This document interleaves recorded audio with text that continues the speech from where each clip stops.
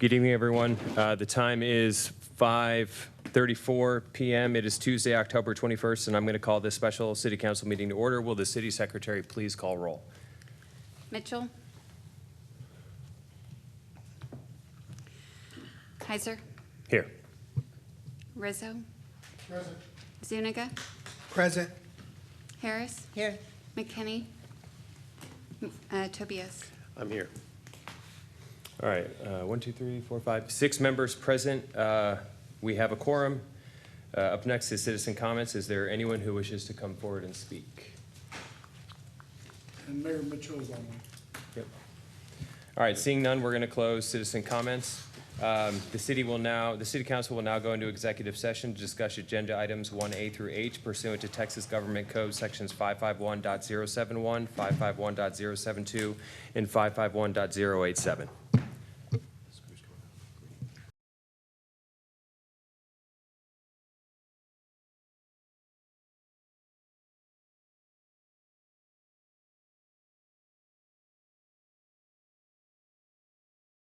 Today is Tuesday, October 21st, and I'm going to call the special City Council meeting to order. Will the City Secretary?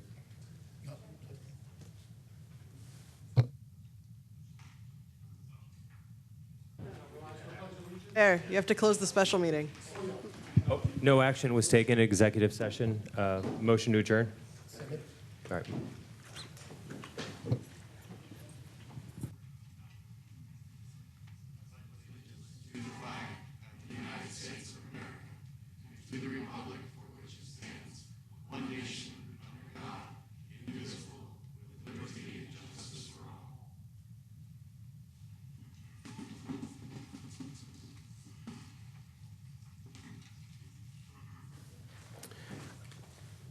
All right, now, officially. Mitchell. Heiser. Here. Rizzo. Present. Zuniga. Present. Harris. Here. McKinney. Here. Tobias. I'm here. All right. We have 7 members present. We have a quorum. Up next is citizen comments. Is there anyone who wishes to come up to speak? And I will start with the first sheet that I have. Kay Pogue. Mayor Pro Tem, do you mind if I do option 2, approval of the minutes?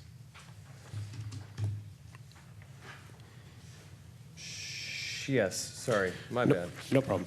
Mayor Pro My Tem, I'd like to apologies. go ahead and make a motion to approve the minutes consider the minutes for City Council meeting on October 2nd, special meeting as well, same date. Second.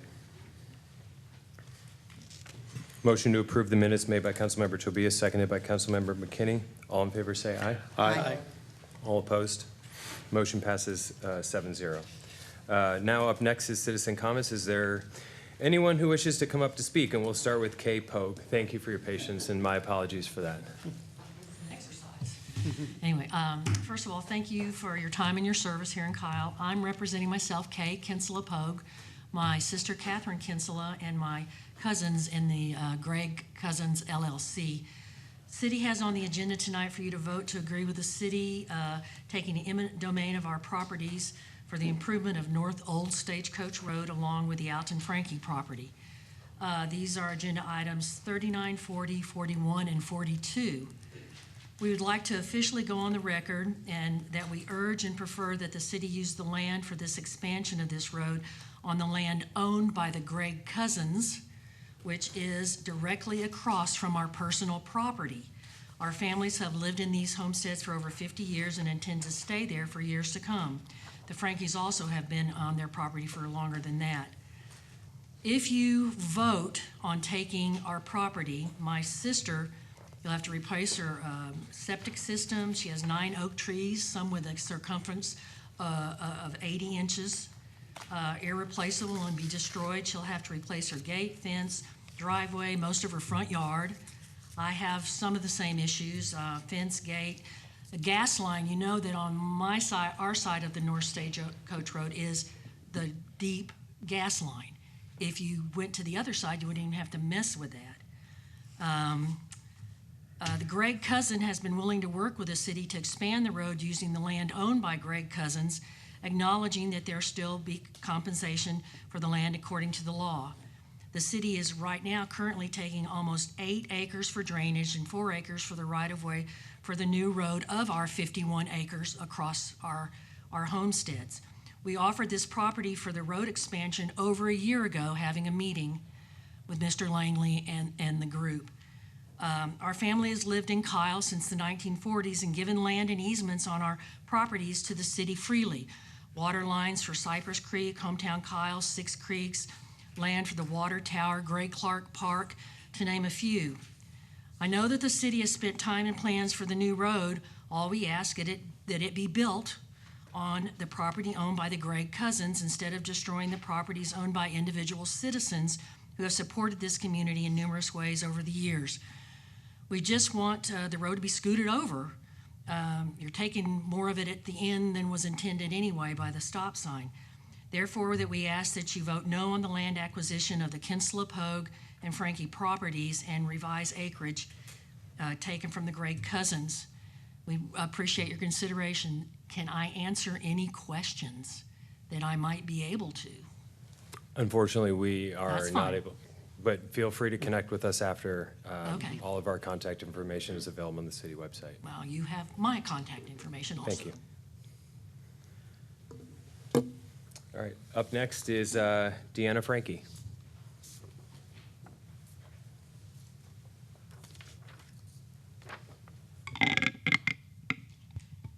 Thank you, city gentlemen and lady.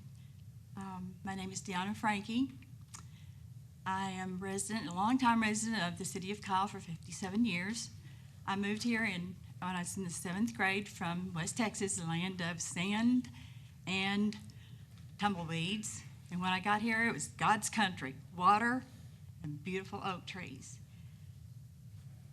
I'm here to speak on behalf of the historic bearing oak tree that happens to sit on our property.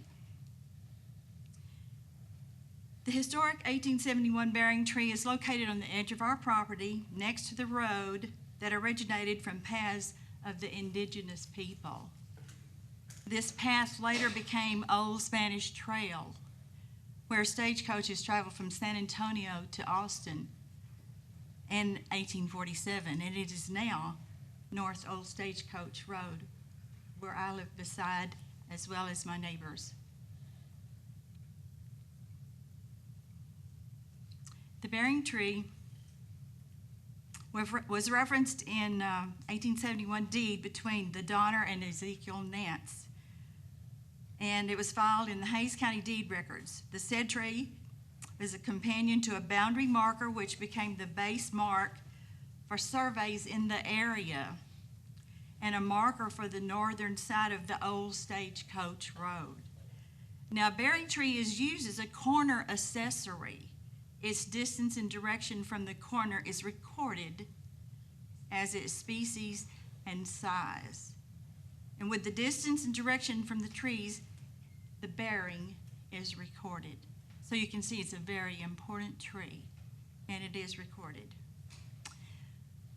Ladies, lady, and gentlemen of council, and people who are here that don't know very much about this tree, I think that history and development, progress can go hand in hand. I think it can work together and it can coexist. You know, there was just a recently paved road right in front of our house. It has 2 lanes. Adding a second 2 lanes on the other side of the road to the south would give the proposed 4 lanes without destroying the existing trees. Moving the existing utilities, as Ms. Pogue spoke about, and destroying the history of the area. It makes sense, common sense, to think about this. So in closing, if you've driven by, yes, you see a ribbon tied around the old oak tree, the bearing oak tree of 1871. And it just happens to be on our property. This ribbon signifies importance, welcome home, and it has stood the test of time. I think history and progress can go hand in hand. It's a symbol of the past, it's a symbol of the present, and of the future of things Ms. to Frankie, come. your time is up. I encourage you to vote no and to let this tree still stand. Thank you. Thank you. Up next is Kate Johnson.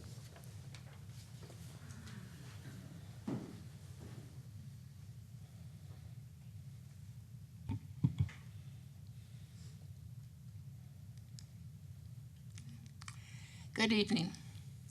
My name is Kate Johnson, and I'm the president of Preservation Associates, a countywide historic preservation organization.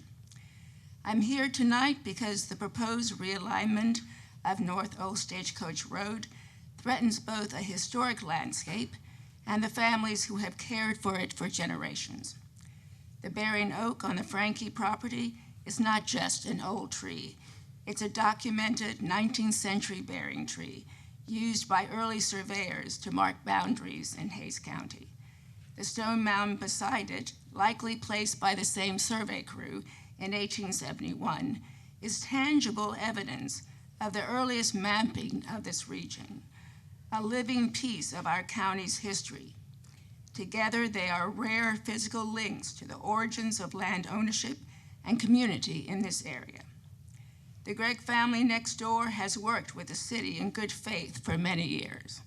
Over time, they have donated land for a park, a school, a post office, and granted easements for water and wastewater lines. Their cooperation has benefited everyone in Kyle and helped make this city what it is today. But the new alignment would have a devastating impact. It would encroach onto the Frankies' land by roughly 52 feet, destroying their septic system, and the Greggs as well. Families who have long cooperated with the city now stand to lose not only historic ground, but basic infrastructure essential to their homes. And now we understand the city may consider taking this land through eminent domain. That means seizing property from families who have already given so much, families who have donated land for schools, parks, and utilities, simply because they wish to protect what is left of their heritage. Is this how we show respect for our neighbors, for the very people who helped build this community? Plans may evolve and administrations change, but what should never change is our commitment to fairness, transparency, and respect for both our residents and our history. The bearing oak and the 1871 survey mound are irreplaceable symbols of Kyle's beginnings. Once they are gone, they cannot be replaced. I urge the city to protect them, to find an alternate route, and to rebuild trust with the neighbors who have long helped shape this community. Thank you. Thank you. Up next, we have Ms. Lila Knight.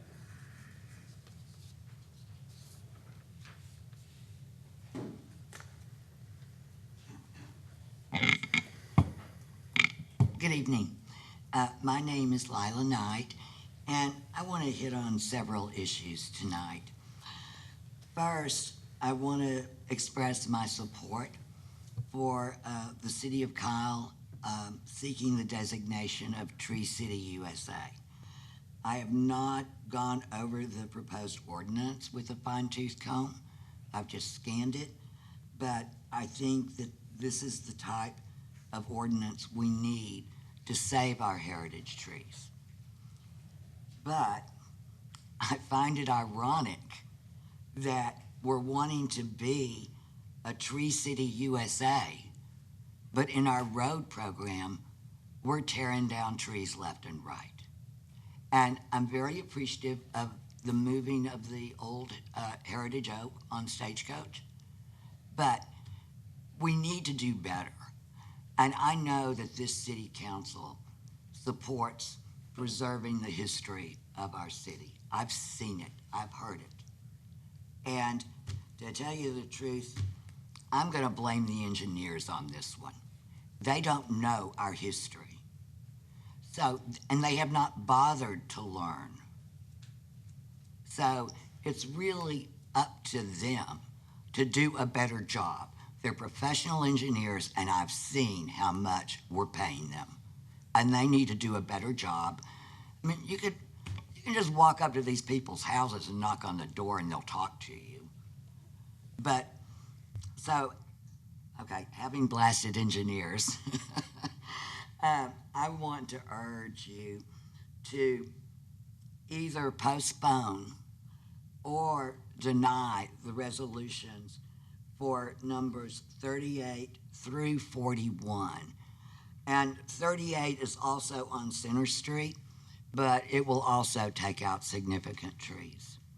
So maybe we need a tree survey, I don't know, but the engineers have got to get on the ball about this.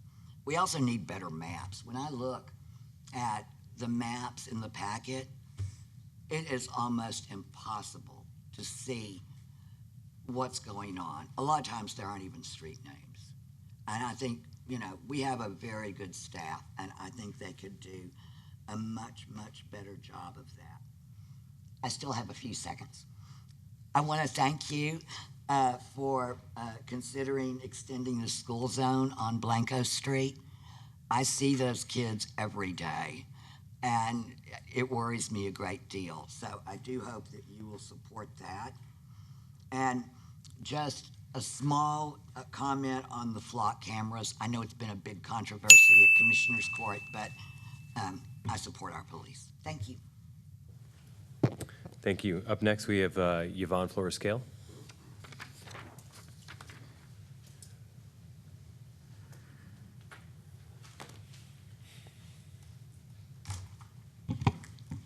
Good evening, members of council. First and foremost, I hope that you guys take into consideration what the previous speakers came up here and described, which has been a major concern for a lot of residents, newer, of course, but to hear people with such history in the city come and plead, I hope that you guys really take their words into consideration. As a fellow protester, I understand the importance of standing up for a shared cause. However, I was taken aback when I saw Councilmember Laura Lee Harris holding a sign that read, "Release the Epstein files." The irony wasn't lost to me, especially since she serves on a council that often withholds public records and overcharges for access to them. If she truly seeks transparency, she can start at home by leading by example. So the reason why I'm here tonight is to discuss my right-of-way permit. My husband and I have been dealing with a permit issue regarding the required replacement of our driveway. The situation has raised concerns, not just for us, but for all Kyle residents who must maintain their driveways. While replacing our driveway, I personally spoke with the building department and code enforcement on 9/17 of this year. Both informed me I did not need a permit, but did state that Public Works would need to inspect the driveway. Throughout all my research, I found no codified ordinance or policies which state the process or required permitting for the maintenance of a driveway or sidewalk. To this day, there's been no confirmation of why a right-of-way permit is required, nor have I received any response from the city manager or my district representative.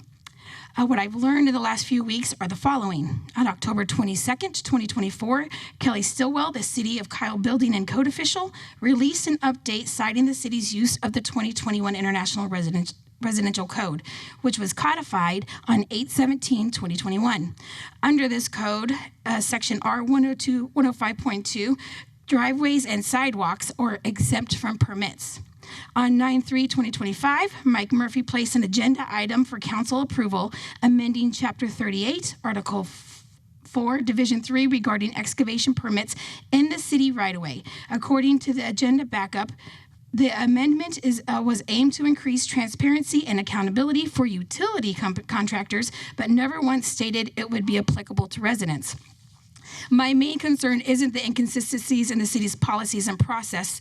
It's the $600 permitting fee to replace my driveway, especially since the city didn't oversee its original construction, and it may be of interest to some to know that the same inspection for a developer is a mere $75.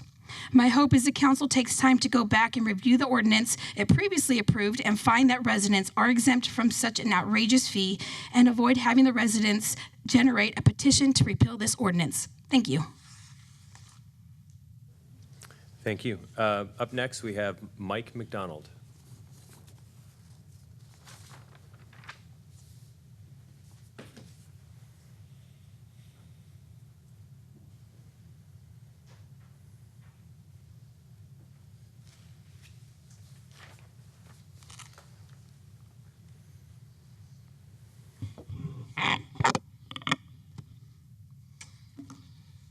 Good evening.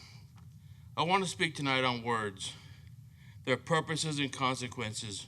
Words have power. They can instigate a riot, they can cause divisions, and they can calm a crying baby, all by the words we use. Our words can identify honesty as well as lies, all the words a person uses.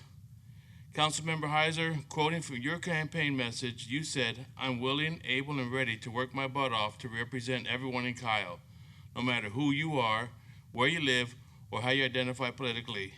I'm running to represent you." You further stated that your support is not given, it's earned, and I'm here to earn your support. At the KBAD Candidate Forum, you said, "Every voice is important. One of my hardest things is to know for what is real and what is noise." You further stated that you have to decipher what is real and what is noise. Does this sound like someone who respects others and says, "Every voice is important"? What if you disagree with Councilmember Heiser and he said this about you? What would you think? Would you believe him? Those are your words, not mine. You spoke them. So, Councilmember Heiser, I'm reminded of a March 7, 2024 council meeting, citizens' comments, when 6 citizens spoke up and had dissenting views of your proposal. You took it personally and became very angry. You lashed out at me and others by criticizing us in front of the mayor, other council members, the citizens of the council chambers, and those virtually watching the council meeting at home. You called us haters. Furthermore, in March of 2024, I emailed each council member and the mayor a letter describing your actions on March 7th, 2024. To this day, you have never responded to my email, and you've never apologized for your actions. Why not? You said every voice is important. You want to represent everyone in Kyle, no matter who we are, and you want to earn my support. Are your words real, or are they just noise? You said that every voice is important, yet because we had to set differing opinions than yours, you called us haters in front of everyone. Just curious, did you consider our voices just noise, as you described in your KBAD interview? You said you want to represent everyone in Kyle, no matter where you live, how you identify politically. Just curious, does your angry response to dissenting voices sound inclusionary? Are we not citizens of Kyle, the ones you said you want to work hard to represent? You said that your support is not given, it's earned. Councilmember Heiser, you have a track record over the past few years, and sadly, you have not shown the needed integrity, respect, or leadership skills to earn my vote. Maybe you think my voice is just noise and not real. If truth be told, it sounds to me like your relationship to the truth is casual. The city of Kyle deserves more than this. Thank you. Thank you. Up next, we have Stephanie McDonald.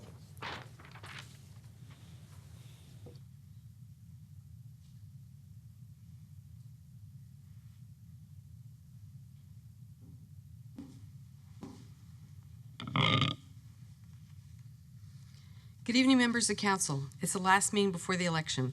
I urge every registered voter to get out and vote. We have a great opportunity for positive change in our beautiful city. I'd like to commend council members Tobias and Zuniga for their commitment to integrity.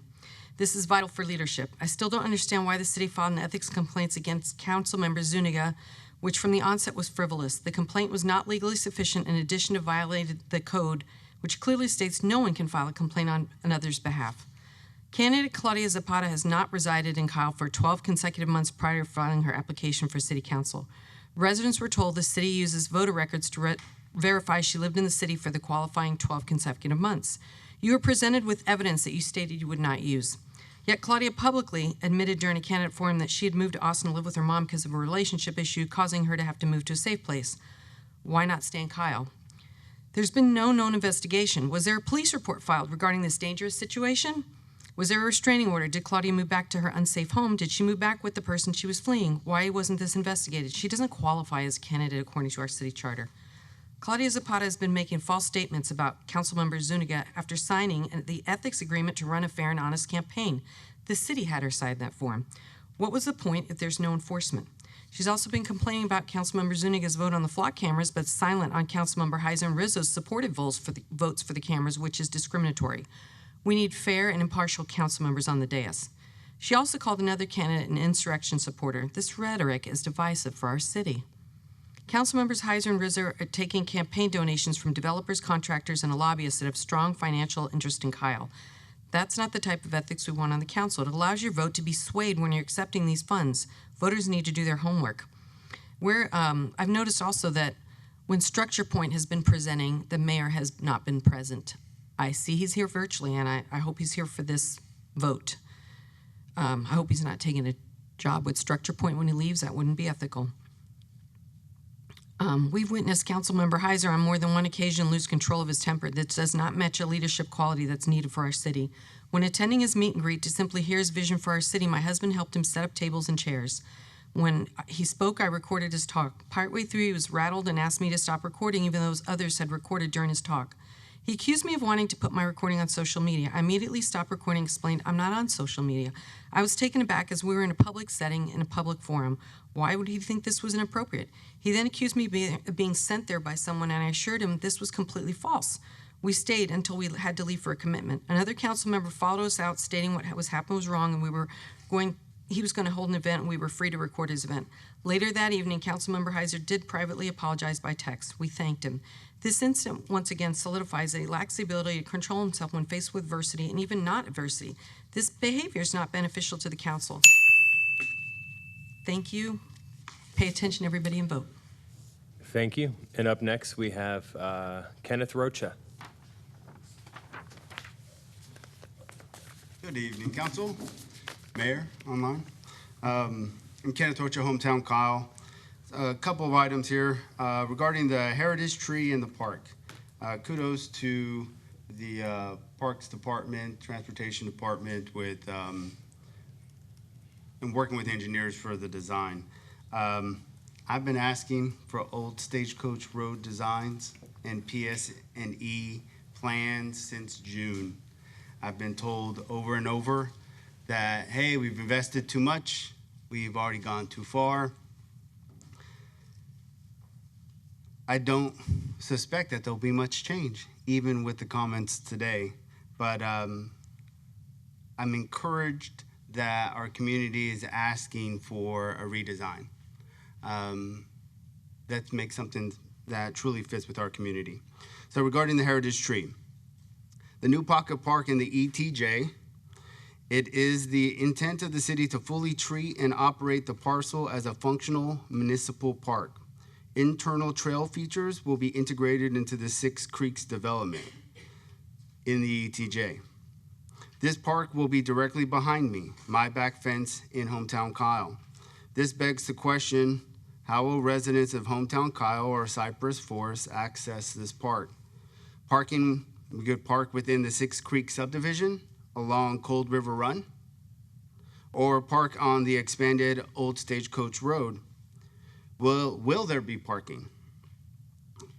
You've said, council and staff have said that the Vibe Trail won't be integrated directly into this park, but I'm glad the city has thought this through, which is evident that it hasn't. Another item, speaking on agenda items 10 and 11, these amendment increases the American Structure Point contract to nearly $850,000 for the BB Road project, bringing the total design cost to over $4.7 million. Given the substantial financial increase in the recent vendor campaign contributions, I'll ask two things. Will the city attorney advise on the necessity of recusal for tonight's vote for conflict of interest? Will council direct staff to place a cooling off or pay to play policy reviewing on the future agenda for the charter and ethics code? I don't think we've gone too far for the Old Stagecoach Road. Yes, I think city manager has said it's been $1 million we've already invested. Since June, we've been crying and asking and begging for the opportunity to have community member and community hometown Kyle's Cypress Forest input into the design, and we've been shut out. So I'm asking please to consider the comments today, and let's go back to the drawing board. Thanks. All right, thank you, everybody. Citizen comments is now closed. Excuse me, Mr. Mayor, I'd like to speak. I'm pretty big and tall, and you know I'm here, what I'm here for. I just got your form. Okay, thank you. Up next is, Valerie Deo. Catch my breath. I've been driving in traffic, and I've been here before, so I know you know who I am. I'm not even going to use my notes, but I'm just going to take you through a sequence. My time is starting? Oh, we already started. I'm Valerie Dio. I'm a support agent for Howard Green, my uncle at 2021 Cypress Road. Initially started the eminent domain process July 2024, and it was found out in June 6th that the engineer said that the survey was short. I have documentation for that. On October 9th, I met with Amber Smits, Ken Sick, and Maria Beltran. He stated to them, my survey is short. It's 100 square feet. Please get that corrected. I have no problem with the eminent domain. Fix my survey. I did a justification motion December 16th. It was rejected. December 21st, I got an offer, email sent to me, not to my uncle. Never has he received a valid offer for this eminent domain process, with a 9 days response to expire. January 2nd, he sent a condemnation from my uncle, condemning his property, which we've never had a valid survey. After the engineer said on June 6th that the survey was short, he sent it to the legal counsel, acquisition people, and they never did anything about it. On July 2nd, the engineer, Parker Graham from Parker Paper in Dawson, sent an email saying, yes, I made a mistake. I'm missing track 2. There's 25 feet that's short that the city never addressed. To this date, all these fake surveys have not been fixed yet. We got an offer on July 25th with the fake survey, and now this fake survey has been put into abatement hearings. We have a final offer from David Baylor, the appraisal people, to my uncle. They sent him documents that he's blind, couriers to his house, he cannot see the sign, and this final offer has no seal and stamp on it, making it illegal. The revised offer was sent from the attorney saying, oh, this is a revised offer. We've got revised offers. The special commission hearing, we've been pushed through special commission hearing. He doesn't have an attorney. I have filed motions to dismiss because there's not a valid survey, and now the judge, Jimmy Hall, is saying she cannot be a special support agent because she's not legal, blocking every rejection that we've had. All the things that the city has done with my uncle that you guys all know about, I've sent emails, over 50 emails to every single council members stating this special commission hearing has missing signed signatures from the commissioners. We never got the phone number from them, and a lot of this is not even stamped and dated. So how can you have a valid survey and offer an appraisal for someone's property when there's no legal stamp? Pape Dawson did not do the survey. The 25 offer says the city did it. That's not impartial. Ken Sick has been able to harass my uncle. I have documents of the city council saying, please stop this. He has ADA compliances. He's blind. No one has given him that.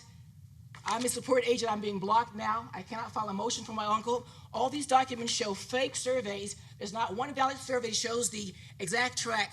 Inlet McCoy, track 2, should be on that new survey. It's not on any of them. So whatever you presented that's been altered is not accurate. It's invalid, and you all know it. I reached out to you, Mark, reached out to you, Robert, saying there was a new hearing coming up. It was supposed to be canceled and voided out. This whole thing has been voided, the whole process.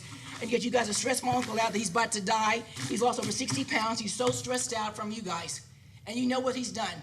Ken Sick has run over this whole thing, attacking people that's blind, blocking me from representing my uncle. And All right, you know Ms. Deo, these your facts are time here. is up. You cannot have an invalid survey without a sealed Ms. stamp. Deo, your time is up. Ms. Deo, your time is up. I put documents in the file. They added new documents to my PR submission. I have 2 surveys. Ms. Deo, this is the last time. Can you please?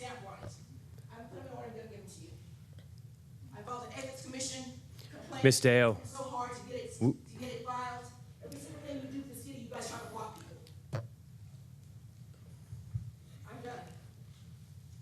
Yeah? Yes. Okay, thank you. Very well, what I'm saying is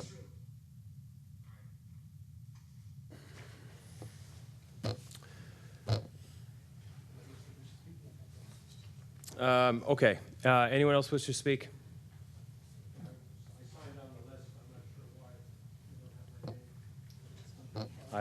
All right, well, if you don't mind filling out a form, we'd really appreciate it. Oh, okay. No, sir.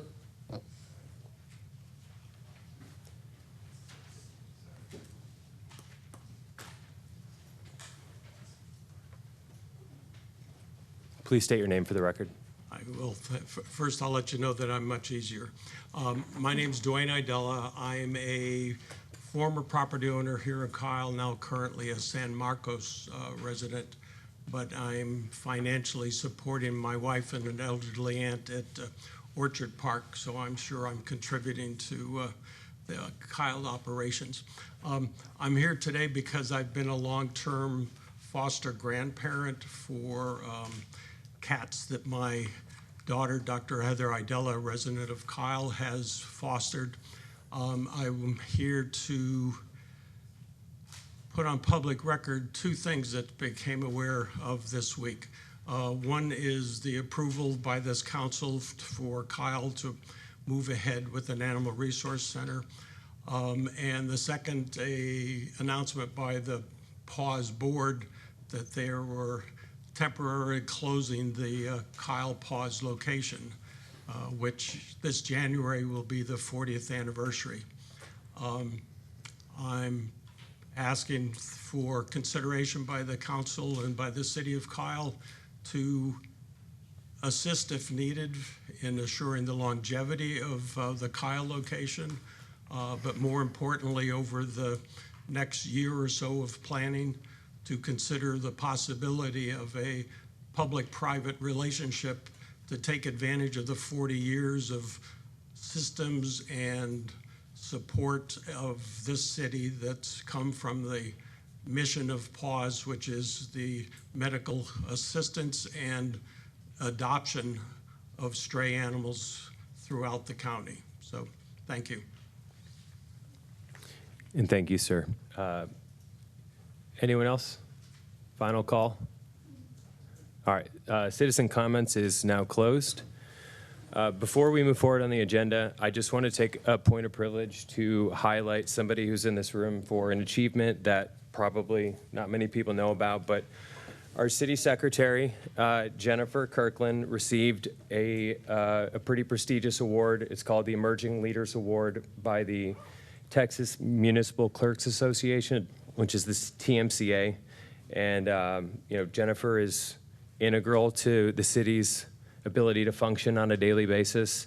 And of all the people that I've gotten to engage with on staff, she is always attentive and understands what needs to get done and is just a joy to work with on a daily basis. So I just want to take a moment. Thank you, Jennifer, very much for all the hard work that you do.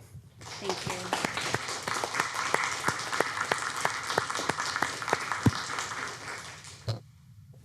All right, and up next, another point of privilege. Councilmember Tobias has something to say as well. Yes, thank you very much. I won't take too much time. I know we got a heavy agenda, but I just wanted to, again, recognize, as we continue to, again, recognize the month of October as Domestic Violence Awareness. I also want to make sure that we are very aware of the community outpouring that we have, especially with the Unforgettable Families. The Pillows of Peace program is still continuing to go on. Just wanted to make an announcement on November the 1st, 2025 at Kohl's and Walmart. They will continue to have the collection of the pillows. That will be having the drop-off locations at the fire department, Kyle area zones, and Kyle Police Department. And again, just wanted to continue to recognize the awareness of domestic violence and also the great work the Unforgettable Families, including Miss Cynthia Bentley and her organizations provide. So I just wanted to pass that on. Thank you, Mayor Pro Tem, for that. Yeah, thank you, Councilmember. All right, up next is agenda order. Is there anyone who wishes to move up any items?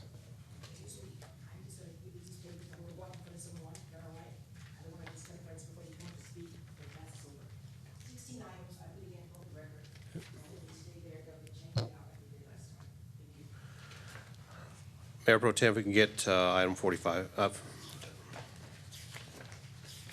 All right, Councilmember Tobias wants 45. Does anyone have any objections with moving up 45 to in front of top of consider and possible action? No? Okay, so we'll move 45. Any other items? Thank you. No? Okay.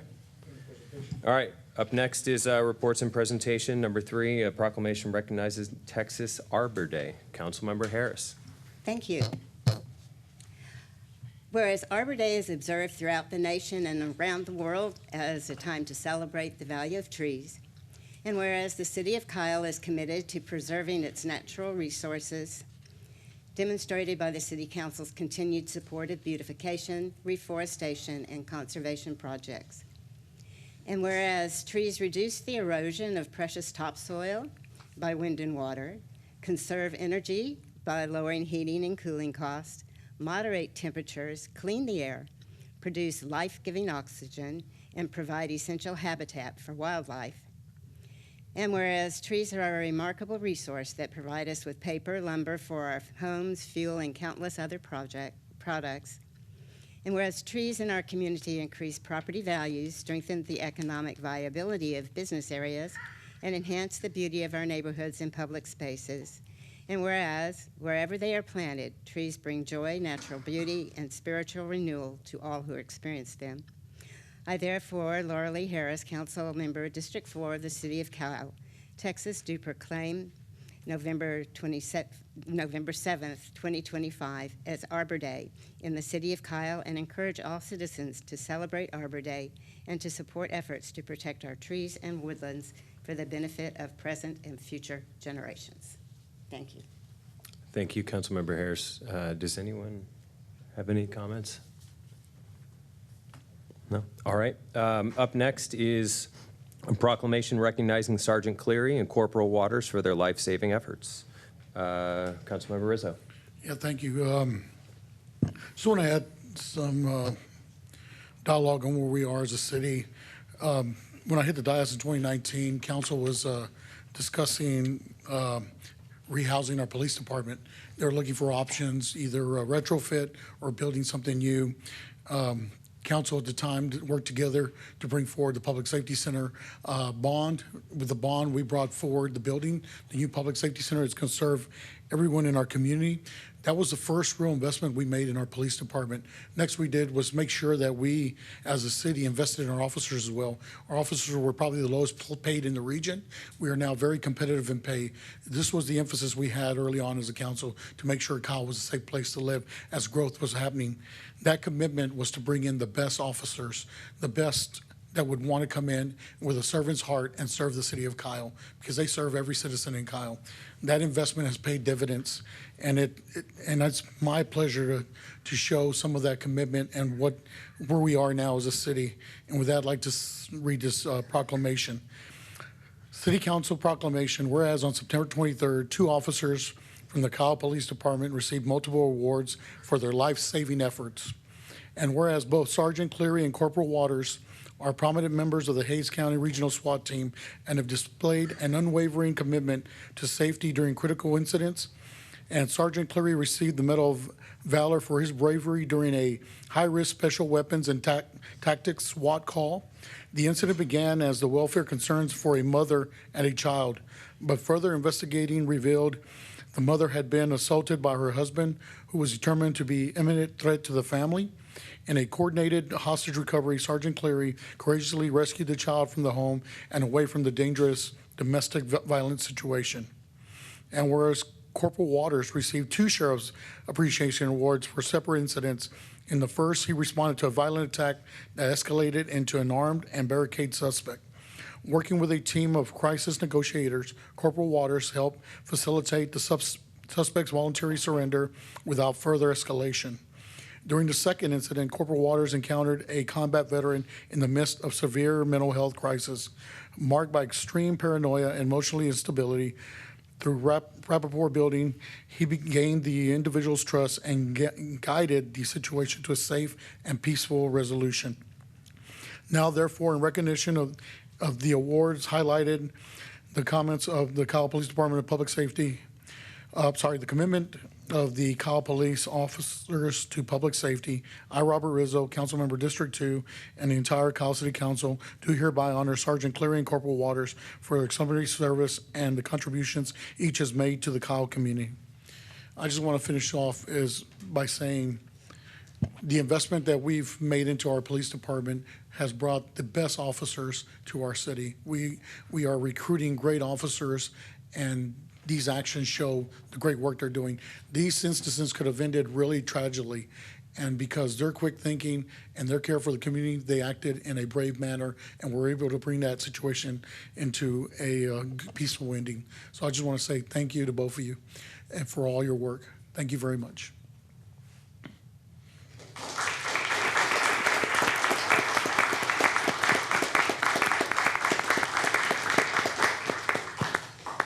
I was looking for you on my left. I was like, They got us flanked over here. They got us flanked over here. All right. All right. Anybody else? Anyone like to say anything? Will you two gentlemen come to the podium so that way the city can also acknowledge you as well, if you don't mind? Sorry. So they could see you. And on behalf of myself and of course the rest of the dais, thank you both gentlemen for your brave actions those days. I'll never forget seeing a specific video, and not in this situation, of a veteran that was pulled over on the side of the highway that was going through an emotional PTS incident, and he was on the line with the suicide hotline, and that officer there was able to help assist him during that time of need. And so thank you both gentlemen for what you do, including you, Sergeant Clary, for handling that situation, especially as we're, like I said, we're recognizing Domestic Violence Month, because it's in every city, in every town. And thank you for your courage, both of you, for what you do. Thank you very much. And I'd like to chime in a little bit.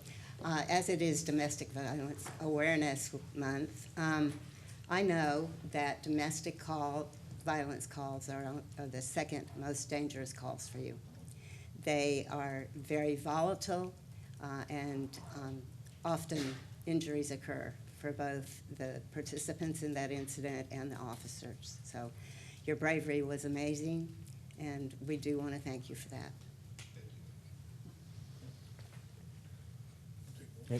No. Hold on. I just want to say, I think I've gotten to work with you guys a little bit on some different projects, and when I heard about this, I was not at all surprised that this was something that you guys had done, and I just want to thank you. Thank you.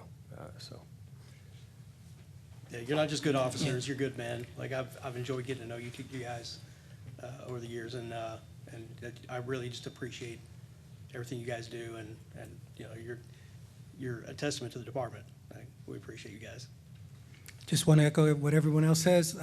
Wouldn't be surprised that it was both of you, just because I've interacted with y'all, and I know y'all's heart, how y'all serve the community. So great job. Great. Thank you for y'all's bravery and service. Yeah, can we take a photo?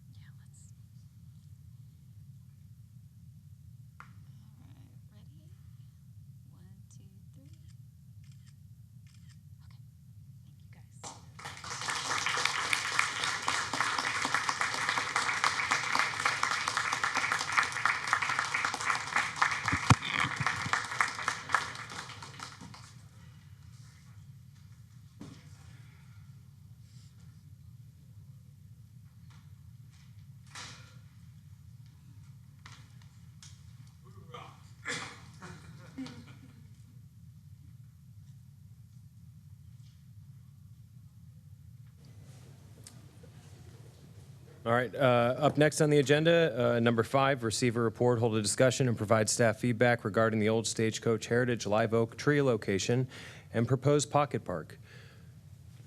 Mr. Atkinson.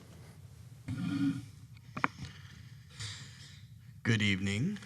Tonight y'all are receiving a presentation regarding the old Stagecoach tree and its relocation, and also the conceptual design that Asakura Robinson has presented to the Parks Board and now tonight with y'all as City Council.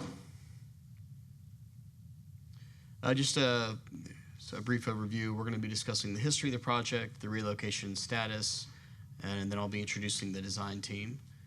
And then they will be talking about the park design presentation, and we'll request feedback from y'all. Just a brief overview. In 2022, the Kyle citizens approved the road bond, which included North Old Stagecoach Road. The engineering plans show the need to relocate the Live Oak due to North Old Stagecoach Road improvements, and council voted 6-1 to relocate the Live Oak on February 15th of this year.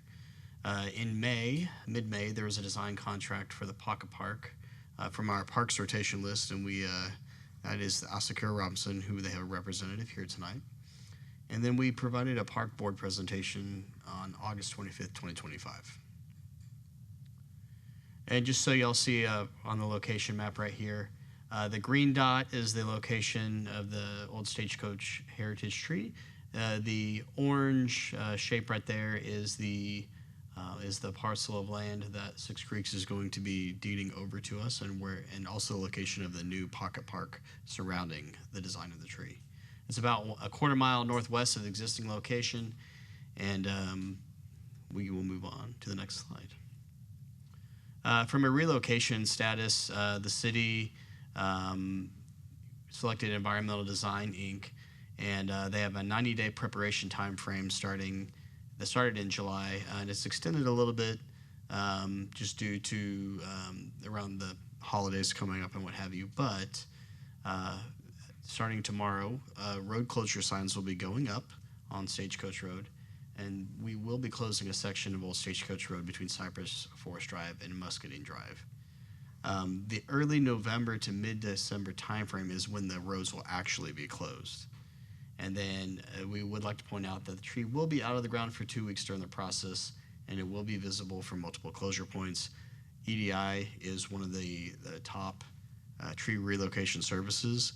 So everything, even though it's going to be out of the ground for 2 weeks, is going to be properly taken care of. We cannot stress that enough.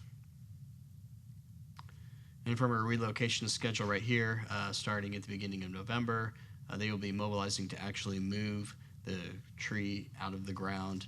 And then by mid-December, the tree will be in the ground and the area restored around the tree in its new location, and also Stagecoach Road. And at this time, I would like to introduce Patrick Smith from Asakura Robinson, and he will provide the presentation for the conceptual plan for the park. Fantastic. Thank you for allowing me to be here. We've had the great pleasure of working with the Parks Department and the Conservation Department on this plan, and it's been a great process for us. You can see the kind of, you can't really see. That's really hard to read. But that's where the park is there on Old Stagecoach Road, about a quarter mile, as Mr. Atkins has said, of the tree where it's being moved from. For the design of the park, we really wanted to focus on the heritage of the community and the respect for the natural environment, and an opportunity to strengthen community. We worked through several concepts with city staff on the park design and identified some of the key elements that we thought were most important and what to incorporate into the park design. And this concept plan reflects those elements that we thought were most important. The first thing, of course, is to prominently showcase the relocation of the tree so that everyone can see it, both from Stagecoach Road and within the park itself. We also wanted to really focus on the history and to emphasize the relationship that this tree has from having been on the old Stagecoach route, as we heard a little bit about earlier this evening, for the Stagecoach route between San Antonio and Austin in the over 100 years of people passing underneath this tree, possibly stopping to take a break in its shade, and the importance that it's played in bringing community together in Kyle. We also wanted to provide a place for people to come together. And so in this design, we've provided a central lawn area adjacent to the tree with lots of seating, a water fountain, and the opportunity for everyone to have a place to gather. There's also several walking routes within the park and the adjacent the pond immediately to the south of the park, and then the new walks and the new Vibe Trail that will be built along with the expansion of Old Stagecoach Road, and how this park will tie into those elements. We also wanted to provide a strengthening of the environment. And in doing this, we also wanted to reduce the amount of maintenance that the city would have to face in taking care of this park. So over half of the park is designed to be returned to native plantings that reflect the time when the stagecoach route was actually in place, and focusing on the transition in this area between the Savannah and the Edwards Uplift area, and reflecting that in the plants that would be taking over most of this park, and then providing some additional screening between the park element and those existing homes that are to the north of the project. We are also taking advantage of the waterway that goes through the park right now. Right now, it's more of a grass ditch that takes water out of the Sixth Streets neighborhood, and we wanted to provide opportunities through native plantings and structures to help clean that water before it goes into the public waterways further downstream. Just real quick, Yes. ask a question real fast. So if we do the plantings, is that going to help some of the flow of water when we have flooding? Will that help mitigate some of that quick water flow? Yes, it will. So by doing the plantings in what is proposed in there is a rain garden, it not only increases the uptake of any pollutants that are in the water that go into the plants, but it also improves the infiltration rate of the ground in that area. And it will be widening that area there, so water would actually, in extreme storm events, be able to flow through there quicker. Yes. We have some additional images here that just kind of show this image here. It shows the, it would be facing south, and you see Old Stagecoach Road after it's been improved on the left-hand side with the Vibe Trail all the way at the furthest left of that drawing. And then there would be an area with some native plantings. There's some existing cedar elm trees on berms that are out there that will be preserved. And then you'll see the expanded waterway in there, and then the relocated tree and the gathering lawn there on the far right side of that section. And then this would be an image of what the park will look like if you're driving northbound on Old Stagecoach Road, with the relocated tree there on the left, and the other existing trees there that will be preserved to the right side of that. The trail, one of the things that we wanted to do to help emphasize the heritage on this is we provided planting strips on either side of the main trail going through the park. And the idea there is really to help recall the image of the Old Stagecoach route. So the plantings in there will reflect the wheel ruts and horse tracks that used to go along Old Stagecoach Road. Just kind of a nod to that, and then provide some interpretive signage along the way that will both explain the history, the relocation of the tree, and the native plantings that are being done in that area. You'll also see in that image there's some low lighting that will light up the path for safety and convenience in the evening, which is reflected in this image here, showing what it would be like at night. we also wanted to incorporate some of the more historical elements like the fencing. One of the items that did come up in the Parks Board meeting is that we do need to protect the root zone of the tree for quite some time until that tree is fully established. And so there'll be some fencing and native planting underneath the tree to help preserve that area. But then we'll have some seeding that will be very close to the tree. And just some kind of imagery here that would be further developed in the construction drawings. And then currently, this is not including, of course, the moving and care of the tree, but the improvements that are shown in this plan. Where our opinion of cost on this is currently right at around $680,000 for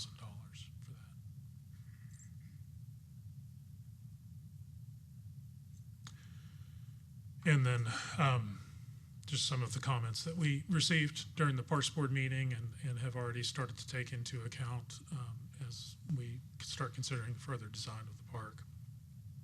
So making sure that we have, that it is a park that's accessible for everybody, and then the discussion that I already mentioned about protecting the root zone of the tree.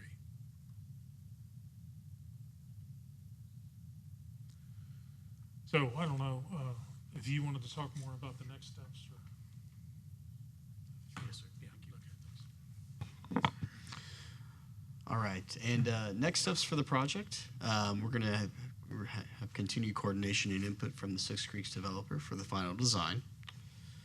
And then we're going to take that feedback and, or we're going to integrate your feedback from y'all, Parks Board and the developer overall holistically. And then we're going to work on receiving construction design proposal to be awarded. And that design will take approximately 2 months to take care of. And then following that, we'll solicit bids for construction and award construction contract, which will take about 2 months, with completed pocket park construction by September of 2026. So we want this project done. We want it to look really nice for the entire community of Kyle. All right, thank you, Mr. Atkins. And Councilmember Zuniga. Yes, thank you. It looks beautiful. Just have a few quick questions. Some are for Brian. So since the property is being deeded over, we're accepting it, that makes it public for all residents to visit. That's correct, yes. Is that correct? Yes, yes, sir. I think we had Mr. Rocha come up and speak, and he said, where are we planning for people to park, I guess, to be able to walk over there if they don't live in the nearby area where they can, just walk over? Yeah, I think, again, we hope that this is a park that's available for all residents. As we've mentioned, it is a public park, so you're going to have a lot of pedestrian and bicycle activity there. Mm-hmm. And I'll maybe ask Mr. Lopez if there's any consideration for parking that they've considered for the site. It's mostly for passive recreation, and so we've not added any more impervious surfacing to the project, hoping that there's adequate street project. I forget the name of the road that's adjacent to the property. There is somewhere along the detention pond where no homes abut that might be adequate for that. Places that we've parked at when visiting the site, then the trail connectivity that would eventually come in with it, along with the project. So there are really no parking spaces over there? No, it's meant to act more like a neighborhood park where you walk up, cycle up, and minimal parking for destination usage. And I guess some of that is to keep the natural concept design. Yeah, to reduce the amount of impervious surfacing that we add for this type of project. Mm-hmm. It's also a small site. It's about 1.2 acres, if my memory is correct, something like that. So it's a very small area as well. Yeah, so it'll be more, I guess, more designed for people walking or riding bicycles out there in the area. Yeah, minimal destination type traffic. Minimal destination. What are y'all looking at in terms of the seating? Just rocks? Yeah, incorporating park grade benches along that are also appropriate to the historic design elements. Mm-hmm. I think that the drainage features kind of enhance that. I'm glad that y'all considered that into the design around the tree. So, just keep getting feedback, from the Parks and Recs once y'all move forward. would be my only recommendation. Yes, sir. Any other questions for Mr. Lopez? No? Okay, well, we'll consider, Just real quick, I just thought of something right now. Being that the Vibe Trail's on the other side, do we have any plans for any other projects near the area where we could probably do some parking, even if it's golf cart or something like that? When we're looking at the property across the street that's on 150 and Stagecoach and 150, the undeveloped property, could we look at maybe incorporating with that developer to make sure we could get some maybe golf cart parking or something that we could use that to come over to the development? I mean, there's some options out there. I mean, Mr. Rocha brought up a great concern.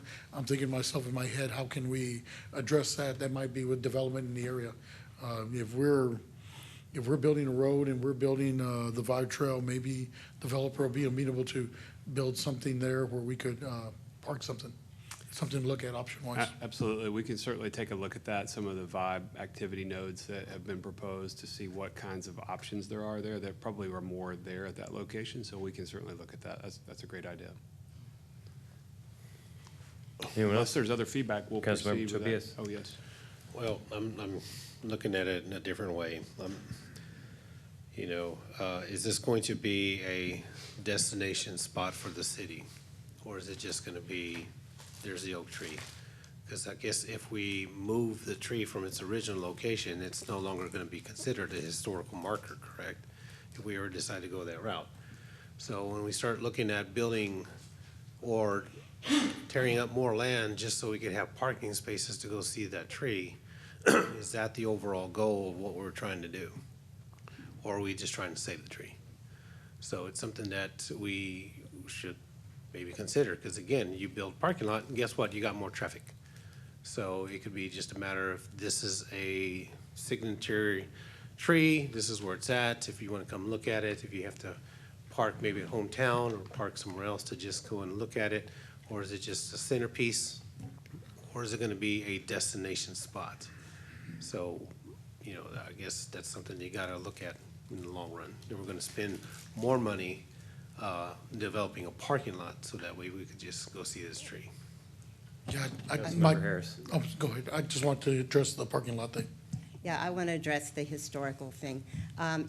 Even though the tree is being moved, it still can have a historical designation, just like a house that's historic. If you move, you can still get a historic designation on that.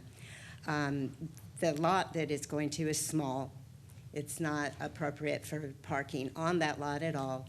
I think we could probably arrange with some parking on the streets near it. It's designed to be integrated to walking and biking. I do think given its historical nature, that it will draw some interest, and especially with its size, people who are interested in historic trees. And there's actually a quite large community of people that are interested in historic trees will actually come to Kyle to see that tree. So we would like to maybe have a couple of designated parking spots. I don't think it needs to be a parking lot. But yes, it's absolutely designed to be for the general public and for historical significance. And I want to commend the Parks Department. When we were anticipating the tree going in somewhere else, it was just like, well, let's save this tree. Let's put it somewhere that it can still be seen, hopefully on Stagecoach, with a little park around it. And the design for this is so much better than I envisioned. And I'm really grateful that it incorporates all of the native plantings, the waterway, and the historical significance. So thank you. Great design. Thank you. Yeah, I just wanted to address the parking. I was not suggesting that the city build a parking lot. I was just saying as development develops around there, we could work with the developer when he's doing his parking plan. Maybe he could build something in there for golf carts where they could make it a shorter walk. I mean, I'm not suggesting the city pay for it at all. So I just wanted to make that clear. Well, and we will have a roundabout there at Six Creeks that I'm assuming, which that is always not necessarily the right thing to do, that there will be crosswalks at that roundabout, and that's very short distance from that tree. And a sidewalk on both sides, a Vibe on one side, sidewalk on one side. It sounds like I might be in the minority, but I actually kind of like that there's not parking there. Yeah. You know, Right there. I don't, yeah, I But don't. there does need to be some nearby. Well, I feel like there's, with the access to the neighborhoods and the community, there's street parking, there's, There's- you know, it's not like you're gonna have, 50 cars. But parked I there was at one thinking more time. like a small school bus, like if the school kids want to go on a field day, look at the historic tree. I mean, I'm not suggesting an entire parking lot, but we should Some at least space, consider yeah. some space. Um, You don't want to be parking in people's neighborhoods either. Then you're going to get a code violation or something. Well, in Cold Springs, we do. Our other parks, we do. We have parking on city streets, especially Cool Springs. So I think that's not a big problem as long as we're not expecting a lot of traffic there. It's not a recreational park, like they said. I am in agreement with Councilmember McKinney. I think don't need to be putting down pavement, but what I would be interested to see is crosswalks from hometown Kyle over to the other side of the street, if that's something we could look into.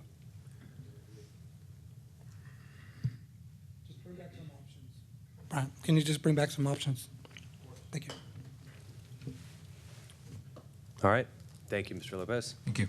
Up next, agenda item 6, receive a report, hold a discussion, and provide staff feedback regarding the updated police department data transparency webpage and proposed scope of work for a comprehensive citywide data policy. Mr. Elizondo. Good evening, Mayor Pro Tem, Council, Mayor. Tonight, I want to walk you all through the comprehensive data policy, the scope of work that we have for an RFP that the staff will be moving forward with, and get your feedback on that scope of work and that overview. The RFP process will take a little time. We'll go out for that process and work through it. This is a citywide comprehensive policy. I also would like to walk you all through a kind of phase 1 immediate approach that we have utilizing our transparency page that we've put together with policy and with data, and get your feedback on that as well. So we'll walk through both of those. As just kind of an overview, as we started to look at both the transparency page and the citywide data policy, we kind of looked at it from two sides, right? It started mostly with public safety, but we zoomed out and we looked at it from a holistic view as an effort utilizing public safety, the chief, a lot of information and contact with them, the city manager's office, our communications office, our IT department, because there's a lot of data and infrastructure that's built through there. And as we look at it, as council knows, as city staff knows, everything that staff does, along with our public safety staff, is to enhance public safety and utilize new technology and innovative new technologies for safety in the community. However, we are acutely aware that in promoting safety and the effectiveness of those systems, we also want to protect privacy. It's a top concern of ours. We also want to ensure transparency across the organization. And as a top priority, not just with public safety and with the police department, but for the city as a whole, when it comes to data, when it comes to privacy, we want to protect the public trust and build the public trust. So especially when it comes to public safety, you have enhancements with new technology. We've had police cameras around for a long time, police body cams as an example, but we also have newer technology like automated license plate readers, drone technology that's been in conversation as of late, and data systems. So we're incorporating all of that together kind of from a holistic view. So to start, we'll talk about the RFP in just a little bit, that kind of holistic citywide policy. But to start, we wanted to do something right away. We started to look at some of the concerns we've been hearing from council, from the public as well, and then conversations we've had with council here at this dais a couple meetings ago that talked a lot about policy, what policies we have, what is currently instituted. And so what we want to do is utilize our open data and transparency page that we currently have on the website and put together a transparency page that addresses that directly. So we wanted to get all of the policies related to this up on that page and have them downloadable. People can read through them, can view them, but also we wanted to put together kind of an overview, a bullet point list of the main things that are pulled out of that policy. So I'm going to walk through a couple of these. I will mention that this is all part of one page, and I'll show it just here in a little bit. It's something we've already put together. We want council's feedback on, and something that's kind of a phase 1 to this we can deploy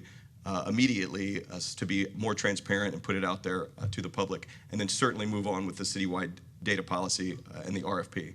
So this is one portion of it. This is related to automated license plate readers. Certainly we have a full policy on these ALPRs, but rather, and the policy will be downloadable and people can look through it, but rather than having everyone just download it and read it, we also wanted to pull some key points that we've heard over the last couple months and outline them that are in that policy. Things like the retention schedule, when the non-relevant data is deleted, which is after 31 days, things like outside agencies having to submit a written request to get some of that information. They have to put in a case number and a reason for the investigation. Those are reviewed and approved by a commander or higher within the police department. Things like unauthorized purposes being explicitly prohibited, which are outlined in the policy, and things and others like the system access being password protected and subject to audits over time. So just certain things that are currently in the policy. These are policies that are currently in place that are being utilized for this type of technology. And certainly I would say this as well, we realize that our policies are not perfect, no policy is perfect. That's part of the citywide data policy that we'll look at, some of that gap analysis, what we may be missing. But we at first just wanted to put something out to be as transparent and open to the public of what we currently have and what's in those policies. Related to the drones, there was a conversation 2 meetings ago, I believe, asking if that we need to have a drone policy. We actually do have an extensive drone policy. That policy is will be up on this website to look through. It's 10 plus pages, so rather than having everyone read through that, which they certainly can, there's some highlighted points on data storage and retention, again, retention policies and what those are, on the records of each flight being archived, and detailed documentation of every mission of those, what they were flown for, and they could be pulled and reviewed. And this is all built within the policy itself. And then finally, this is not necessarily a policy related to Flock, the company itself. This is an internal Kyle Police Department policy on how it uses Flock technology. So this is currently instituted within our police department on the use of Flock technology. And again, there's some highlighted key overview points. For instance, the cameras in Flock technology do not record faces, people, gender, race. They do not use AI or search. They don't search for vehicle characteristics. Again, people who are searching through that technology have to put in a case number and an investigative reason, which will be important when we start talking about data and showing records. And then also there are prohibited uses within the Kyle Police Department of how we use that technology, which you can see a list of them right here. And again, I would stress that this is our current policy. This is not proposed policy. This is currently what's being utilized right now by our public safety department.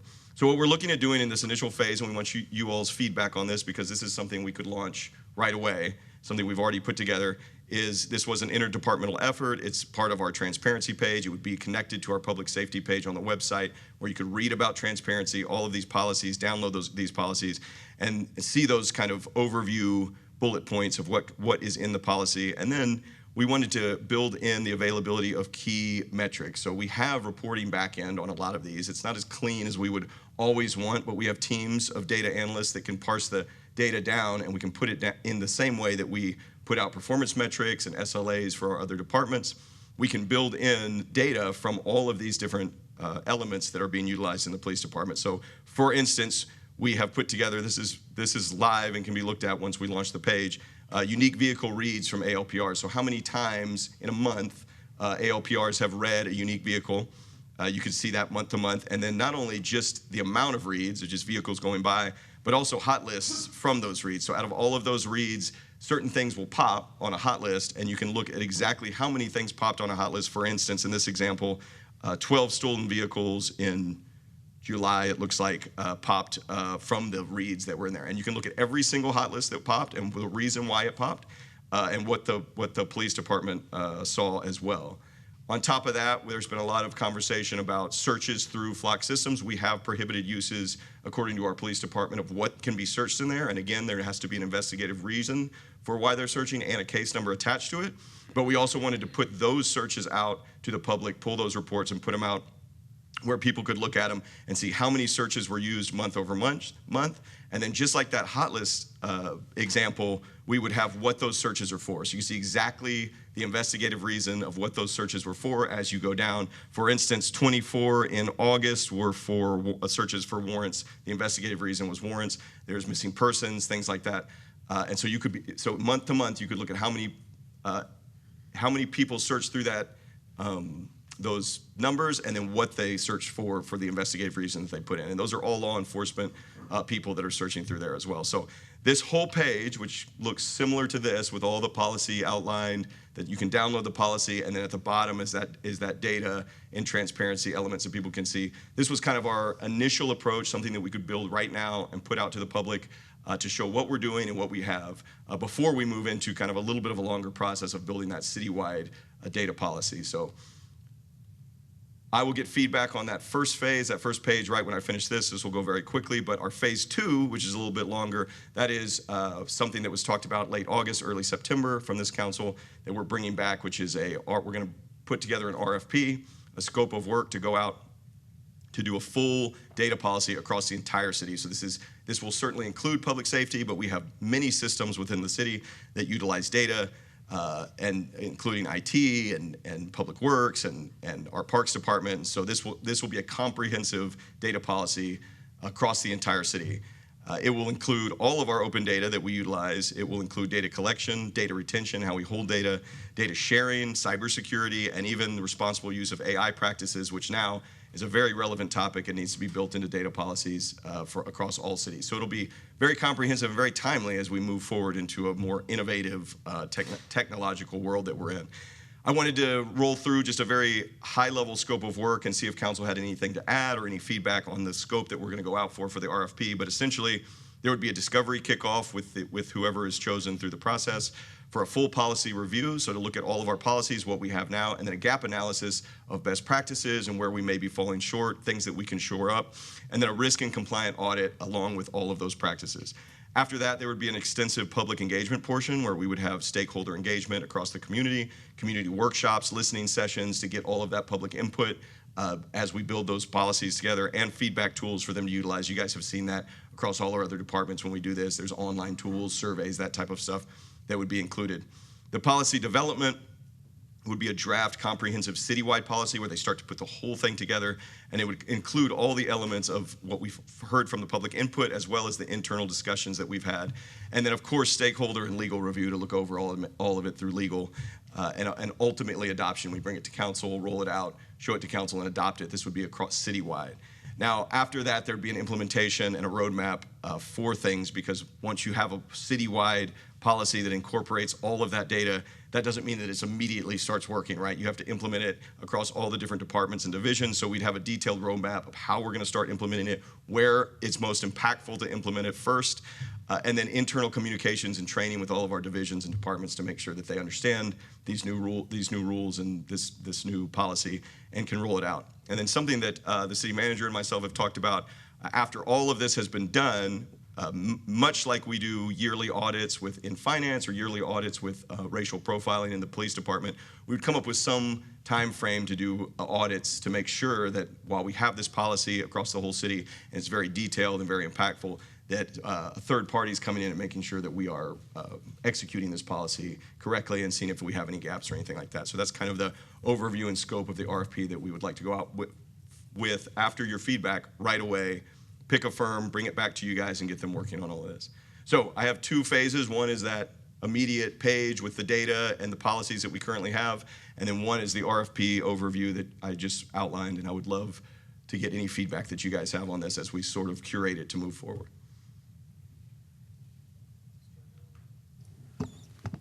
All right. Any questions, comments? All right.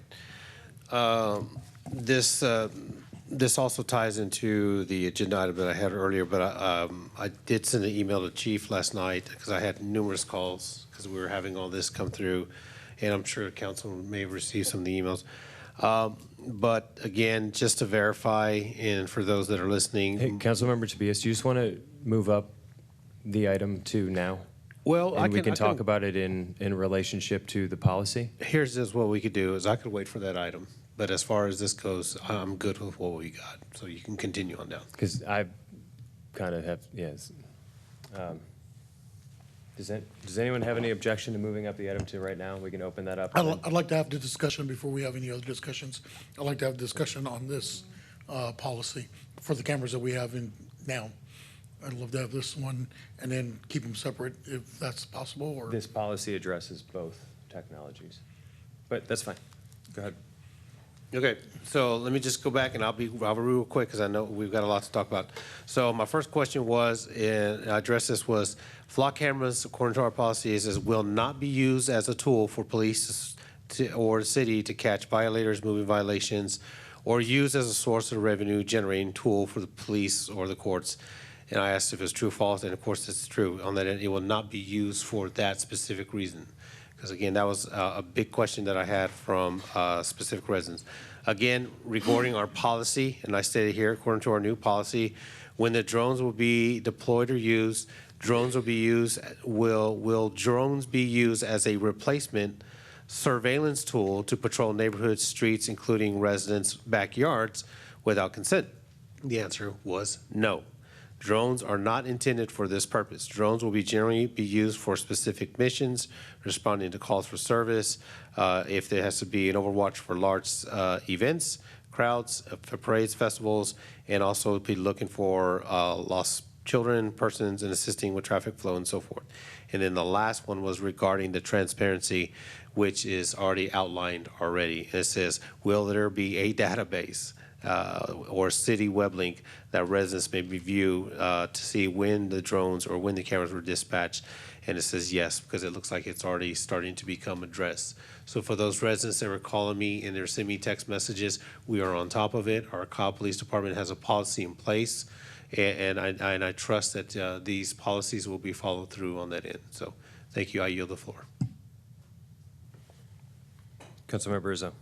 Okay, Jesse, I think you addressed a lot of the concerns that residents had. One of the biggest concerns that I've been hearing, and we definitely need to take a deep dive on this as a city, was about Flock and having access to all our information. I think that's the biggest worry that everybody has right now. And it's on both sides of the aisle. Republican, Democrats, they're both emailing us. They're both asking us about the concern about being too invasive with our technology. So what safeguards do we have that Flock is not getting our information, or is that something that's just going to go straight to them? I mean, I think that's what everybody's worried about, is this entity having that power over our city and us not being able to control that as a department or as a city. What can I tell my residents saying moving forward that that's not happening and that we've got a firewall in between them and us, or what we can do as a city to make sure that our information is not going to this entity and it's being sold, right? That's what they're asking. And I don't know if we have an answer for that right now, but that's the biggest question people have been asking me. And I don't know if we've got an answer because I don't have one. I think there's really two answers to that based on the policy that we're looking at today. One is that it's the Flock technology that we have, it's other agencies' ability to reach into that. And so there are some safeguards. If I start talking about deep IT cybersecurity, I'll get way out over my skis, but there are some safeguards within our system. You can see them outlined in the policy of things that people can and can't do within our system. The more relevant answer is the RFP we're going out for, the data-wide policy, would be to look at every single entity that has that type of access to our data, and how that company has access to it and how they are utilizing it as a company. That's something that we would put in the RFP to make sure that if there are any companies that are not telling us or not talking to us about how they're sharing our data, we would know, and then we could make informed decisions about that. I think that's what I've seen and what I've heard. I just want to make sure that we as a city are doing everything we can to protect our residents, because that's our number one concern. I mean, we just talked about the huge investment in our public safety center, the huge investment in our officers, and these are public servants. They serve the community. The technology that we have right now in Flock, we're using it for, I'm hoping, just all good things, and that's what I've heard back, is that we're using it for, to solve crime. The crime rate is down in the city of Kyle, and I think it's everything, the officers, the technology, everything we're using that are helping keep our residents safe. But I know that right now there's a big issue about where that data is going, and it's all about data. I don't think people are against the cameras. I think they're against the data and where it's going and how people are using, outside agencies are using this data. And that's what I want us to do, is take a really deep dive on what we can do as a city to make sure this data is not going. And look, honestly, if we can put safeguards between us and Flock and make sure that data's not going everywhere, I'd be great with this. If we could sign a contract with Flock, that'd be great. If Flock's not willing to do that, let's go with a different vendor. Let's find an entity that is willing to work with us and make sure that Kyle has control on any information coming out of here. And I look, honestly, as a city, we can do a really, really good job of making sure that we're moving forward and protecting everybody's rights. And that's important. And that's people everywhere asking for this. So I would really ask us to look at this policy, see what parameters we can put in there, and make sure that we're doing everything we can as a city to keep our residents safe. The drones that we're looking at here in the future that we'll be talking about is about keeping our residents safe. And the policies behind that will assure the residents as well.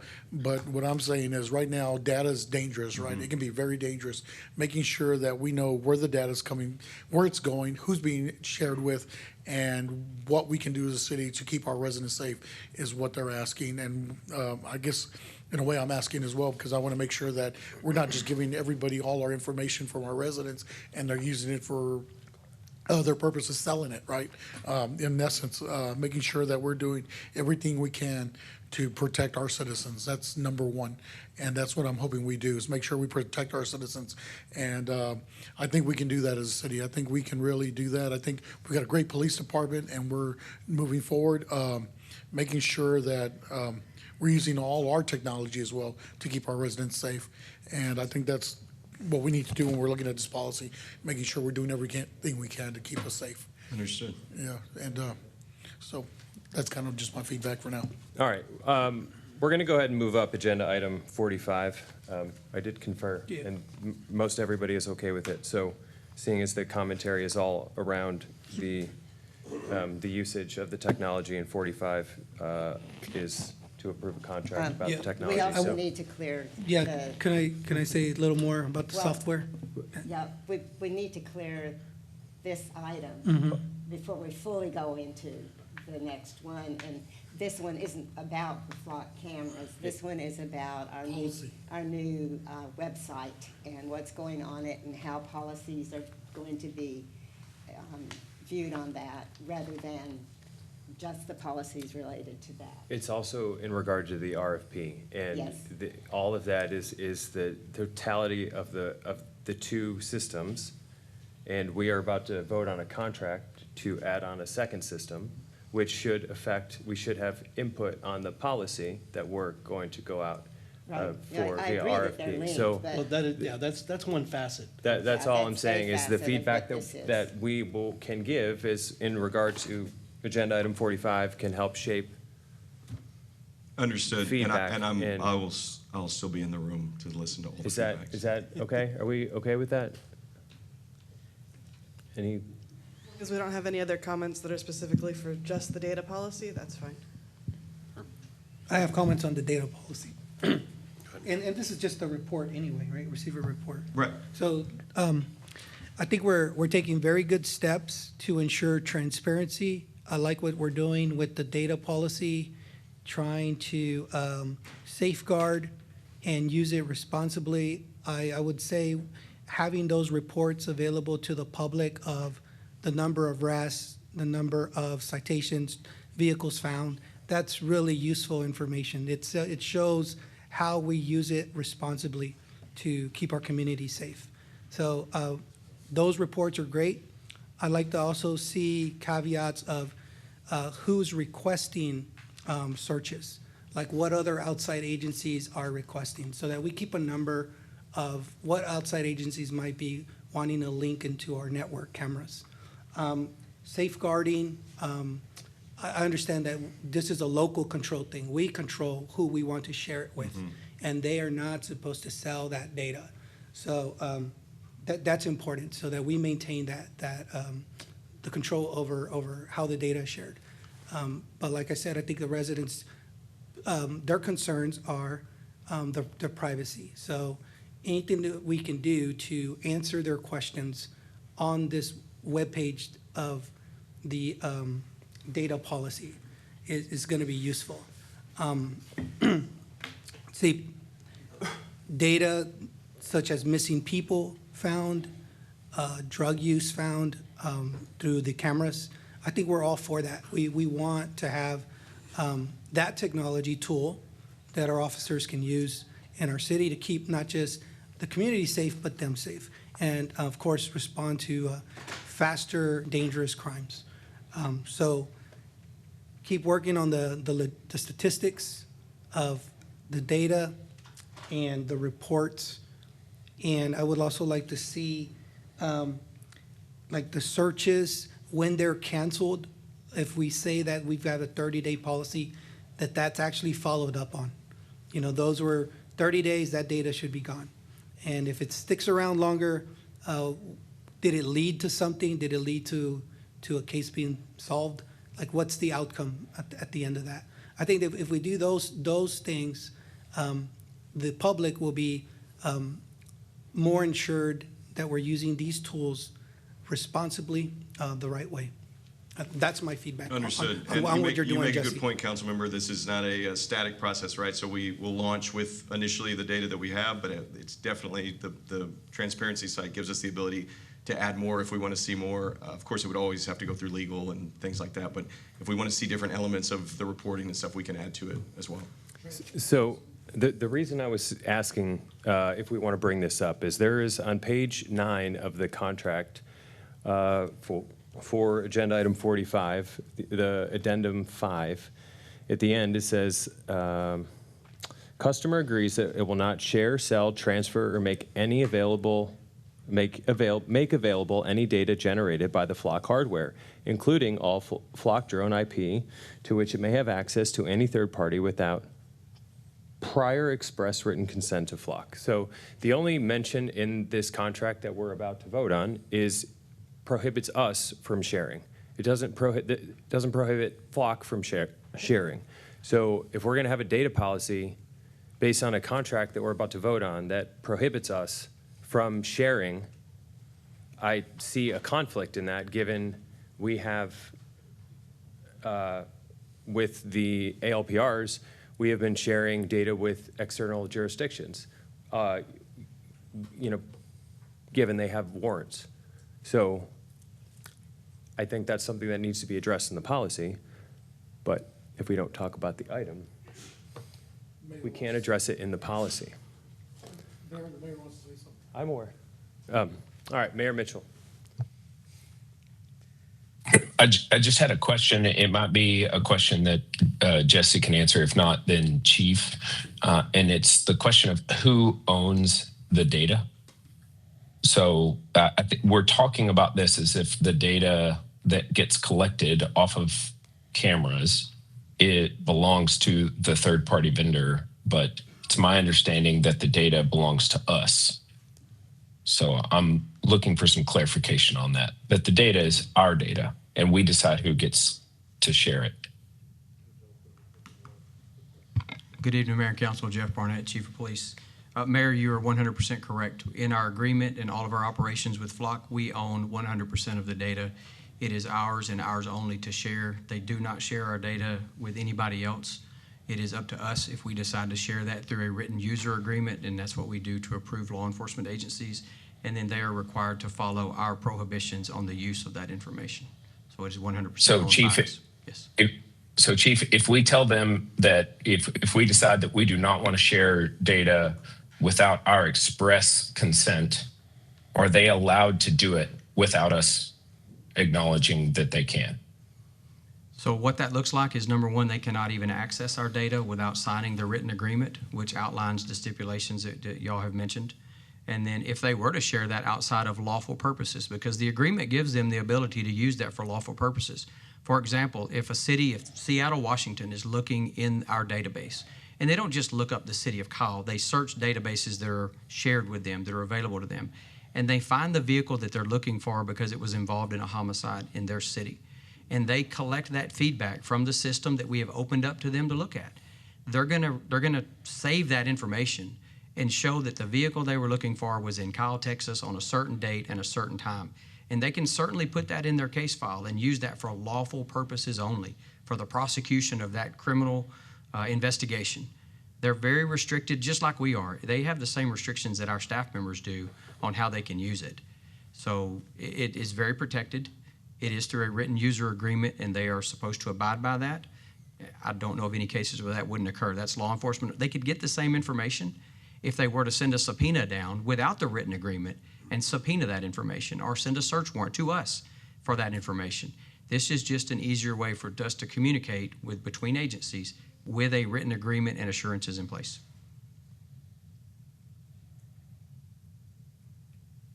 Because if I could add, because if they are searching for a murder suspect and they are here in Kyle, they could also use that as legal terms to where, how did you justify my vehicle in this area, correct? Correct.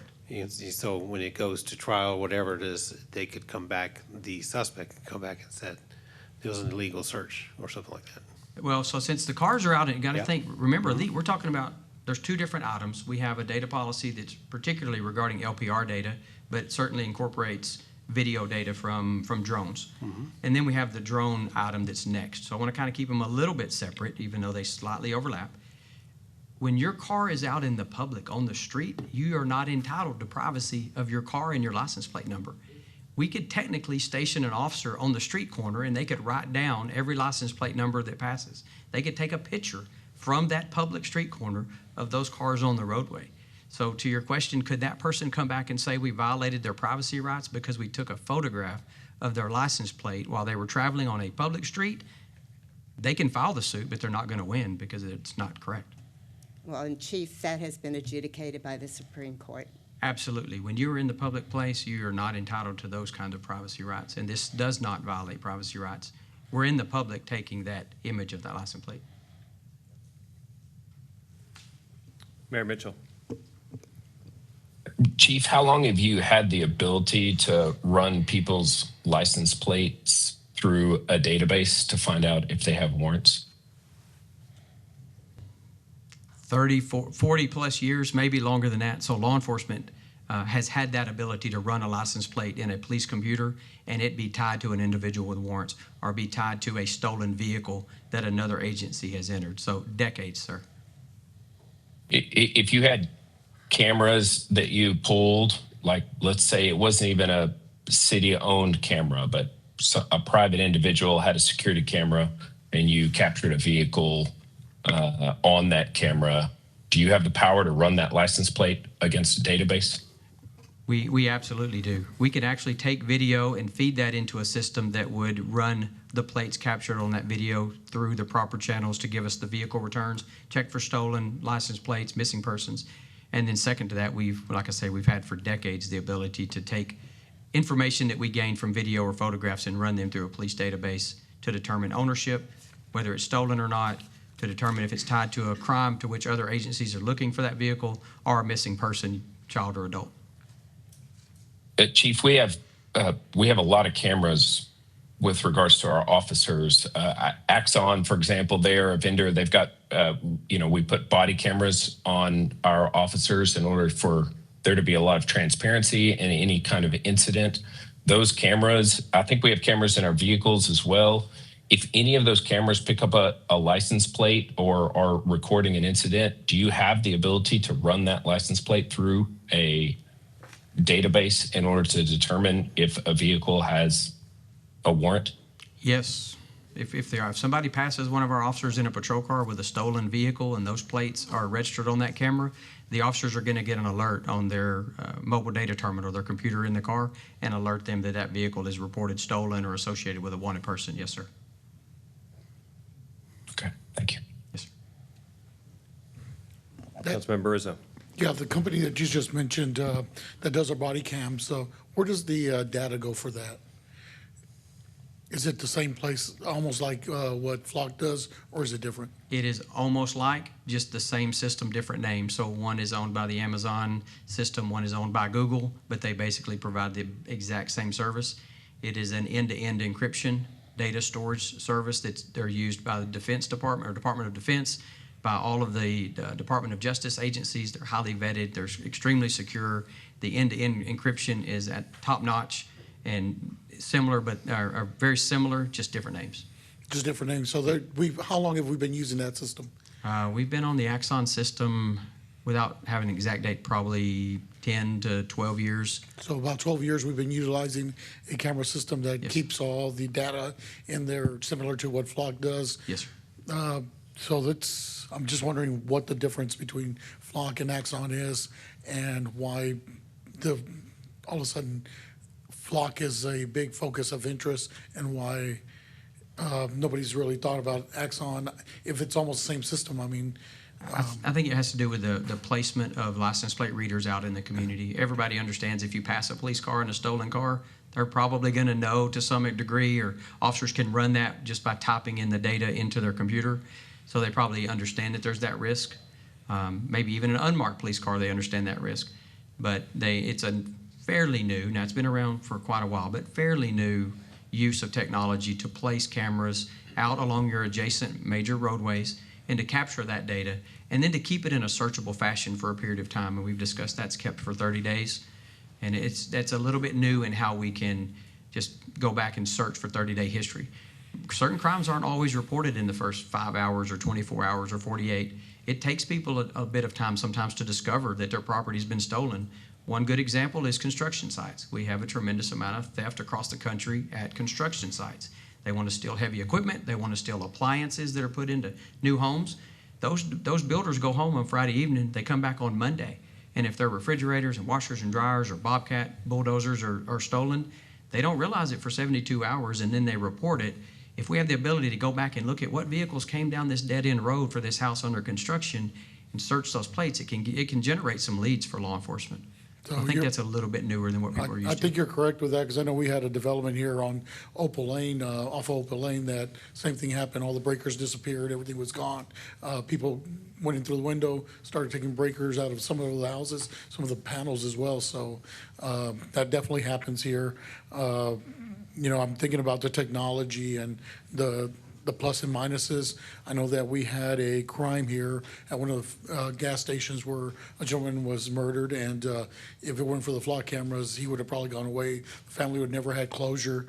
We'd have never known who done it. The individual could have probably gone and done it somewhere else in another town. As we've seen, I mean, we just saw the yogurt shop murders, and it's taken this long to find out who did it.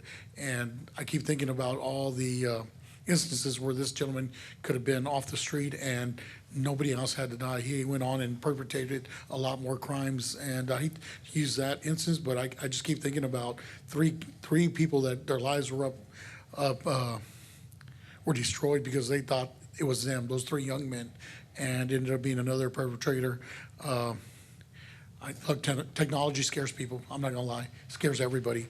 The more technology we have out there, the scarier the world is. But at the same time, when technology is used in the right way, it can be a tool, and it can help people as well. So with this one, I'm really, really torn. I think that having a great policy is going to be what's going to help me move forward with everything that we have in place in the city. But the policy has to have teeth. It has to be really strong. So making sure we have a really good, strong policy is what's going to give me assurances that we're protecting people's civil liberties in the city of Kyle, and make sure we're protecting them as well. But at the same time, we're taking those bad guys off the street. Yes, sir. I'll add, I have many, many stories about success stories from our license plate reader program. You mentioned one, the aggravated robbery at a convenience store where a young 17-year-old male was shot for no reason at all, other than the suspect who committed the robbery just decided to turn around and shoot a 17-year-old on his way out of the door. We caught that gentleman within a few hours, exiting another convenience store just a couple of miles up the road, probably casing that store to rob it as well and maybe shoot somebody there. The LPR system absolutely helped us catch that individual. We also had a bank robbery on a Saturday morning here in the community. We absolutely used the license plate reader program to learn to identify and then later apprehend the bank robbery suspect. We've had numerous stories. Just this week, we had a sex offender enter the city of Kyle. This was Wednesday night as I was monitoring the radio. We got an alert that a sex offender who had outstanding felony warrants for exposing himself to children and adults had just entered the city. Within minutes, our officer located that vehicle, made a traffic stop on the vehicle. He was the subject in the vehicle, and they made an arrest within minutes of that person coming into our community to go who knows where. And the list goes on and on. I have lots of success stories for the license plate reader. I know that's just one small component of the data policy, and I know that we have information to go over on the drone policy if you'd like. Did we ask some questions? About the This- data policy? Well, yes, so we're jumping back and forth. What, we never opened the item, which Open up the other he item. spent 4 minutes Okay. talking about the item. Okay. After, that he didn't want to open.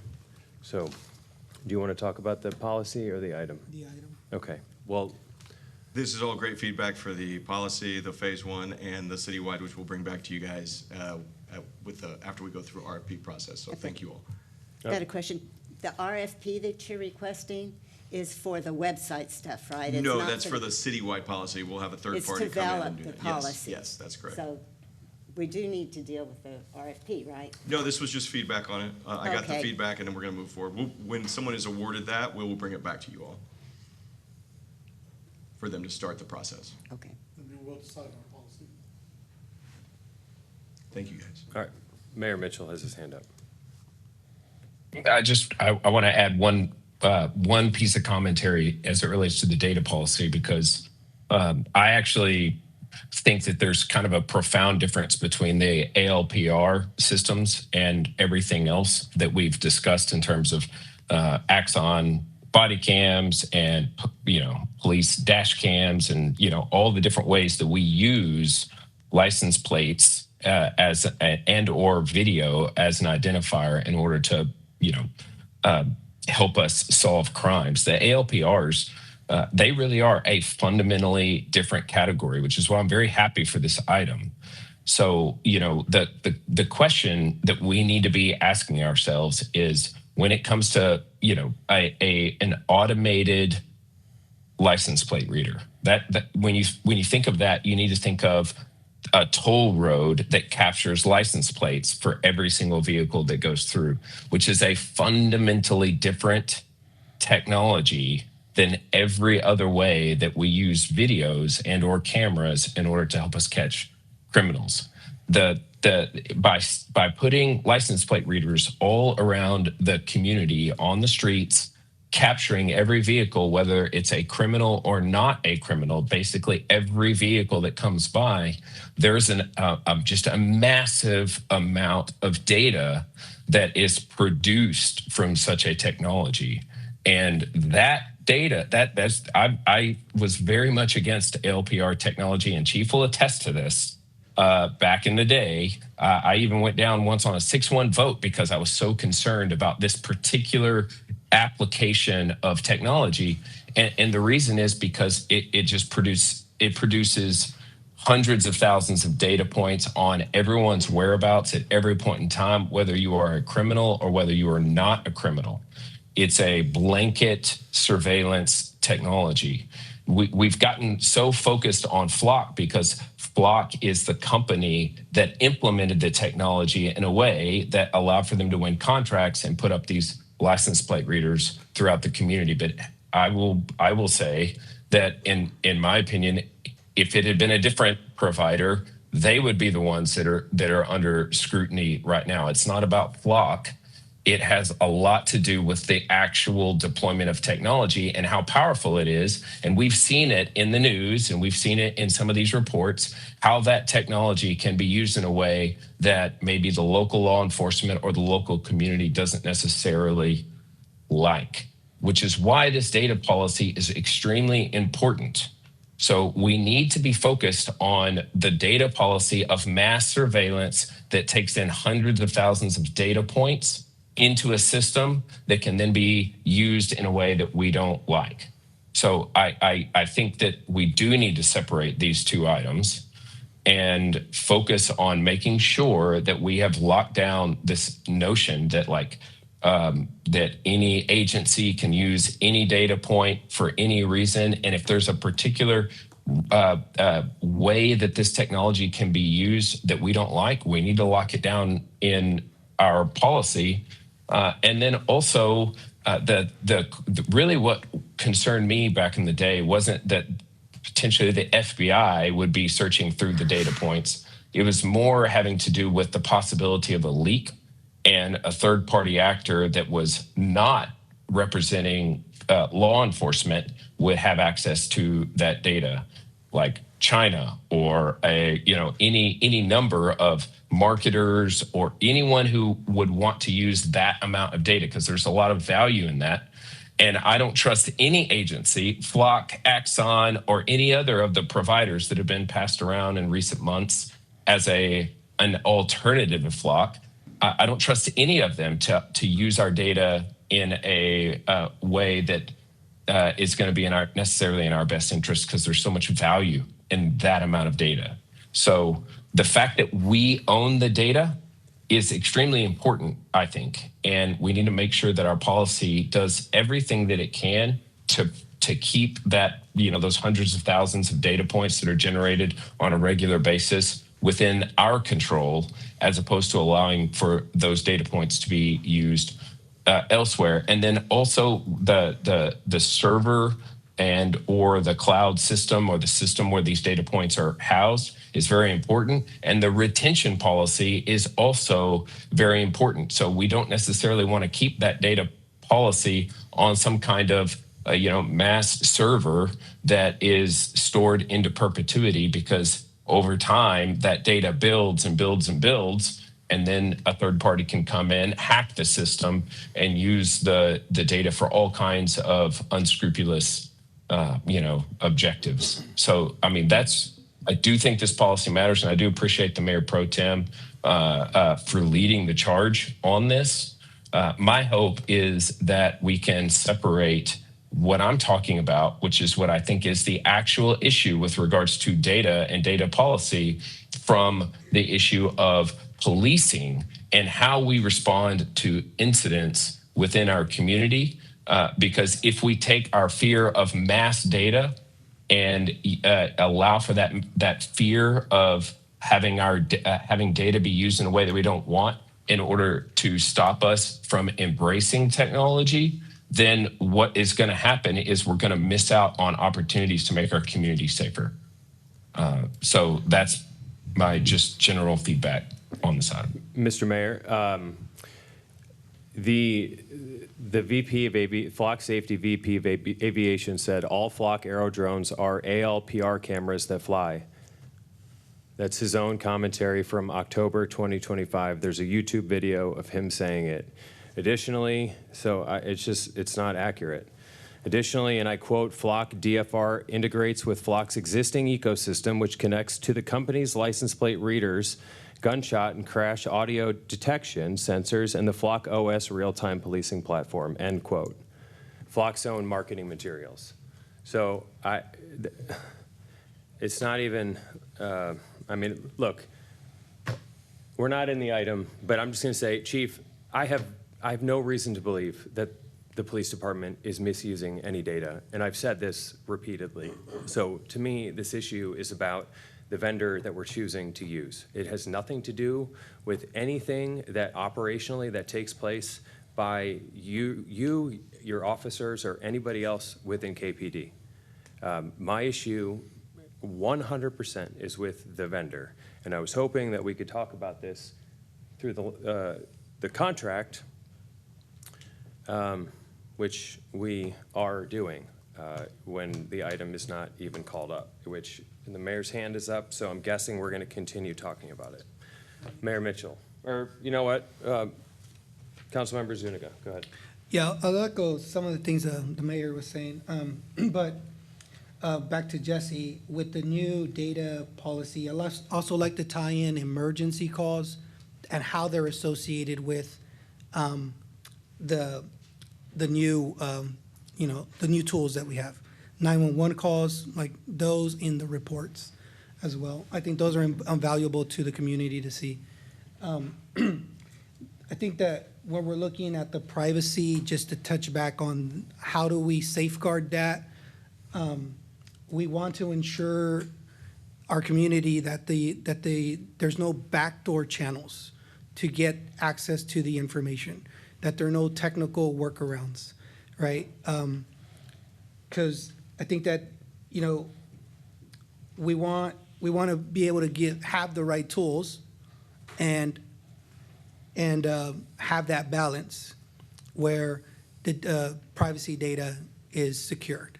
So I think that we've read some reports where agencies were able to get into Flock or whatever systems, and then they were able to use that data for misuse purposes, or whether you, given the political climate, to arrest illegals, right?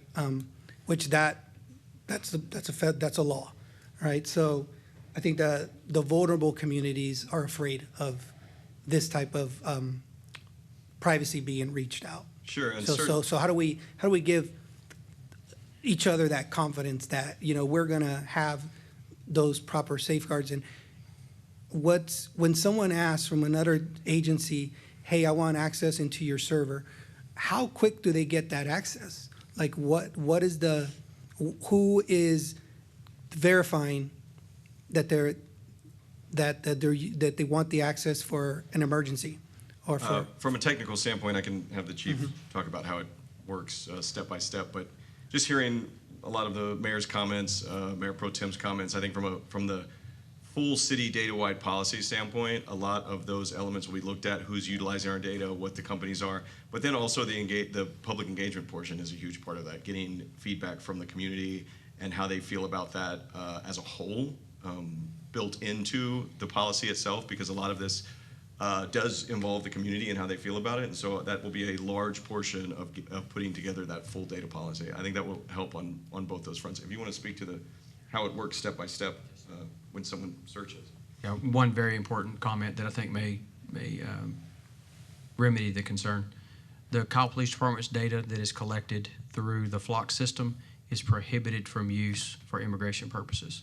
So when the officers have to select the type of criminal offense that they're investigating, if they choose anything related to immigration, any form of the word, any attempt to use something similar to that terminology, it will reject their search. Now, they may not know it on their end. When they search, they're generally searching nationwide. So imagine if you are an Arkansas State police officer and you are looking for a hit-and-run vehicle that killed somebody, a pedestrian. You don't know where the car went. You're just blanketly searching for that license plate to see where in the world did it show up.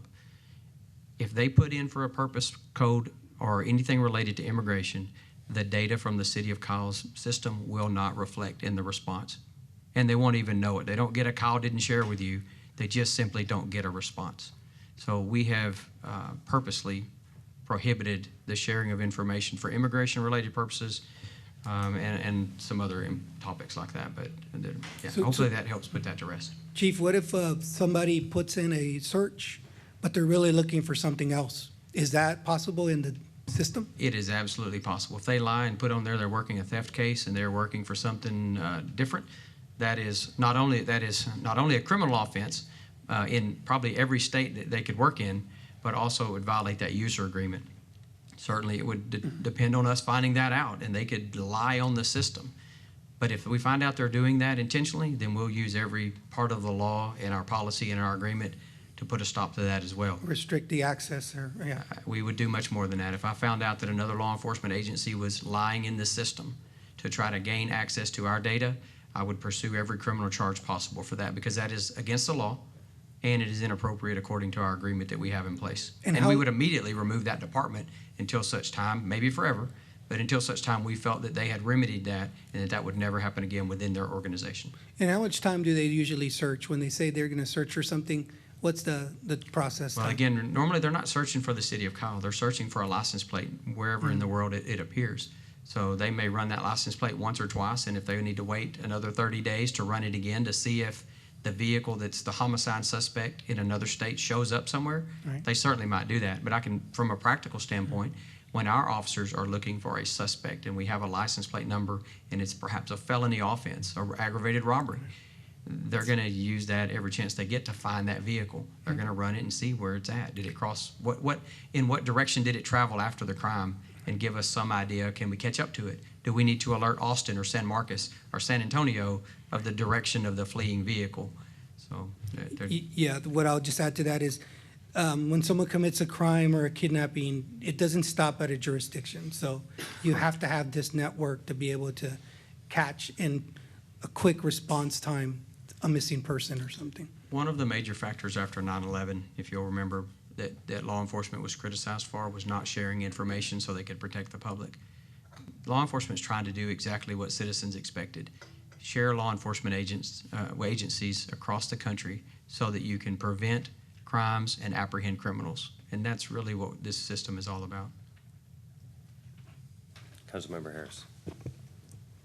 I just want to emphasize that it is not just these systems that you can get information from. Years ago, I was involved in a domestic violence case and was able to access the perpetrator's license plate, where he had gone, where he was, through systems other than police. You know, the toll roads,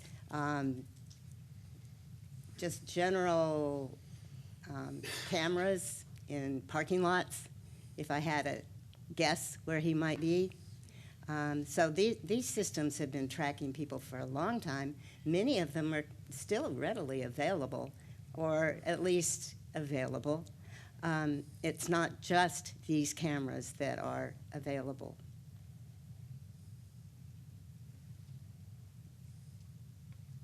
All good policy discussion. All right. We're good? Okay. Jesse, you good? Yep. Thank you. Wonderful. All right. Up next on the agenda is consent. Does anyone have any items that they wish to pull? Councilmember Harris. 19, 24, 27. 19, 24, 27. Anyone else? 13. Quick question. 13. So 13, 19, 24, 27.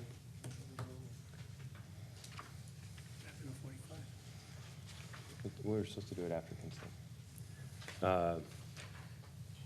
Motions? Would like to make a motion? I heard nothing. What? I'd like to pull 7. 7. Okay.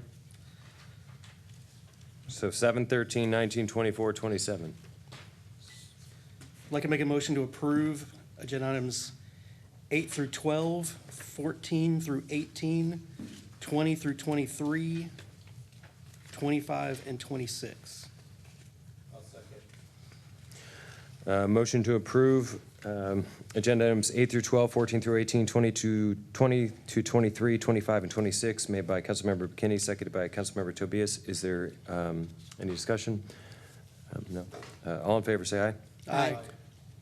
All opposed? Motion passes 6-0. All right, next up would be agenda item 7. Consider approval of an ordinance repealing Chapter 11, Article 3, Division 2 of the city's Code of Ordinances relating to coin-operated machines. Ms. Schmeitz. Good evening, council. Are there any questions, or I can go through the presentation? Just real quick, what is the goal of this? Are we, and I've got concerns, if we're releasing an ordinance, what is the goal of releasing that ordinance? So we're repealing the ordinance. We're asking you to do that tonight. It governs coin-operated machines, and so technically, any coin-operated machine in the city of Kyle would be regulated under this ordinance to include washing machines, things of that nature. And we don't have the bandwidth to do that, and state law already has regulations for them. So my concern is gaming, illegal gaming, so that's kind of why I'm bringing this up. What are we doing? If we relinquish this, what does this do to illegal gaming? Does it open the door for it? So illegal gaming is illegal by state law. So as long as the machines are still illegal, they will continue to be illegal. What we don't want to do is take a position on a machine that somebody says is legal and we say is illegal by issuing them a permit. We prefer to leave this up to the state to regulate. Okay, I was just worried about bringing forward, repealing this, and then opening ourselves to something really bad in our city. I just want to make sure that we're doing everything we can to keep our residents safe with this. So that was my question, just making sure we're not doing something that's going to hurt us as a city. And with that, I'd like to make a motion to approve 7. Motion to approve. Motion to approve agenda item 7 made by Councilmember Rizzo, seconded by Councilmember Tobias. Is there any discussion on that motion? No? All in favor, say aye. Aye. All opposed? Motion passes 6-0. Next up is agenda item 13. Consider approval of a cooperative purchase agreement with Kahua Inc. in the amount of $167,007 for the first year of an annual subscription and implementation of a CIP project management software. Mr. Trump, sorry, Lou. Liz Zhang, Assistant Director, CIP. Do you want me to go through the presentation, or you have a question? Just really quick overview. What is it? Why do we need it? What have we been using before? And why is it not good enough? I mean, it's 167, and I just want to make sure that we really are using what we need, and that it's going to be useful, user-friendly, and give us, as a council, the presentations we need. I think what we've been looking at always consists of phases, where we are, and I thought that that was sufficient. But if you're going to give us more that we can get out of there in these presentations, you know, is that what the goal is here, or what is the goal here? Yeah, absolutely. So one thing I want to say that currently with the CIP division, we do not have a project management software specifically for construction projects. So for each project manager, sometimes it's with the contractor, which software they would like to use. They will share a license with us, sometimes with the engineers. So for example, we're currently using Procore for road bond projects, and the city does not have admin rights over those.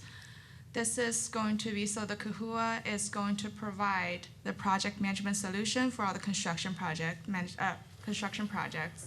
And this also have the capability to have inspectors use the same software, so we're all synced across department on those projects. We did have a couple meetings with them, so they have the solution for the typical like construction management, so such as request for information, change order tracking, and comments on the plans. You're tracking all the information received and sent. It also has the capability to have a projection on your budget, so it does have the budget management integrated into it, so we will be able to calculate burn rate of the project and look at the projection at the end of the project. Here's where we land with the budget, so the project manager can have a dynamic look of where we are with the budget and the process of the project. And this also, we did specifically ask for integration with GIS system as well as our OpenGov to support data transparency as well as our GIS database. So that's the reason that we would like to get this contract. Oh, yeah, I mean, it sounds like we need it. I mean, so what have y'all been using in the past? I mean, presentations, cut and paste, cut and paste, files? Yeah, so. It sounds like y'all been cutting and pasting from the vendors. We kind of, yeah, we use the software from vendors, and also we use spreadsheets currently. So there's a lot of data to manage in the construction, and we want to make sure our SOP is followed and that the process are consistent. And this is a pretty simple, like a PowerPoint or publisher kind of software? Something simple? Yeah, it's and very Windows? simple, and it also has dashboard to show the status of all the projects and where we're at with the budget. And also the nice thing is it has unlimited licenses, and the city will have the admin rights for all those. And when we bring contractors, engineers on board for the project, we can share one license with them and assign their rights just to that project to upload and download their information. Thank you. I'm really, really impressed that we're trying to sync and integrate all of this together. Yeah, thank you. I do have some commentary on that. So this will help speed up projects to completion, correct? So the savings on this could be in the millions. So really what this is, we're spending on this $167,000 could save us millions of dollars in the future, getting the projects going in real time, correct? Yeah, we got 4 quotes from Byboard And this is the best Yeah, so. from the functionality But, and that- the cost. but having the wise. system in here helps us complete our road projects quicker, correct? Because everybody's talking to each other. It will help us to be more consistent and efficiency in our project management And process. that saves us millions of dollars, so Yeah, I and think this is a small investment for millions of dollars. And yeah, I do want to explain that because Kahua also have a project team that will be assigned to us to help us with setup and all the maintenance issues. The initial setup, I believe, is $87,000, and the annual subscription is just right under $100,000. Yeah, thank you. Mr. Mayor Pro Tem, I'd like to make a motion to approve agenda item 13. Motion to approve agenda item 13 made by Councilmember Zuniga, seconded by Councilmember Rizzo. Is there any discussion on that motion? No? All in favor, say aye. Aye. Aye. All opposed? Motion passes 6-0. Next up on the agenda is agenda item 19. Consider approval of an ordinance amending Chapter 54 by adding Section 54-13 to establish public tree care regulations, designated the Parks and Recreation Board as the Public Tree Care Advisory Board, and authorizing application to the Arbor Day Foundation for designation as a Tree City USA. I believe Councilmember Harris has some commentary here. Yes. I would like to see our current tree ordinances integrated with this item, which it is not currently. I would like to have more discussion related to the advisory board and the need for expertise on that and how it operates. I have no objections to applying for Tree City USA, but there are no deadlines on doing so. So I would really like to see this more integrated. What I would like to do is make a motion to table this item for a future council meeting. Second. All right, is there any, motion to table made by Councilmember Harris, seconded by me. Anyone, all in favor, say aye. Aye. All opposed? Okay, motion passes 5-0. Next up Thank will be agenda item 24. Consider approval of a resolution authorizing an option contract for potable water reservation and diversion with the how do you say that? Nueces River Authority in the amount of $273,763. Mr. Murphy. Yes, sir. Mike Murphy, Director of Water Utilities. Mr. Murphy, I've seen the presentation on this, and I've heard presentations on this, and being on the ARWA board, I think this is very important. We're going to look at desalinization at some point. This is a very comprehensive and ambitious project, so I would like very much for the public to hear your presentation on this in full. Well, let me, first of all, Council, let me introduce Travis Prutsky. He is the Chief Operating Officer for the Nueces River Authority. And so if it was okay with Council, we'll let him walk through the presentation, and then I will close at the end with what it means for the city of Kyle. Thank you. Okay.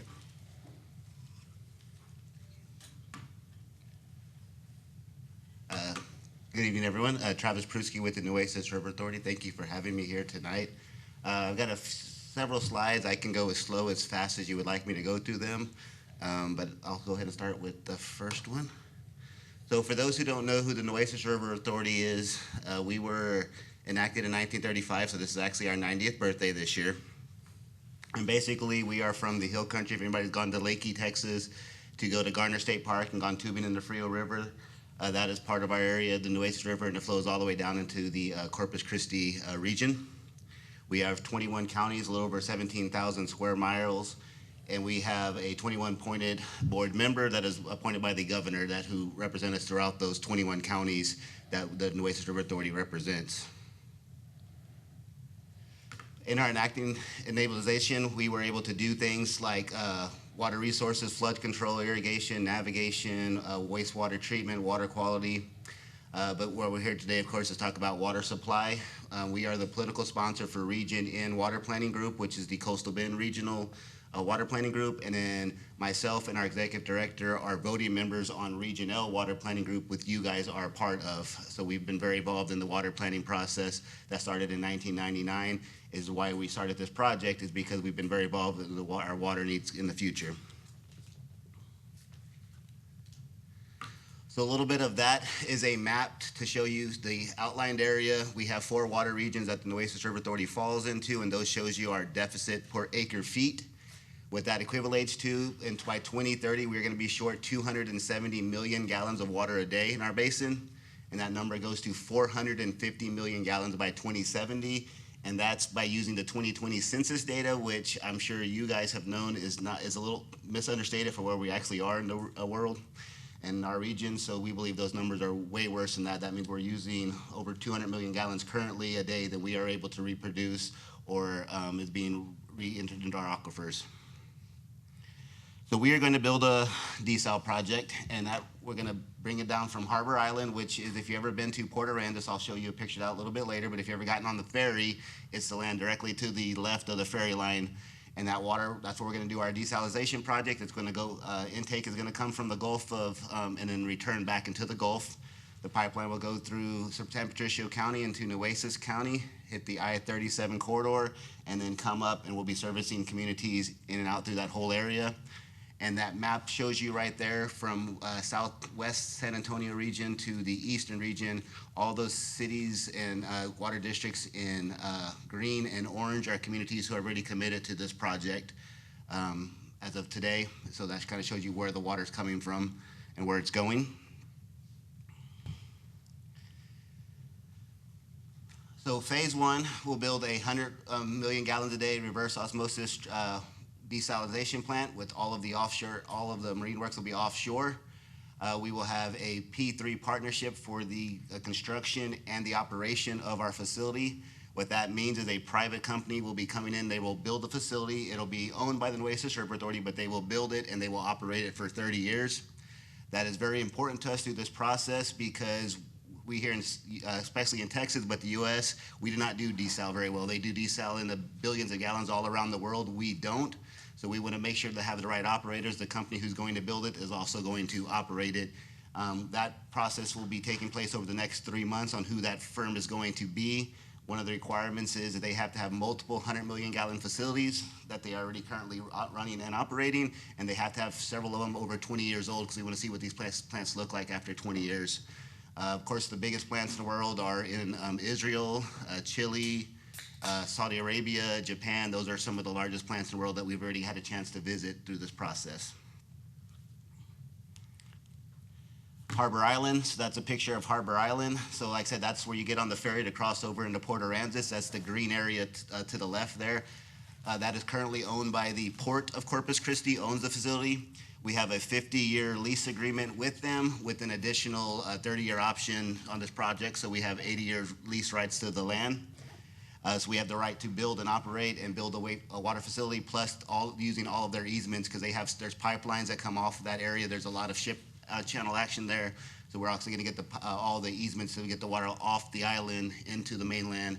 Will all be part of that process, including the permits that they've already received. A couple of permits from the TCEQ and other agencies for the plant, for the discharge and the intake. All of those permits come with the lease agreement. So there's a kind of an overhead picture shows you. I don't know if there's a pointer in here on this. So that Harbor Island will show you there, and then we're going to be boring underground under San Jose Island, and then out into the Gulf of Mexico is where we're going to take our our intake and our discharge. That's a little bit better picture to show you a cross section what that looks like. So at Harbor Island, we're going to drill down about 80 feet. We will build a 14-foot wide tunnel to put a 12-foot pipeline that's going to go under all of the estuaries, the bay, and the islands so that we don't have any environmental issues. That's very important. We've learned through this process. The city of Corpus Christi was trying to build a facility in the bay, and we've gone through a lot of other to really look at how to minimize any environmental impacts. And so that's how we'll be doing it. We will be popping up about 35 feet below the ocean floor. The intake is about 1.3 miles out into the Gulf, and then the discharge is about 1.8 miles out into the Gulf, and that's about 40 feet. Those are two very important depths because if there was an oil spill or if there was red tide, if you're familiar with the coastal region, red tide, all of that is well above there. So if any of those types of events happen, we don't have to shut down production, and that's also below the hurricane line. So when the hurricanes come through they push out. They're not that deep where they're going to dig up and mess up our pipes. If one directly hits over, we're going to have to come and take the sand off the facility because it'll push sand up on it, but it won't directly impact us if a hurricane does come. So those are very important production items to our process, so we won't have any issues with the facility in case of any type of event. And it's also for the aquatic life, right? If you're too low, you hurt the aquatic life at the bottom. If you're too high, you hurt the aquatic life at the top, correct? Correct. Yeah.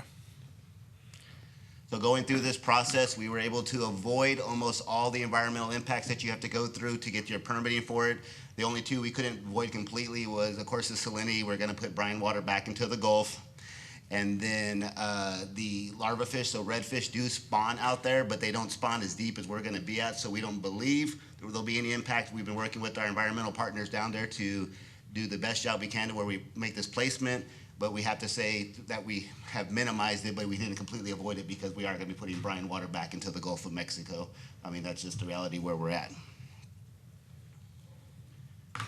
So including with our production plant with the Port of Corpus Christi includes getting it off the island. They already have the easements and everything with Army Corps of Engineers, the GLO, to get the water off the island. That's very important. We got to get it from Harbor Island onto the mainland.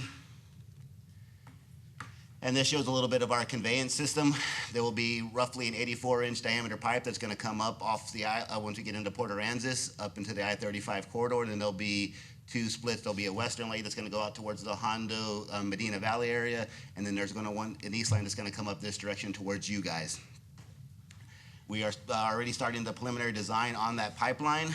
We will have that detailed design by the end of 2026. That's very important. While right now, if you guys are considering this item, is all of our initial customers are going to help us through this process of how that pipeline, we haven't designed it completely, so we want to impact from our customers who work how to do that, so hopefully we can minimize the cost that you guys have to do to get the water from our line into your systems. So that's a very important milestone, is you want to get early in on this process as we're going through this pipeline design.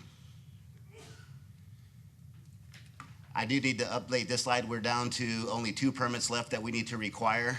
That is our water use permit from the Army Corps of Engineers and the GLO, which it's all been administratively complete, and we are expecting signatures from that in the next 30 days. And then our discharge permit, everything has also been complete on that. We're expecting that in the next 60 to 90 days, so we should have all of our permit easements, access, and all that completed here shortly. This is a general overall timeline of where we're at. So kind of, I won't go through all of them unless you guys want us to, but basically the plant will be online by 2029, servicing the coastal Bend region with roughly a 2030 to 2032 estimate to when the water will get to our furthest reaches, which on the east line would be you guys. So somewhere in the 2031, 2032 is our estimated timeline to get that. That is a very conservative timeline. We do think there's some things that could happen to speed that up. And one of the biggest things is the need for water that we are going to be having throughout the whole region, and the help through the state to go through some of this process. So we're going to do everything in our power to move that timeline up as quickly as possible. Our last slide is the cost. Right now, our estimated cost is going to be between $10 and $15 per thousand. Yes, we understand that does sound a little expensive. I believe when we're done and completing that water's running, that you're going to wish y'all could find water for that price. I mean, water is getting quite a bit more expensive. All the free water is gone.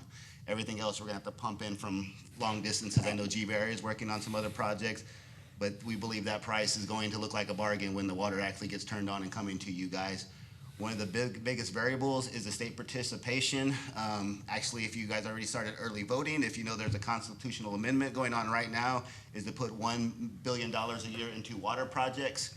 And everything we built this project fits Senate Bill 7 to do that. So we would be in line to receive some of those funds from the Texas Water Development Board. We are perfectly aligned our project to be the most eligible to get as much of that money. So again, that could also bring the cost down, so we can't guarantee where that cost is yet, but we have a pretty good deal. We're going to be in that $10 to $15 per thousand range. Yeah, it's the new oil in the state of Texas is water. So it's something to look at because water is, we've had a statewide drought, and water is really important, crucial to us right now. So looking for solutions. I know that the state is looking at putting quite a bit of funding with an amendment. I know the governor expressed support for this project as well. So I guess the insurances we were looking at is, Corpus Christi did away with theirs, $42 million in, and they did away with their I think this is totally different because it's not a council vote. It's about something I think y'all are going further out in the Gulf as well. That was some of the biggest concerns. I just want to know how sure are you that we're going to be putting this system online? I guess is what I live in the middle of that basin, and if I don't get this plan online, me and my kids don't live where I live. We need water. I mean, we cannot fail through this project. I will say, actually, after we're actually at 4 different council meetings this evening, we're actually 90% sold out now. So actually, the last 10 million gallons is what luckily Mike put on the list for you guys to put on, would be on phase 1 for the first 100 MGD. If y'all were to say yes, you would buy the last 10% of the water to this phase. One thing I didn't mention earlier is, so we're starting phase 1 is for 100 MGD. Everything we're building is to go up to 500 MGD in the long run, because the 100 MGD is just the first step.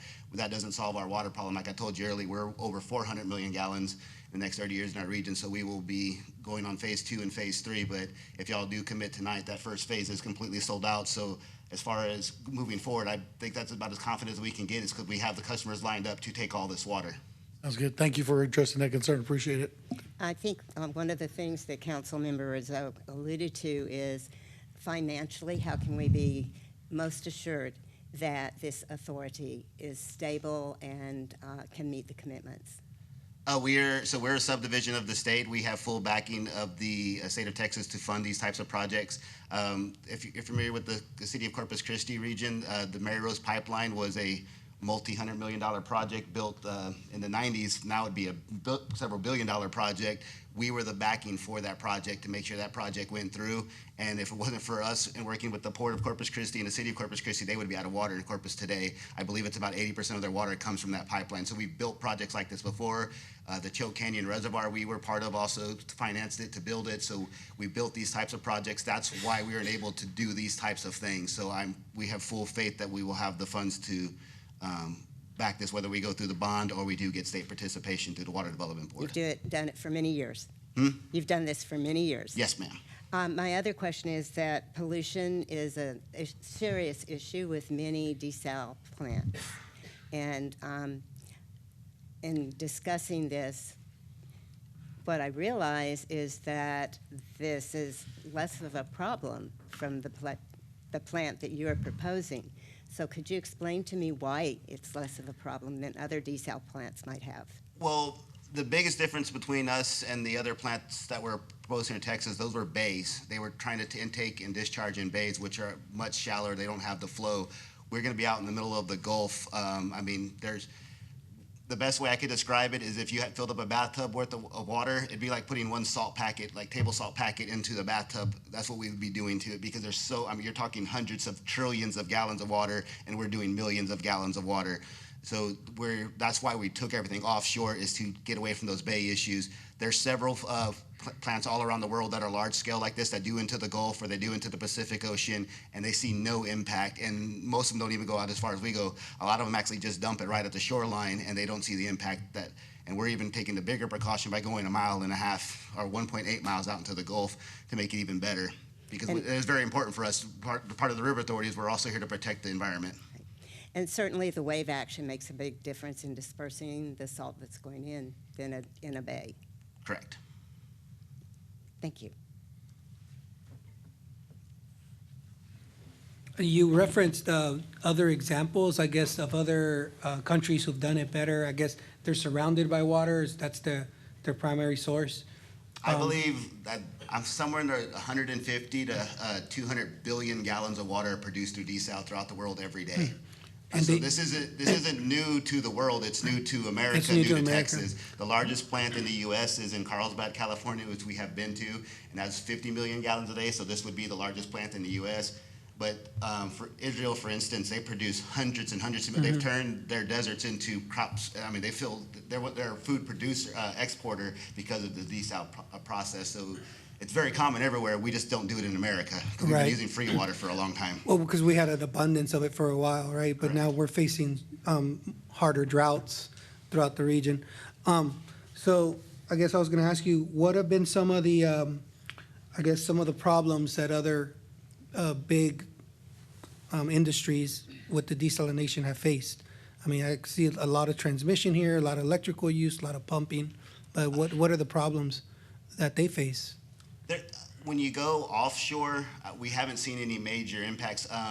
Electrical costs are obviously, electricity is one of the biggest components of the pricing is what the cost of electricity, but as far as any environmental impacts, going offshore, we've seen there's been plenty of studies. I mean, if Carlsbad, California, I mean, with the environmental regulations they have there, can pull it off, and they've had zero dings, and theirs been running for over 20 years. We feel confident, and they're dumping theirs at the shoreline. We're taking ours out into the Gulf, so we feel very confident that we are not going to have any impact on the environment. So it's almost a green source, but it's not totally renewable green because you do have a cost in the electrical. We do have a high electrical impact. We will. There's a lot of new technologies coming online to bring that energy cost down, but we will have that. But as far as being green, you have a renewable water source that you're not taking water from our lakes, rivers, and dumping it into the bays. So we feel that we're being as environmentally cautious as possible, but with the need for the water that we have. I mean, we really need the water, and we're trying to be environmentally safe at the same time, and we feel this is the best solution. We've looked at lots of different projects, and this is our only real solution we think to get the large-scale water that we do need. I'm glad to hear that because I do share the same concerns with all council that we have to be careful with the tax dollars and not dump it into a project that could break at the end because other agencies or other municipalities got out of the deal or there wasn't funded sufficiently. So there's too much now to complete it. You know, the costs go up and we just can't get there. As of this evening, I believe we're at about 30 different cities and water districts are signed on to be part of this project. So it's bigger than just one city, one entity. It's a true statewide project. Mm-hmm. And of course, I'm glad that you mentioned the state proposition. It's important that we get that water fund funded for our state. Very important, yes. It's also an economic driver. So Yes. that we all depend on. One of the biggest things we want to use that money for is to upsize the lines now. So as we're going to 200 to 300, like if y'all taking 10 now, but 10, 15 years from now, y'all might need 20, 25, 30. Well, we want to make sure the infrastructure underground is big enough so we don't have to restart over and build new pipelines because that's going to be the most expensive part is these initial pipelines. And now I guess I was told that some information I have that a lot of the easements here will be going through TxDOT. So that could speed up the timeline for you. A lot of our lower basin to getting it to this general area, yes, we're hoping to go through TxDOT. It gets a little trickier on I-35 corridor here because of the growth over it, but the I-37 corridor is a lot more open than so we'll be able to get it most of the way through TxDOT. Then there will be other ways that's going to have to get to the final destination here in Kyle. Okay, well, I would just be interested in learning more as we go and where it's going to actually connect once we get closer to this. I think the closest customer who right now is signed on is Green Valley. That's not, I think, right. Mm-hmm. Yeah, as far as the electricity needed, I know some of these use windmills, offshore windmills. Are we anticipating doing any renewable sources like that for the electricity? Not initially, but we will be, as we're scaling up, we'll be looking at new technology. We will do our best to do what we can, but this is going to be a high energy cost. I mean, I'm not going to sugarcoat that. It's not. I don't think the technology is quite there on phase one to get the energy we need to go through that green energy. But as we're building, keep scaling up, things keep improving. So I think there are other options that we can do to go as green as possible when it comes to energy. Thank you. Because that's going to be one of the biggest costs of that price. That $10 to $15 is actually your energy cost. Diversifying our water portfolio sources just makes us stronger as a community, especially having access to something that, drought doesn't affect. So with that being said, I'd like to make a motion to approve agenda item 24. Second. Motion to approve agenda item 24 made by Councilmember McKinney, seconded by Councilmember Harris. Is there any discussion on the motion? Yeah, I just want to say thank you for your presentation. It's very informative. Thank you for the work you do and what the authority is doing as well to make sure that Texas has water. We really appreciate it. Thank you. I appreciate y'all having me, and I do want to thank Mike and his team because they were ringing on my phone off the hook to make sure y'all were part of this project, and y'all look like y'all are taking the last 10%, so congratulations to you guys. All right. All in favor, say aye. Aye. All opposed? Motion passes 6-0. Thank you. Next up on the agenda is item number 27, which is consider approval of a final plat for approximately 15.5 acre tract of land out of the Morton M. McCarver Survey Number 4, Abstract Number 10, establishing 3 lots of the Plum Creek Brick and Mortar Doheny subdivision located at 723 Kohler's Crossing with the condition that the water line easement north of Doherty be increased from 15 to 20 feet prior to re-coordination. I just have a couple of questions on this. There is a sensitive environmental area within this part of the development. Am I correct? I do not have, I don't review the environmental portions of those plats, so I don't have any details on that.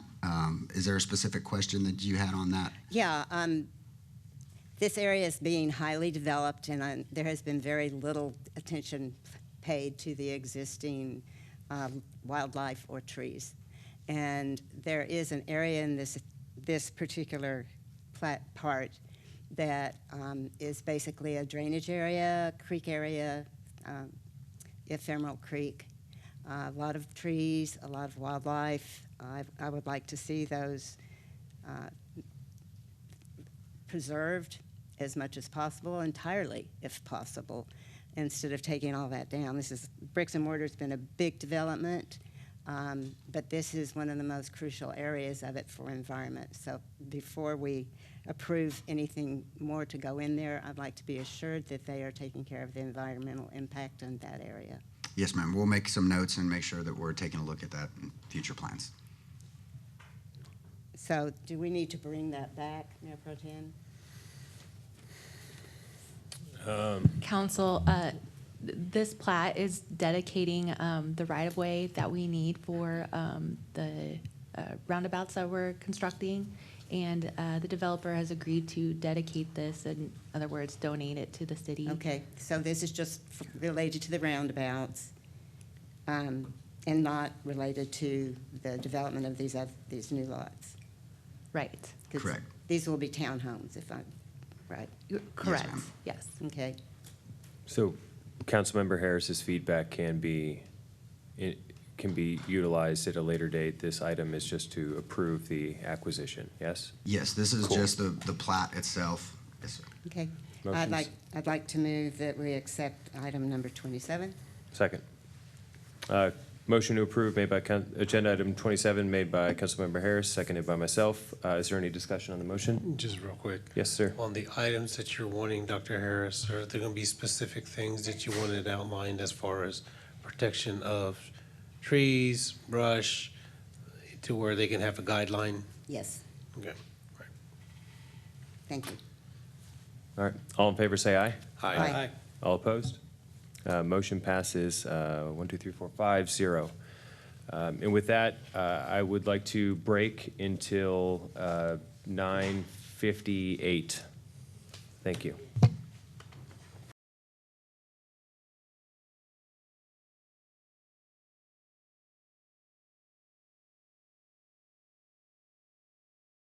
Is item 45, which we moved up. Consider approval of a $285,000 purchase agreement with Flock Safety for the Flock Aerodome drone system and support services via the Omnia Partners Cooperative, partially funded by the Motor City Crime Prevention Authority grant. Chief Barnett. Good evening, Mayor and Council. Thank you. Jeff Barnett, Chief of Police. I'm going to first try to be efficient, but yet still thorough at our late hour, because I want to make sure I provide you the information that you hope to get out of this presentation. I will say that I think you outlined it many times during your earlier discussions tonight. The actions that we're considering tonight are all about keeping our community safe, and I'll add keeping our first responders safe. We're going to talk about a drone as a first responder program. I have some overview of that for any folks in the audience or that may be watching that may not know what a drone as first responder program is, because it's relatively new in the field of policing. I will say that drones are not new to our society. There are many professions that use drones. I think soon we're going to be accustomed to maybe even having groceries delivered or small items and pharmaceuticals and medical supplies and other things delivered by drone as they become more and more common in our society. Tonight, we're talking about the drone as a first responder as it may be used by first responder organizations such as police, fire, and EMS. The program uses unmanned aerial systems to rapidly deploy drones to emergency scenes, often within minutes of an emergency call to a 911 center. It can then immediately provide live view aerial photographs or video, and situational awareness to the responding first responder agencies. The DFR, the Drone as First Responder, DFR systems use strategically located launch stations around the community to get an aerial view of the incident, which can help improve officer safety. It can guide our ground crews efficiently and potentially resolve some calls without even a ground response. What is the purpose of this program? The purpose is very simple. It is intended to provide improved safety for both our community members and our first responders by getting the right personnel with the right equipment to the right location with the best information available as safely and quickly as possible. It's going to improve first responder safety by providing aerial views into our real-time crime center and to the first responders and their supervisors so that they may better see what's occurring out in the field even before arrival. It will increase efficiency.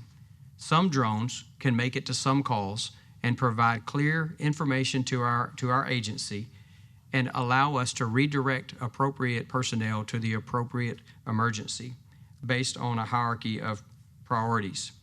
For example, if we get a call of a vehicle blocking an important roadway, let's say it's Interstate 35, and that can be dangerous if a car is stopped on 35 in the lane of traffic. And if we can immediately dispatch a drone to that location, getting there within seconds or minutes, and find out that that vehicle that was once broken down has actually moved forward and cleared and the interstate is clear, we can then redirect our first responder agencies back to more higher priority calls. We'll have enhanced situational awareness. Drones can provide valuable oversight of situations like wildfires and major incidents, helping to assess damage, find hot spots within a fire, and to guide emergency crews. The same applies to flooding events and many other scenarios. Reduced response times. By being able to deploy immediate DFR programs can significantly reduce the time it takes to get an aerial view of an emergency. This information can be used to guide first responders to the scene and is the safest and most expedient way to save valuable response time that may also save lives. So what is it exactly for the City of Kyle? In Kyle, our request is for your review is for an Aerodome DFR program. This drone as a first responder program will consist of 2 Aerodome drones that will launch to certain emergencies within the community and provide first responders with this important information that I've outlined. I'd like to tell you a few things about what it is not, as I visited with community members and city leaders to learn concerns and questions from the community. It does not replace police officers on patrol in the communities. Officers will still be in the neighborhood and in the business districts patrolling. It is not designed for patrol purposes. It is designed to respond to specific calls for service for a specific purpose or specific mission. If you hear me use the term radar, I want to clarify that I do not mean the type of radar that is used by law enforcement to determine speed of a vehicle. The type of radar that I may discuss in this presentation is like you see on airplanes to help avoid other aircraft and other obstacles in the sky. It is an airplane type radar system. It is not for general surveillance. It is, again, mission specific with a horizon focused camera until it can focus on the intended location, meaning that when the drone lifts off and it is flying to the scene, it is only focused on the horizon for its safety to see other aircraft and any obstacles, and it is designed to focus on the scene to which we are responding and getting us eyes on the scene as quickly as possible. What is funded and how is it funded? This ask is for you to approve a 5-year purchase agreement totaling $1.45 million. This funds the 2 Aerodome DRF M350 aircraft with docking stations, all software, all hardware, and including the flight radar. It also includes upgrades throughout the 5 years as necessary. Half of this ask is funded by a grant that has already been approved by the state that council authorized in 2025 for which we could apply. That grant has been awarded, and they will fund approximately 50% of this program. We are utilizing, the rest of this ask will come from our police department operating budget, and the funds are available. We are utilizing a buy-board process, specifically the Omnia Partners Co-op, which further reduced the cost to the city.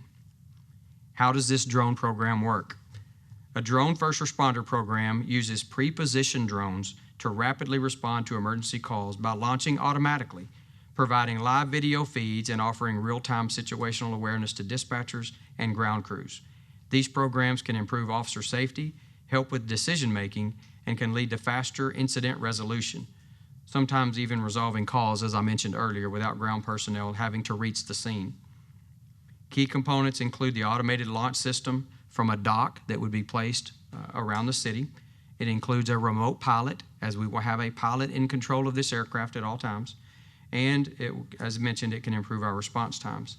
Specifically in Kyle, those 2 drones will be strategically positioned on city-owned property in docking stations. These docking stations will act as the battery exchangers and the safety hangars in which the drones will reside until they're needed for response. Again, we will use trained pilots possessing an appropriate FAA license.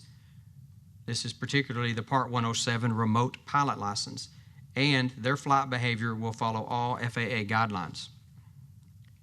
These particular drones are at the top of their field, and they can fly up to 53 miles per hour and up to 400 feet in elevation. This quickly provides an aerial view of a scene upon approach much, much faster than our ground units. We all know as our community grows, we have a lot of cars, a lot of traffic, a lot of intersections to negotiate through and navigate. These drones can obviously lift above that and get us some eyes on the scene much quicker. That live video feed from the drone will be transmitted into our real-time crime center, and it can also be transmitted to the devices owned and operated by our law enforcement personnel who are responding to the scene so that they can see what's actually taking place. Response times have been accredited to an improvement of 70%. Up to 15% of the calls in some jurisdictions have been cleared before the responding agencies actually arrive on the scene, kind of like the car in the interstate situation I was telling you about earlier. Flight time for these drones is generally up to 55 minutes, with about 25 minutes of that can be on-scene time. So that's eyes on the location, providing our first responders plenty of time, or plenty of overview. The video, as mentioned earlier in conversations tonight, is stored in the AWS secured network for 30 days and then automatically deleted unless otherwise required by law. When will it be deployed and what types of calls will it respond to? The intent is to use drones where they can provide enhanced safety for our community and to our first responders. Generally, these will be emergency incidents as they are unfolding, such as motor vehicle crashes, large or dangerous fires, floods, active criminal activities such as burglaries, assaults, thefts, stolen vehicles, robberies, and the like. A couple of quick examples of how these drones have helped other communities be safer. In one example, there was an armed individual, as it was called into 911. The individual was sitting in an open-air restaurant and shopping area. Callers called 911 and advised there was a man with a gun in this shopping center, and fearing an active shooter incident, police officers were dispatched. They also launched a DFR. The drone made it there several minutes ahead of arriving police officers. Unbeknownst to this individual, who was believed to have a gun, he sat down at what I would call a picnic table or an outdoor eating table. And as he sat there and the cameras watched him from the safety of the sky, and unbeknownst to the individual, he took that gun, held it up close to his face and pulled the trigger, only for the dispatchers on the other end to see a lighter come out of it, and he lit his cigarette. This was not a gun. This was one of those cigarette lighters shaped like a gun. They were able to dispatch that information to the responding officers so that they knew what they were dealing with when they got there. Instead of approaching that scene in that crowded dining area out in the open public with firearms perhaps displayed, rifles displayed, and scaring the community, they made a very soft, cautious approach and walked up to a gentleman who simply had a cigarette lighter shaped like a gun. That certainly resolved in a much safer way than it could have, and it certainly kept the community from being very nervous about that incident. The second one A drone was used in another community to find a weapon that was used in a murder. As the suspect fled the scene, they were able to locate that murder suspect, and he fled. Using thermal imaging, they were able to see where he discarded the firearm that he used in the murder. Now, that's great for helping solve that case and bringing that criminal to justice. But what if they didn't know where he threw the gun and they had to leave that gun laying out in the community in the grass, and it was found by a child or a young person who didn't know how to properly handle that firearm or notify someone about the weapon's whereabouts? So when we have weapons that are tossed by fleeing suspects, we spend a lot of manpower hours trying to find that so that we can prevent it from getting into the hands of children. They were able to use their drone and quickly find that gun where it had been tossed. I'll give you another example of how we plan to use them. When people are traveling up and down Interstate 35, specifically through Kyle, they see mile markers and they see exit mile marker numbers. They see the exit for 212 and then they see the mile marker for 212, and those are two entirely different locations. So when they call in those accidents, they give the best that they can because perhaps they're not from Kyle, they're traveling through. And if you ever wanted to know about our entrance ramps and our exit ramps, if you take the wrong one beyond the accident, you have to go all the way down to the next crossing, do a U-turn, and in the meantime, you're running police, fire, and EMS units unnecessarily up and down the interstate trying to find the best approach to the accident. These drones can automatically launch, provide exact location details to our dispatch center so that we can relay that to the responding police, fire, and EMS units so that they can make the safest and most direct approach. It'll also be used for wildland fires, so this is not only for law enforcement, but we'll share this technology with our fire professionals. You know, obviously these fast-growing fires can pose a significant danger to our community. Lives and homes can be threatened quickly. Escape routes and emergency personnel arrival routes may not be easily seen from the ground, but drones can help responders quickly assess the situation on the ground and provide both safe response routes and safe escape routes. It can also be used for emergency management folks, post-disaster evaluation, such as recent floods or the ice storm damage assessments. We spent many days after some of our community events going around looking for damaged property. These drones can help us quickly assess damage to our community following a natural disaster. And lastly, another good example would be the missing children search. Obviously, these drones can search large parcels utilizing thermal imagery that can help us locate lost children or lost adults in the woods and on our trail systems. One question I was asked is, will there be a publicly available transparency page? And it was mentioned briefly earlier. The answer is absolutely yes. The police department will host a transparency page on our city website, providing community with an after-action report of each mission. The information will include the purpose of the flight, the general path of that flight, including the times and the dates of the flight. It will not include video so that we can maintain privacy for our community. In summary, the Aerodome DFR program is all about safety. Safety for the community and safety for first responders. 50% of this program, again, is funded by grant funding, and the police department budget has the allocated funds for the other half. This agreement includes the flight radar, which has an estimated value of between $150,000 and $300,000 per year, yielding a potential savings to the city of Kyle of $1.5 million over the life of the contract. This program will certainly save lives and will certainly make our community much safer. The options that we have before you would be to approve or disapprove the contract, and staff's recommendation is to approve the agreement and authorize the purchase of 2 Aerodome drones and the complete DFR program as outlined. I'm available for any questions you may have. Thank you, Chief. Yes, sir. Councilmember Harris. We've really discussed a lot already this evening on this particular program. My feeling is that we really need to have maybe a special meeting related to our cameras and drones and the technology that the police department is using and how it's used. We've had a lot of discussion this evening, a lot of clarification, but I think the general public just is not aware of it.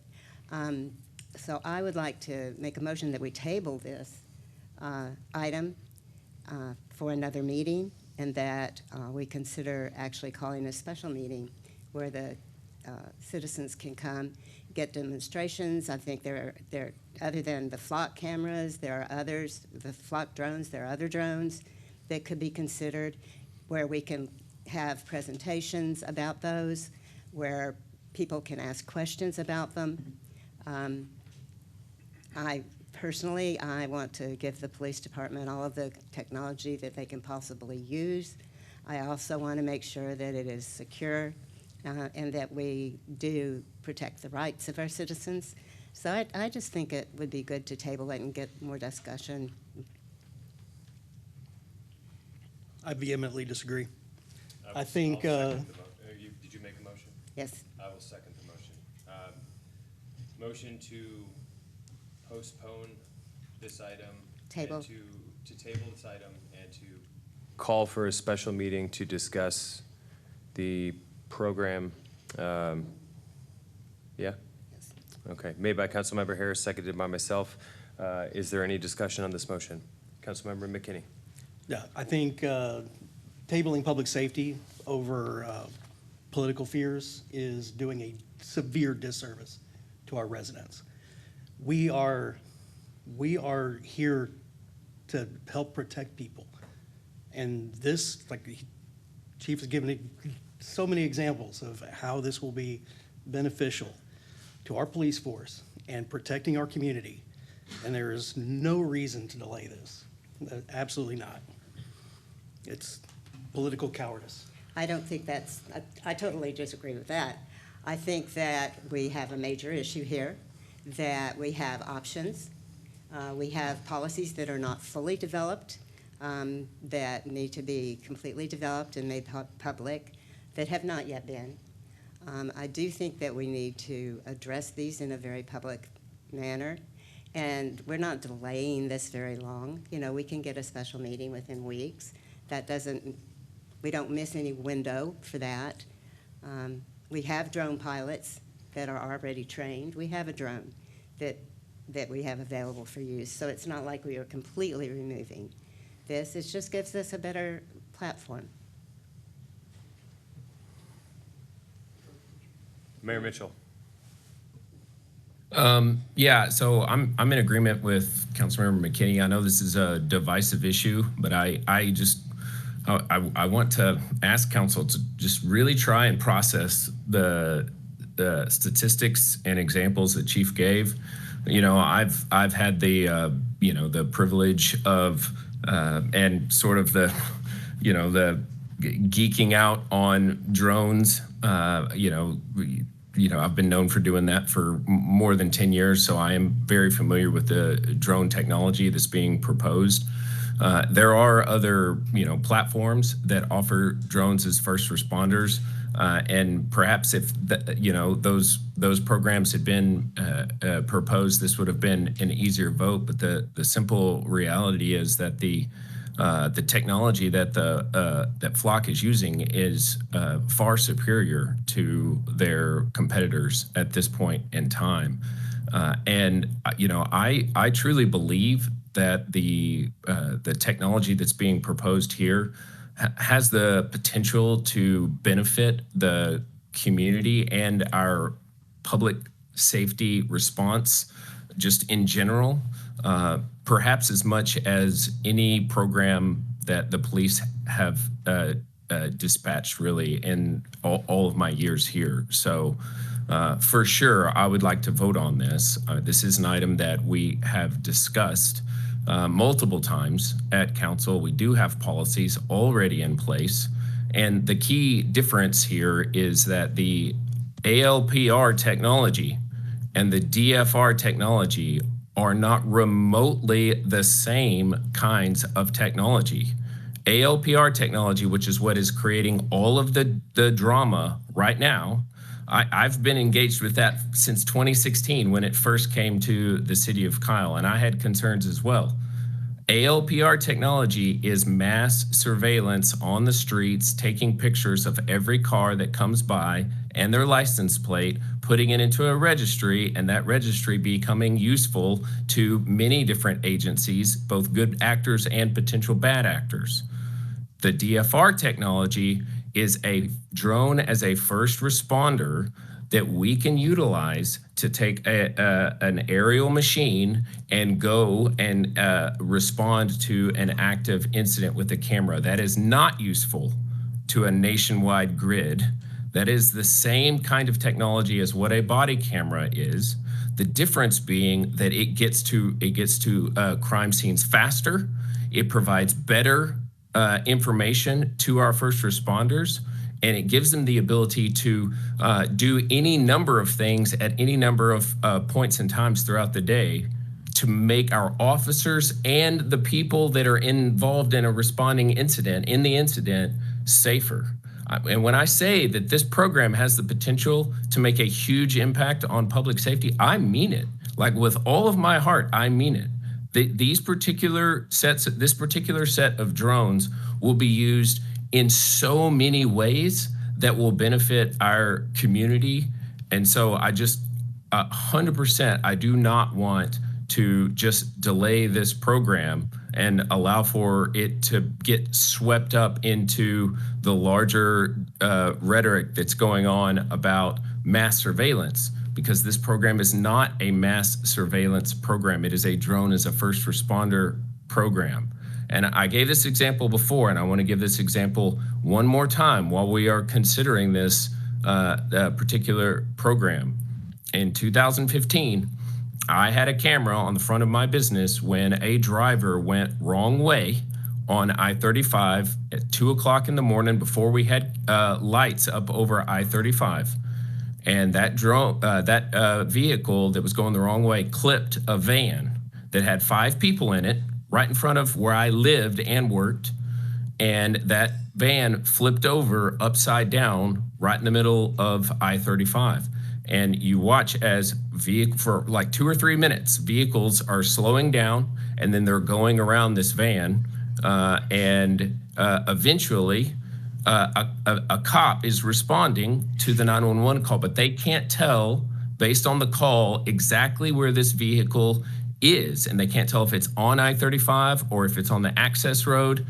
They can't tell, which direction they need to go to make this van safe. And they chose wrong. And as a result, they went up the access road and the vehicle was on I-35. So they had to go and loop all the way back around.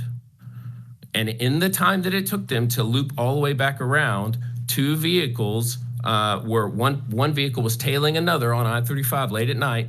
The one in front saw the vehicle and got out of the way, and the second one T-boned and killed all 5 of them, including little children that were my kids' age, and it affected me tremendously. And I am 100% convinced that if we had that drone, the drone as a first responder technology today that is being proposed, that drone would have easily been there in time and could have routed that officer to the correct spot and save those 5 lives. That's just one example. And I think these drones will be able to provide that level of service for public safety and protecting our residents and those that come through our community every single day. So that's my spiel on it. But I think about, I want to ask Chief, how many times in the last 5 years have they had someone flee a scene that doesn't take roads? And the answer, I don't know what the answer is, but I've heard many stories of criminals, burglars, and various people fleeing from officers, and officers having to take great personal risk trying to stick with this person. And if you had one of these drones being able to stay overhead, it would provide an incredible service to those officers so that they could triangulate exactly where this person is. The person would not be able to get away. The officers could get to them faster and know exactly where they're coming out in any particular spot. Their vehicles can't go. And if the only chance that they have to catch that bad guy is going to be running through the woods or any number of spots, depending on the situation. And then the final example that I have is as it relates to school-related incidents, when a campus goes on lockdown or there's some kind of incident. Schools have cameras on their premises, but a drone can put an aerial view over any kind of school shooting incident. We've had several through the years. And if anyone's trying to flee or anything, they just can't do it. It's an absolute lockdown for public safety.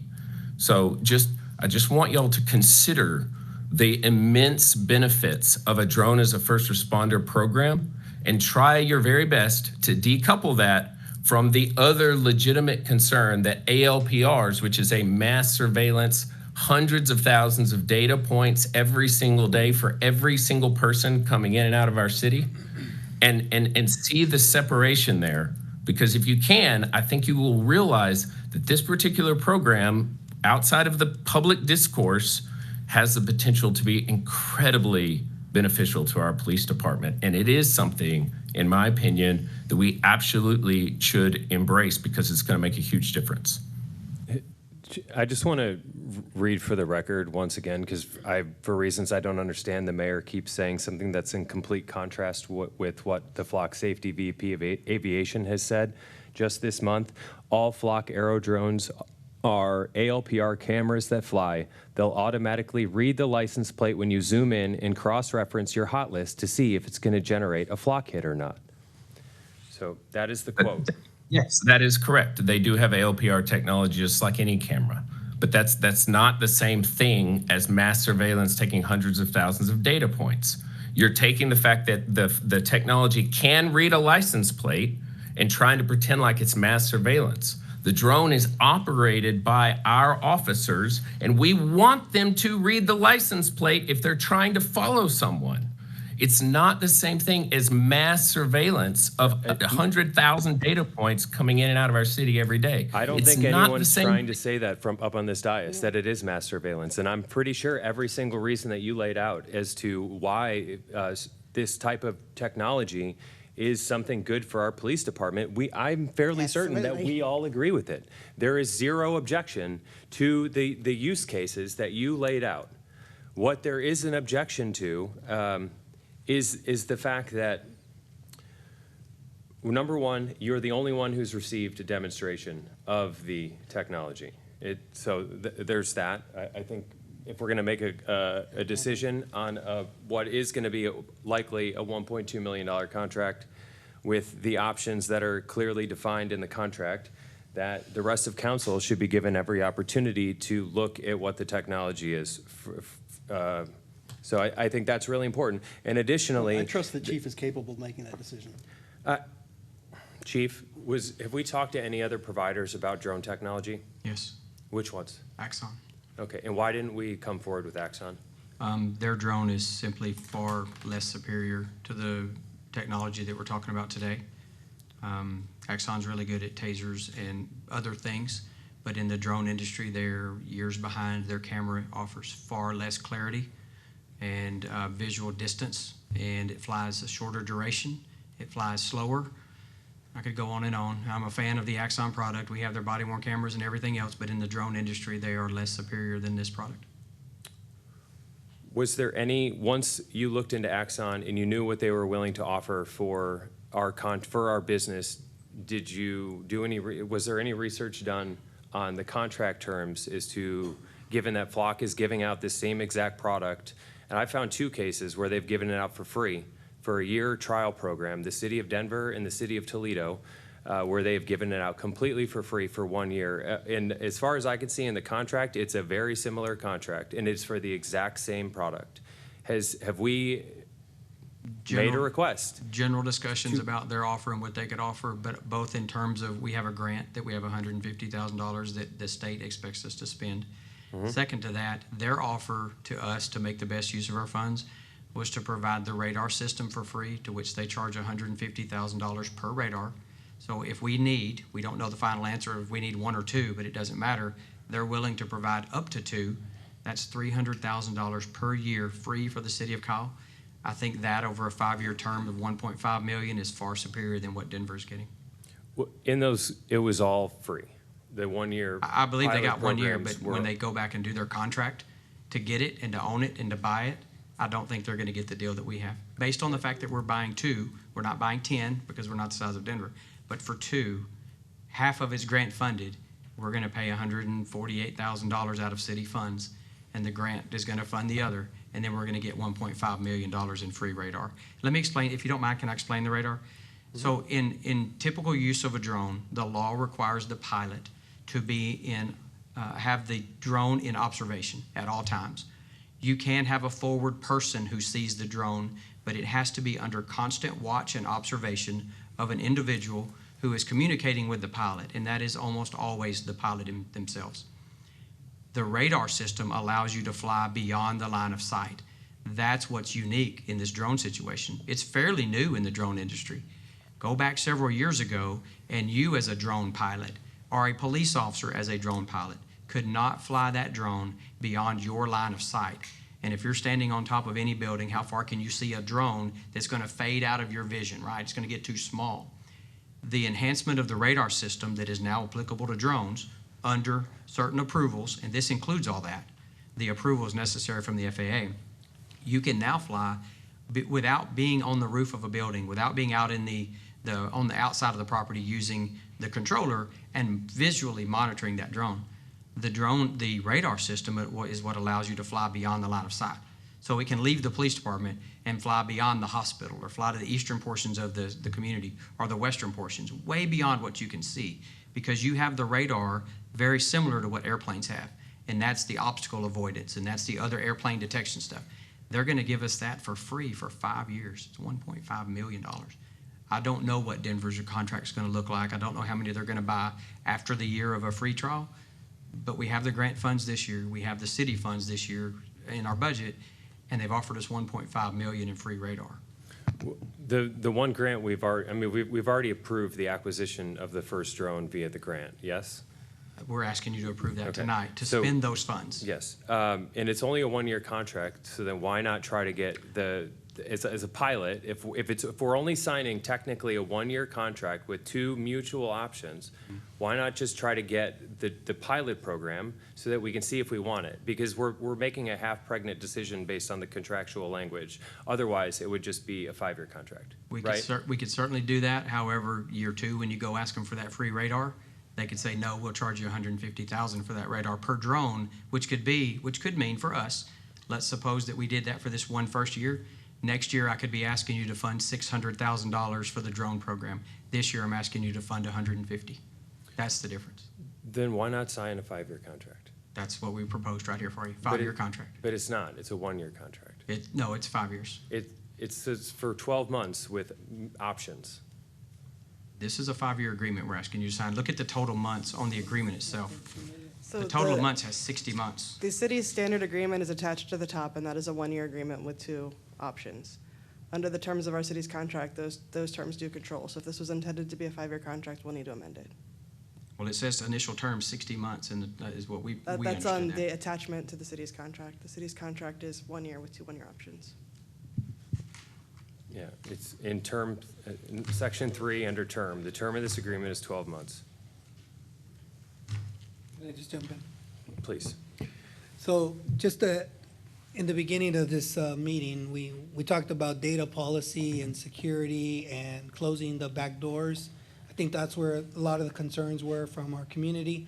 These are 2 things that need to be decoupled. This is looking at a tool, a resource tool that will enable our police officers to keep our community safer and themselves. You can look at all the advantages. The advantages outweigh one single license plate, which it may need to find if that's a crime scene. It's not easy, but we've got to make these decisions, and we have to support having the technology that we need to continue to keep our community safe. I think that there is a lot of pushback here because of the Flock brand to it. So my concern would be, are we putting ourselves in a corner where Flock controls all the software of our department? They're going to control the maintenance. They're going to control the parts we need.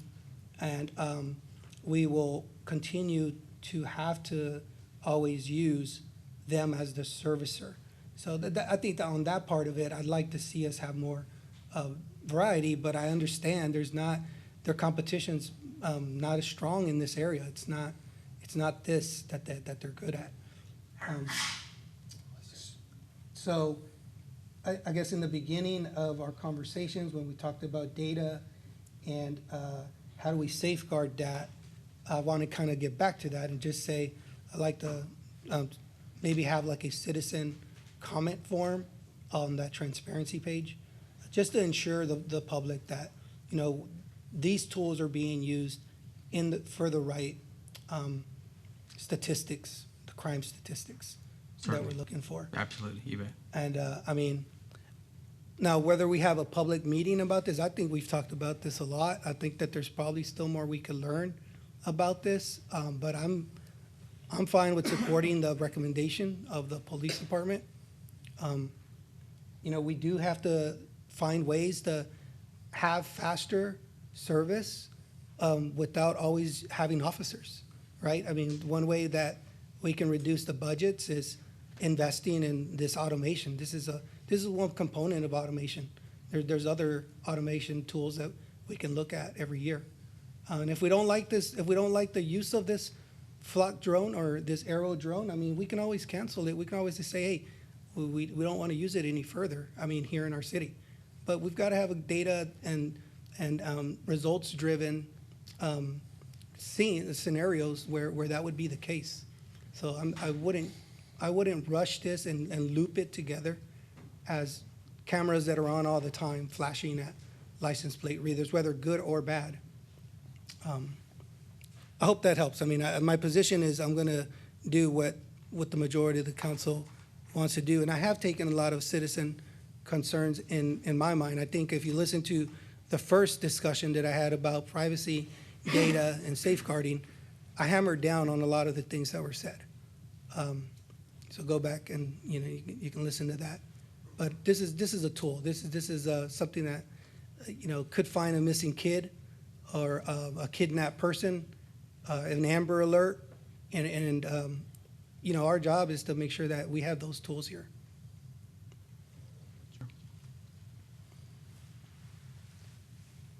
Anybody else? Delaying something on public safety is unacceptable to me. We can vote, and that's how this works. Okay.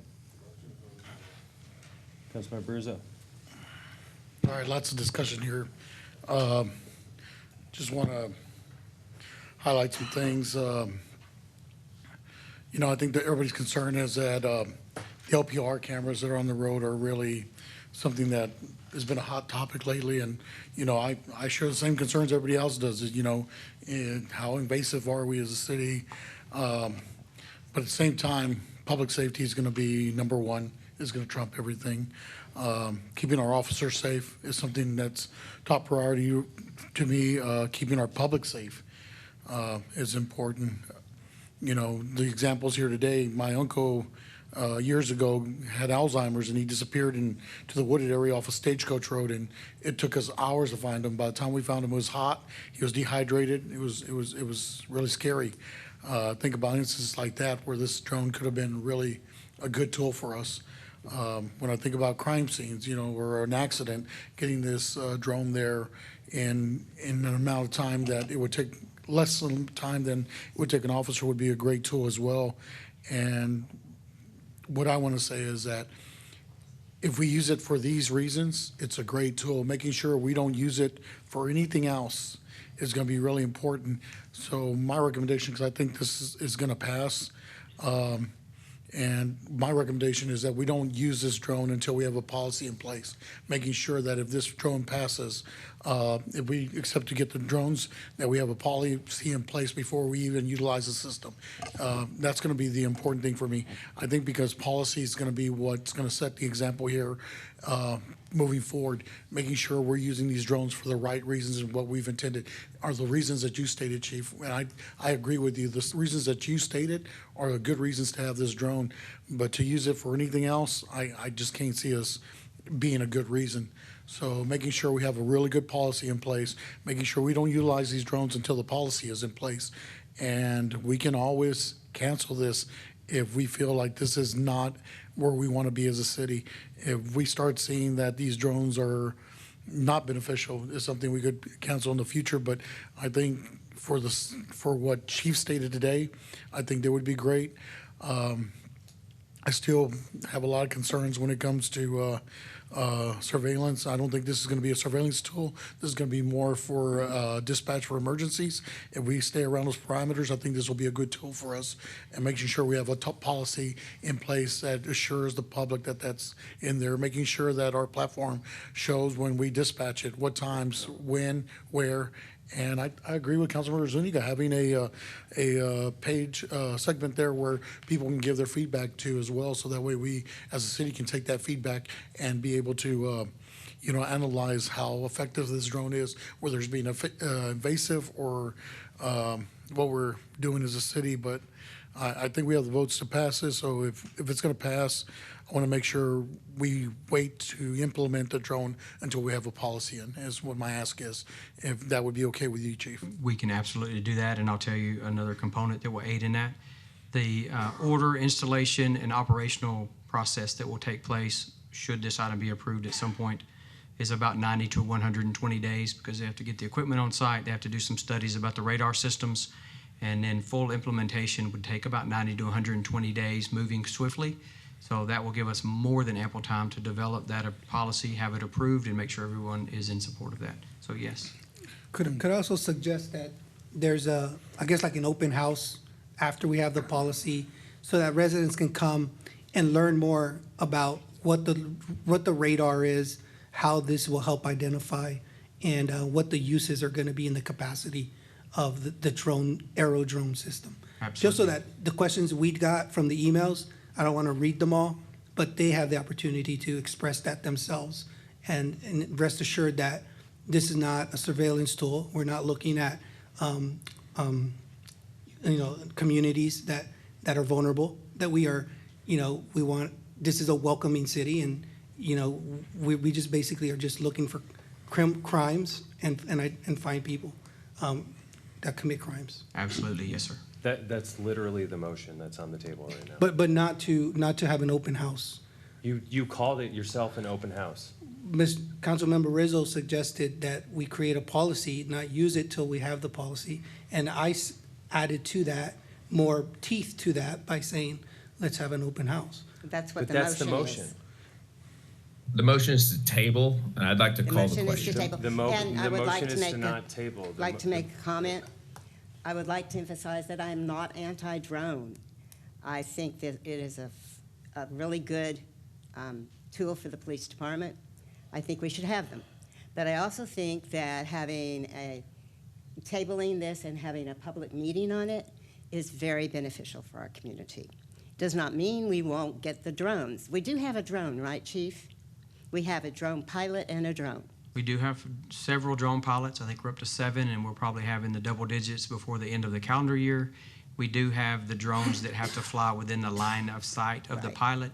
They're field launchable from the trunk of the car if somebody should get out and flee or something. But we have to have those pilots and those drones on duty at the time, but yes. Right, so we're just looking at buying more advanced drones than what we have already. Different program, definitely. This is Mhm. drone as first responder. Those are in the trunk of a car for an officer who makes it all the way to the scene, Yeah. then determines that the drone is useful. This drone program here is going to launch within seconds of the 911 call. Most arrival times we suspect with these drones will be on scene within 3 minutes. That's far faster than our 7 to 10 minute arrival for a field personnel. So we're cutting our response time from eyes on the scene at least in half. Okay, yes, I Mayor Pro Tem, just want the to- motion is to table the item. I'm calling the question. It's a non-debatable motion. It's a roll Okay. call vote.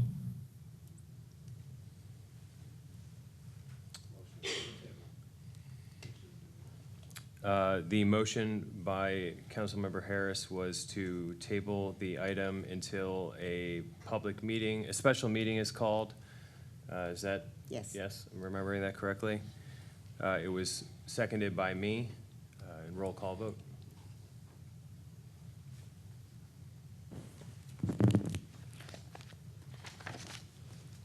McKinney, No. Zuniga,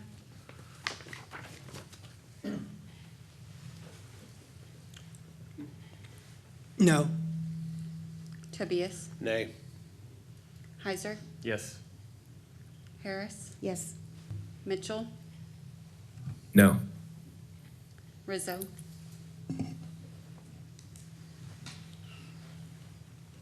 Table,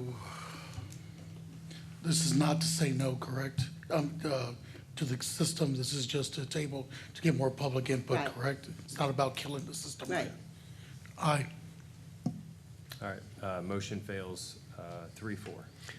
Mayor Pro Tem, I'd like to make a motion to approve agenda item number 45. Second. Mayor and Council, Motion we to could- approve agenda item 45 made by Councilmember Tobias, seconded by Councilmember McKinney. Is there discussion on the motion? Mayor and Council, if I could just clarify, I think the request is for a 5-year contract. That may be slightly different than the language that was included, as the city attorney pointed out, and I think that's the request, Chief, for a 5-year agreement. and If that we would be the may, motion. that is correct. That is the motion, if that's what you're making it, or is it is a 3-year agreement, 1-year agreement, 2-year It has a option? 1 year with up to 3-year options, and I apologize for misreading and misunderstanding how that renewal works. It does have in there that the city could choose not to fund this next year, and that would thus end the program.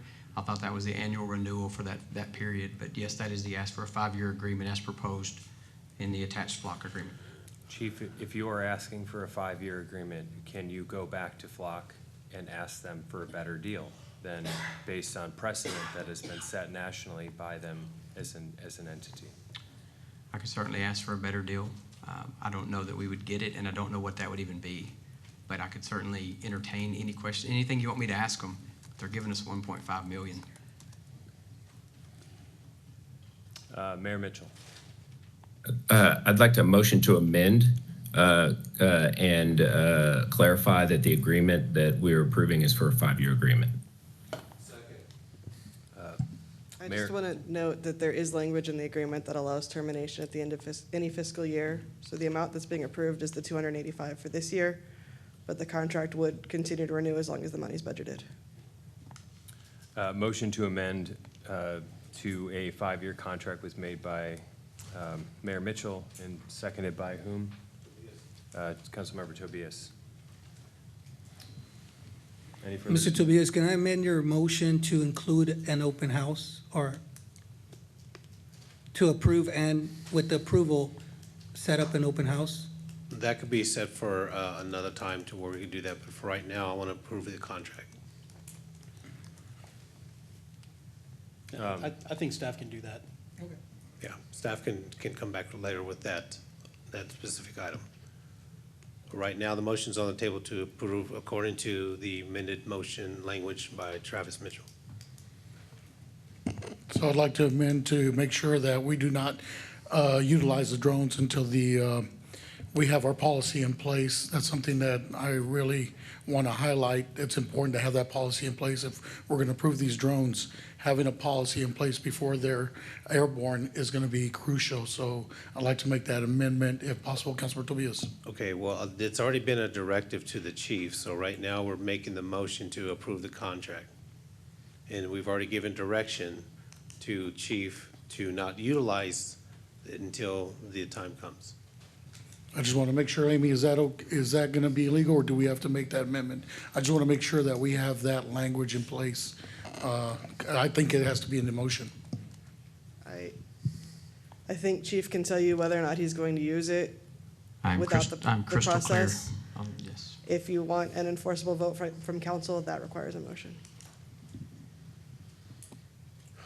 So I think the motion would need to be in place to make sure we don't utilize the drones until the policy is in place. I will second that. Motion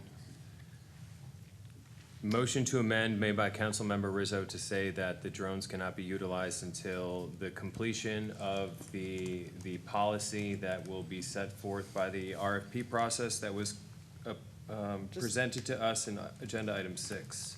Just for clarity, did we vote on the first motion to amend? No. We need to vote on the first motion to amend first, and then the second motion to amend. Okay, I'm And sorry. then the motion is amended. They are, so let's backtrack. The first motion to amend was made by the mayor to make it a 5-year contract, seconded by Councilmember Tobias. Is there any further discussion on that motion to amend? All in favor, say aye. Aye. All opposed, nay. Item passes 6-1. The motion to amend made by Councilmember Rizzo to say that the drones cannot be actionable until the completion of the data policy is set forth in agenda item 6, seconded by myself. Is there any discussion on that motion?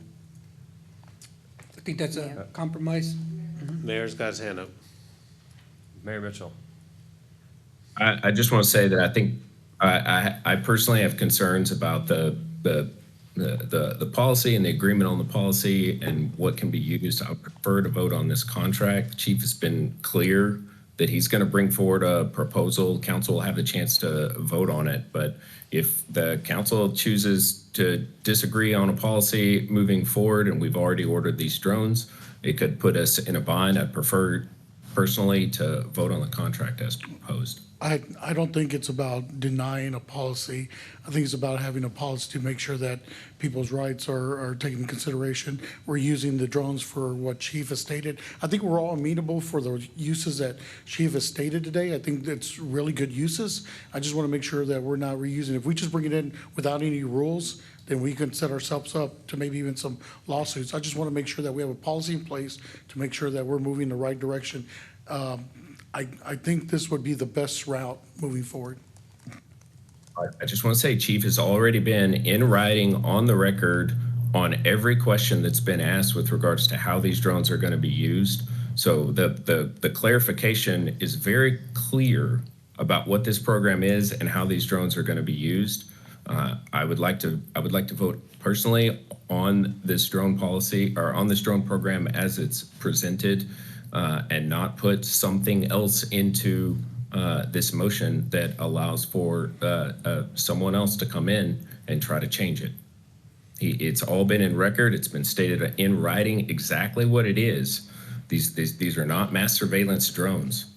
They're drones as first responders. It just is what it is. We have a policy in place. And I don't want to wait for an RFP process to slow down the So we drone need to usage. vote on that. So one of the things is, are y'all okay with launching these things without, you've got a semi-policy in place. We really don't have a real policy in place. Are y'all okay, comfortable as council members to launch these drones without a policy in place is what I'm asking right now of you. If you're okay with that, with no clarity, I mean, that's what we're asking right now. I mean, just let them go.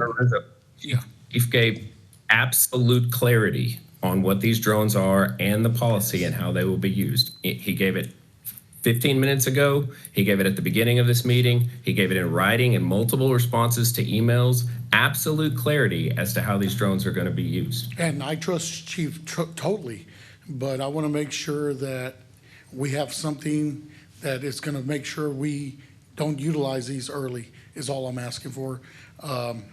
Look, I know these drones are useful. I know they're a great tool. I know they're going to help our police officers, but I just want to make sure that we're going through spending all this money on a policy. And if we're not waiting on the policy, why even do the policy?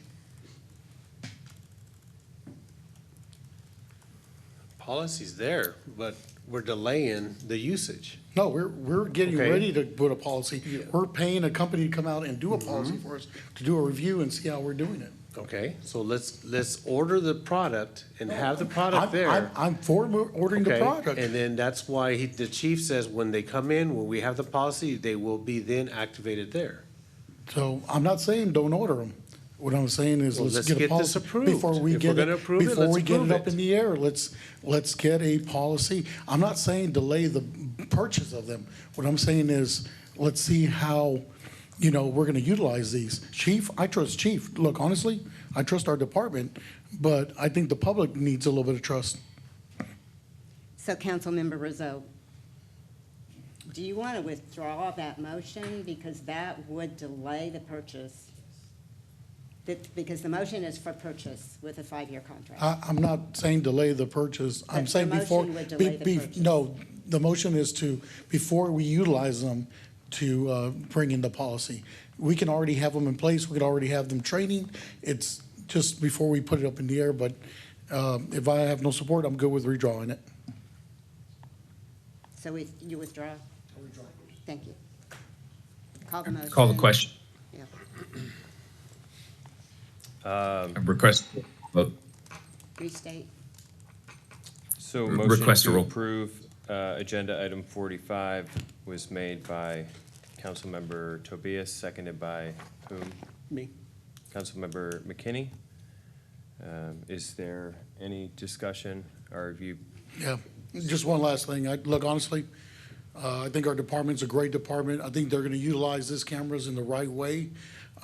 Keeping our officers safe is a top priority for me, making sure they have all their tools at their disposal, and also keeping the public safe is also a top priority.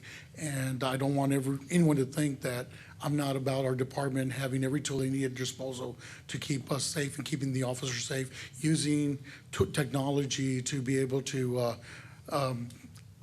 handle situations and deploy the right emergency dispatch is something that's crucial, and I believe in it.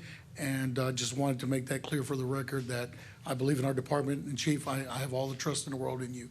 I just want to make sure the public does too. So thank you. Appreciate it. I think we've called. Requires vote.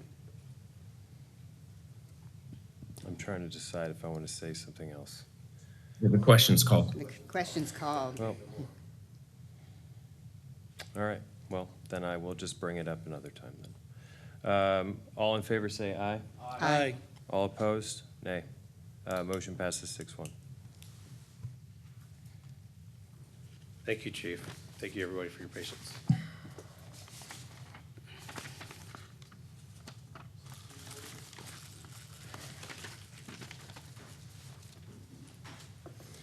Next up on the agenda is consider possible action, agenda item 28. And we're just going to bring up 28 through 34 together. Is that, yes? Okay. All right. So hold on. So give me a second. All right. 28, consider approval of an ordinance authorizing a development agreement with RD MML Wiegand Family Trust and City Point Kyle LLC for approximately a 99-acre tract for property located at 1100 East FM 150 in Hays County, Texas. And then read the next one. Yes? Yes, sir. Okay, agenda item 29, consider approval of an ordinance for a voluntary annexation of approximately 101.13 acres, being 98.88 acres known as the Wiegand Tract and 2.25 acres of adjacent CR 158 right-of-way located at 1100 East RR 150 between CR 158 and RR 150. Agenda item 30, consider approval of an ordinance to rezone an approximately 98.88 acres tract of land from the interim zoning classification of agricultural to a planned unit development consisting of approximately 13 acres of retail services district, 48.4 acres of single-family residential garden home district, and 28.4 acres of apartment residential R33 district for property located at 1100 East FM 150 in Hays County, Texas. Agenda item 31, consider approval of a resolution of the City Council of the City of Kyle, Texas, authorizing the creation of City Point Public Improvement District, authorizing a dissolution agreement, resolving other matters incident and related thereto, providing an effective date. Agenda item 32, consider approval of a resolution of the City Council of the City of Kyle, Texas, approving and authorizing the execution of a professional services agreement between the city and the developer of the City Point Public Improvement District and resolving other matters incident and related thereto. Agenda item 33, consider approval of a resolution of no objection to an application for housing tax credits for the development located at at or about 1100 East FM 150, Texas, to the Texas Department of Housing and Community Affairs to develop affordable rental housing, providing a severability clause, and establishing an effective date. Agenda item 34, consider approval of a resolution authorizing the city manager designee to execute an agreement regarding water service area transfer with County Line Special Utility District for service of the City Point development. Thank you, Mayor. Councilman Pro Tem, sorry about the wordy intros here. I'm going to move through the slides pretty quick. I do want to talk about Project Sahara as what we discussed last month, or last time we met on 10/8. We discussed the development agreement.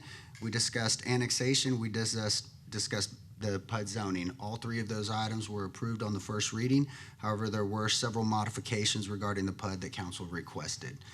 So some of the changes were a requirement for minimum of 20% square foot of the lots to be developed as townhomes. The applicant has come back, made that change. They're actually going from a minimum of 20 and a maximum of 30%. Those will be developed in phase 1 and or 2.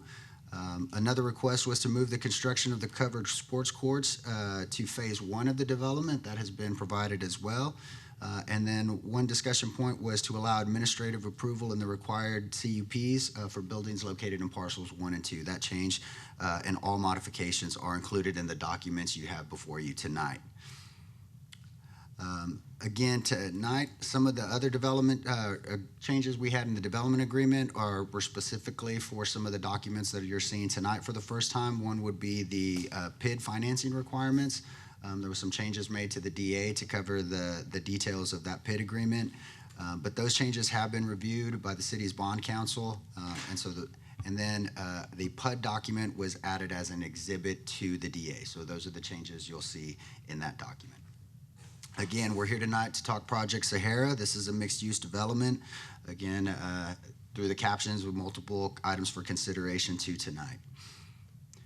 So I'm going through just showing you the slides that we had modifications. So again, single-family R1A land uses was updated to require a minimum of 20% and a maximum of 30% townhomes. Again, that is going to be done in phase 1, 2, or both.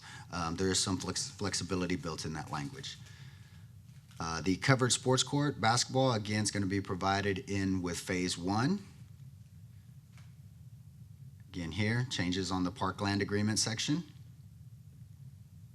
And then for CUPs, again, there was a lot of discussion on that. If you recall, one of the recommendations from P&Z was to make this, to stay with them. There was some discussion to go back and allow it to be administrative. So the language before you does allow for administrative approval. However, the DA does allow staff the ability, if there's conflicts or concerns with the project or the changes, that this can be pushed to P&Z. So we feel that that will help either way kind of solve some issues should any come up. Tonight, again, we're talking Public Improvement District, again, funding mechanism for streets, roads, construction, and then the professional service agreement is for the managing of that PID through our city's third-party consultant. There's also a resolution of no objection. This is allowed to allow the tax credit housing project to be constructed, and then the water CCN transfer with County Line. Again, that's done to bring the project into our purview for water and sewer as well.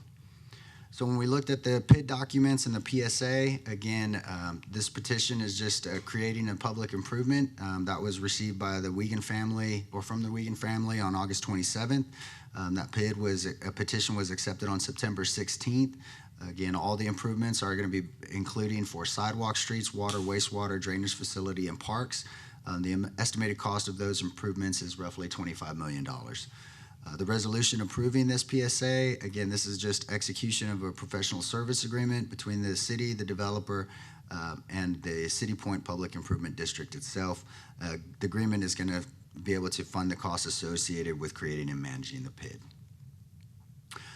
The resolution of no objection, again, the development's looking at approximately 267 to 350 units of affordable rental housing.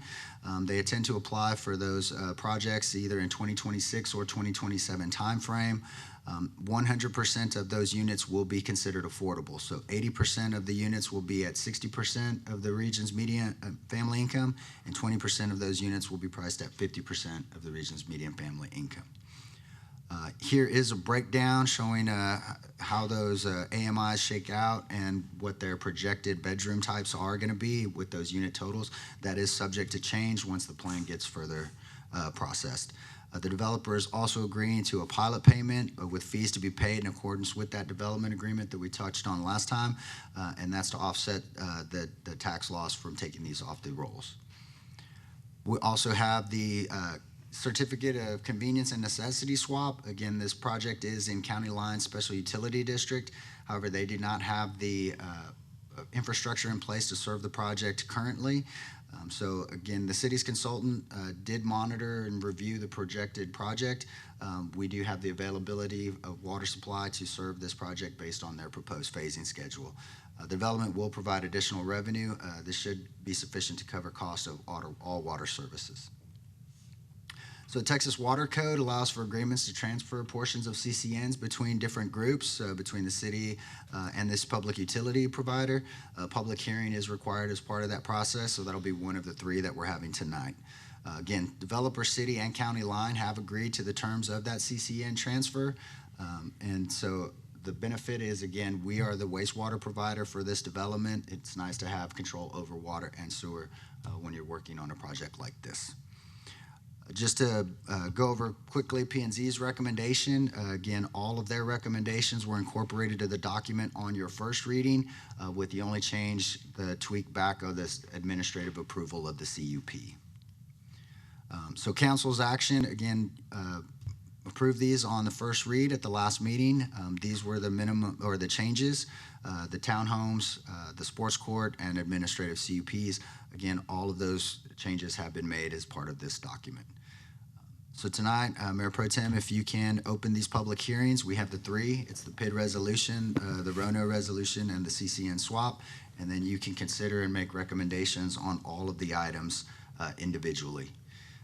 As always, your options are approve as presented, approve with modifications, or recommend denial. At this point, staff is recommending approval of all items as presented, which is option 1. Be able to answer any questions if you have any at this time. All right, let's open the public hearing on agenda item 31. Is there anyone who wishes to come up and speak? Mr. Rocha. Good evening. We got to witness good governance today on a different item, so I applaud the due diligence that each of you brought to that topic and asked for the same. I have been asking for the same. So regarding the whole battery of items involving Project Sahara or City Point, the Kyle project, the annexation of the 101.13 acres, and zoning, I think you call it a case, Z-25013A, the DA, and the PID creation. Each of you recognize the impacts and concerns related to the density, traffic, water, infrastructure, and sustainability associated with this project. While the potential East Side grocery store, city-dedicated space, Pastrana Road expansion, and the $2.4 million annual revenue are appealing, I feel we rushed the approval. I commend the mayor for being on the right track by pushing to require conditional use permits for better oversight and community involvement, and ask that you please reinstate them in the development agreement. Although a zoning petition couldn't be executed in time by the community and those impacted in the 200 feet for tonight's meeting, the growing sentiment in the community is that it just isn't the right time for this project. Lionheart does good work, referenced by the other projects they have done. We appreciate it. The fact of the matter is we want insurance as a community that whatever is approved in the PID, the PUD, and the DA, the acronyms, will be what we see over the multiple years of construction. Council's heard commitment to the things that were discussed last council meeting from both the developer and from staff, so that's appreciated. But please consider these requests in your decision. We'll be dealing with this project over the years to come, and I appreciate the diligence. Anybody else?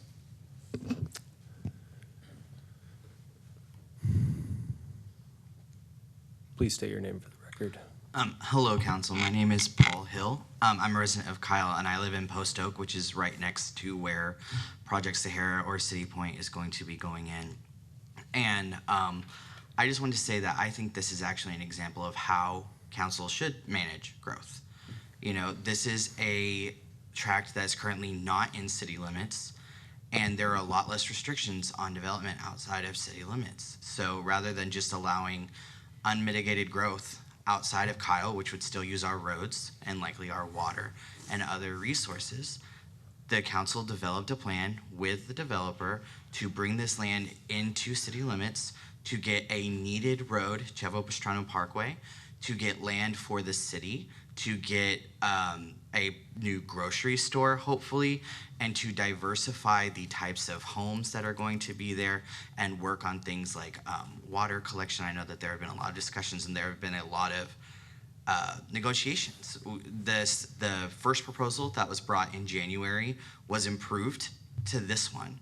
And so I want to say that I appreciate all the work that council has done on this and city staff has done on this. I'm very excited for a grocery store and more things in my part of town. I understand that there are concerns with growth and the roads and water, and I absolutely understand that. But the growth is coming whether we like it or not. And as I've talked about before, moratoriums are not realistic. So if this is how we can manage growth, by bringing this land into the city and working with developers to make the development work for us, that is the approach that I hope the city keeps taking, and I appreciate all of your work on this. Thank you. Thank you, Mr. Hill. Anybody else want to come up to speak on the public hearing for agenda item? This one is, which one? Okay. Yep. Okay, so we're going to close seeing none, we're going to close that public hearing. We're going to open the public hearing for agenda item 33. Is there anyone who wishes to come forward and speak on agenda item 33? Seeing none, I'm going to close the public hearing on agenda item 33. And next up is a public hearing on agenda item 34. I do have a form, Miss Tracy Shield.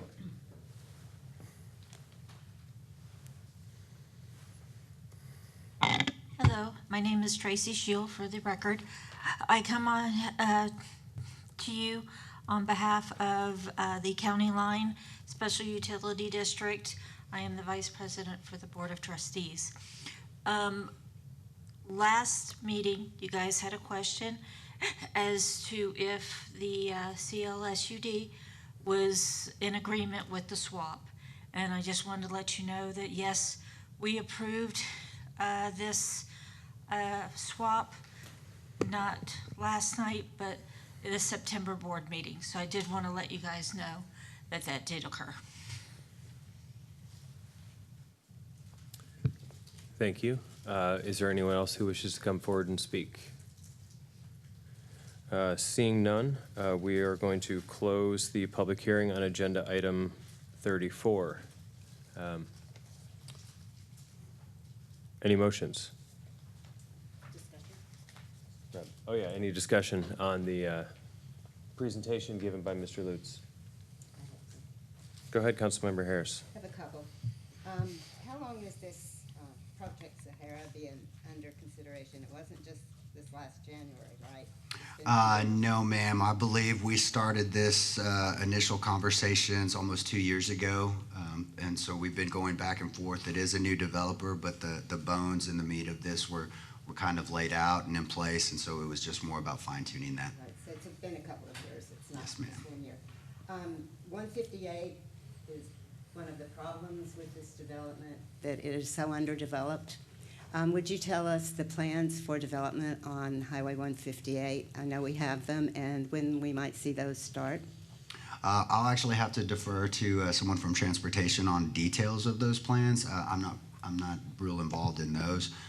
But I do know that this development does require a TIA as part of that, and so there will be some additional improvements they'll have to do as part of their development itself, outside of the original scope of the 158 improvements.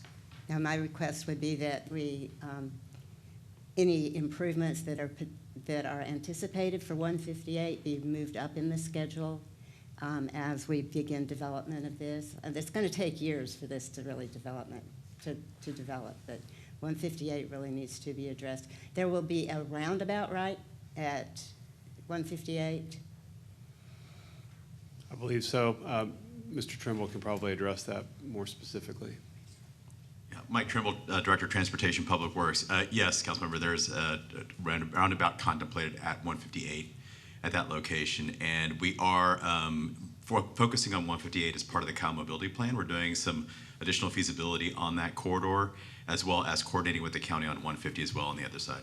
Great, thank you so much, because I know those are major considerations for all the neighborhoods around that. Thank you very much. My other question is related to what the developer is calling One Water. The one thing that they are really talking about that is water-related, other than the native plantings, is that they intend to capture and store stormwater. I don't have any objections to that. That can be part of One Water, but it is not One Water. It is storm water management.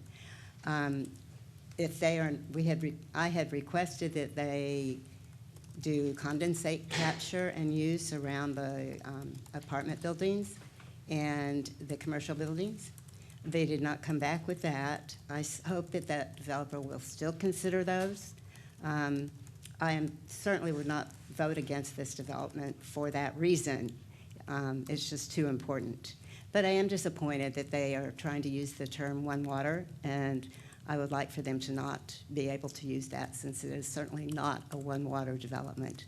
That's like saying you're a solar development and you have it on 2 buildings. That would not be appropriate, and neither is this in saying it's One Water. That's it. I had a quick question. Councilmember Zuniga. Yeah, on this track, I realize that there's a really standing out cell tower. Does the developer have any plans to work with that cell tower? Is it gonna be owned now by the development, or? No, that's an existing cell tower.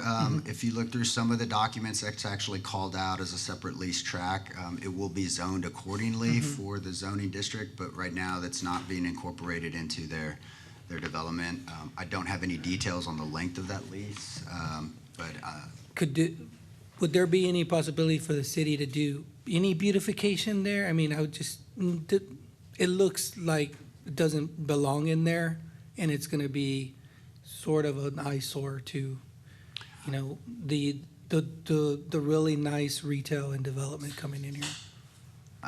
Right now, I don't know of any recall Masonry any wall plans for or something like that. I do know when those cell towers try to upgrade, we've had some changes in some of our screening requirements on sensitive facilities. So we have called that out when they come in to expand their footprint on their base. Either new pads or new generators, we've had them upgrade to masonry style walls. So that's something we've done, but I'd have to defer to the developer if they have any plans to work with Let them me on ask Brian, landscaping. is there any long-term, I guess, improving things that are out there like that? Not that I know for that particular site. I think we can certainly take a look at it. As Jason mentioned, when there are upgrades, there are some screening requirements that would apply, and we can certainly talk about that going forward. But right now, I don't have a plan for that. Right, because it is a lot of metal fencing there and Okay. just sheet metal, cell towers, so. I understand. We can certainly take a look Yeah, at it in the I just future. want their development to, fit well with the natural landscaping. So I've got a comment on that. That's not our property, right? Ma'am. That's private property. It's owned by the American Tower Corporation or whoever owns it. And it would be their responsibility. Correct. Any further discussion, questions? Councilmember McKinney. This is actually my first vote on a residential development. So for all the talk that we have this explosive growth, it's not quite as fast as people perceive. But Rookie. yeah, I know, right? And generally I take a negative approach to it, and then I kind of have to be sold on things that are that are offsetting that risk reward. And having the roadway is a big part of it. Having an extra artery, getting traffic off of 150, it's going to have a profound quality of life impact on our east side residents. The affordable housing aspect of it, with actual affordable parameters, that was huge. Having some much needed retail space over on our east side, and then to Mayor Pro Tem's credit, pushing for that entry level price point product. There's a lot of positives that come with this, and it outweighs any negatives in my opinion. So, with that being said, I'd like to make a motion to approve agenda items 28 through 34. Second. Oh, Either way. okay. Motion to approve agenda items 28 through 34, made by Councilmember Kinney, seconded by myself. Is there any discussion on his motion? No? All right. All in favor, say aye. Aye. All opposed? All right. Motion passes 7-0. Thank you, council. All right, next up on the agenda is number 35, consider approval of a task order number 8 with BGE Inc. for the schematic design of the Chavo Pastrano Senior Parkway Improvement Project in the amount of $99,087.68. Mr. Trimble. Thank you, Mayor Pro Tem. So what we have in front of you is a contract for preliminary engineering services for Chavo Pastrano Senior Parkway improvements. This is the roadway that we were just discussing related to Sutter Point. And so to walk you through the contract, I have Assistant Director Lou Zhang to present.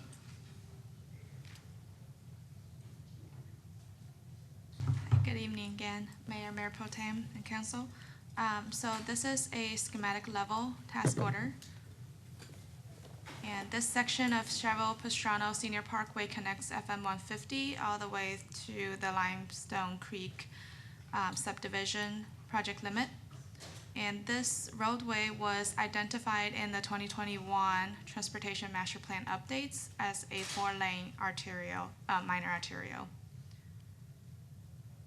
We received a proposal from BGE to provide the preliminary design to determine the feasibility of this roadway as well as the alignment.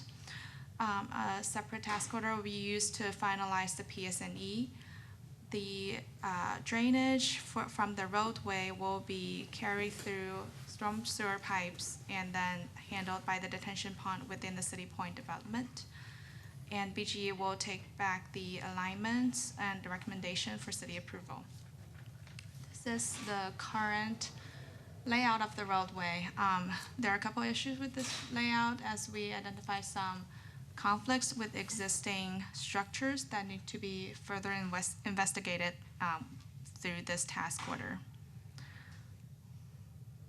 So under this task order, BGE will be collecting existing data, performing any additional traffic analysis needed for this roadway design, investigating preliminary subsurface utility locations, following all the design criteria to provide up to 2 alignments, and provide recommendation. Also, a preliminary drainage study will be included in this task order.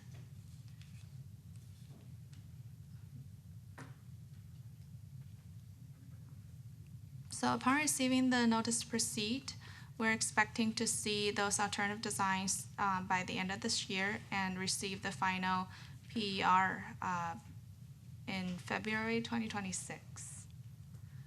And we have 2 options. Option 1 is to approve the task order number 8 with BGE Inc. for the schematic design for Chavo Pastrano Senior Parkway Improvement Project in the amount of $99,087.68. And option 2 is do not approve, and staff recommend approving task order number 8.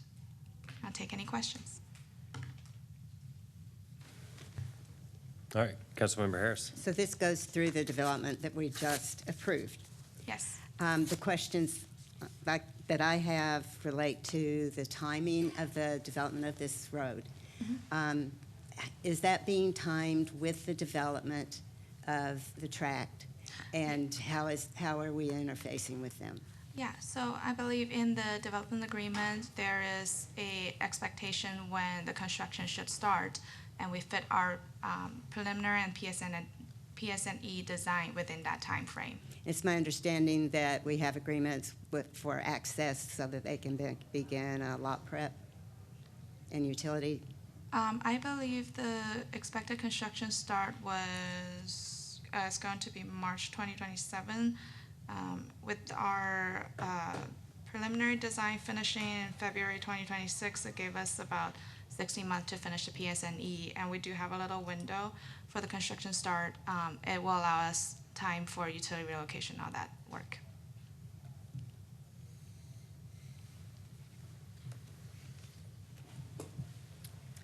Councilmember Zuniga.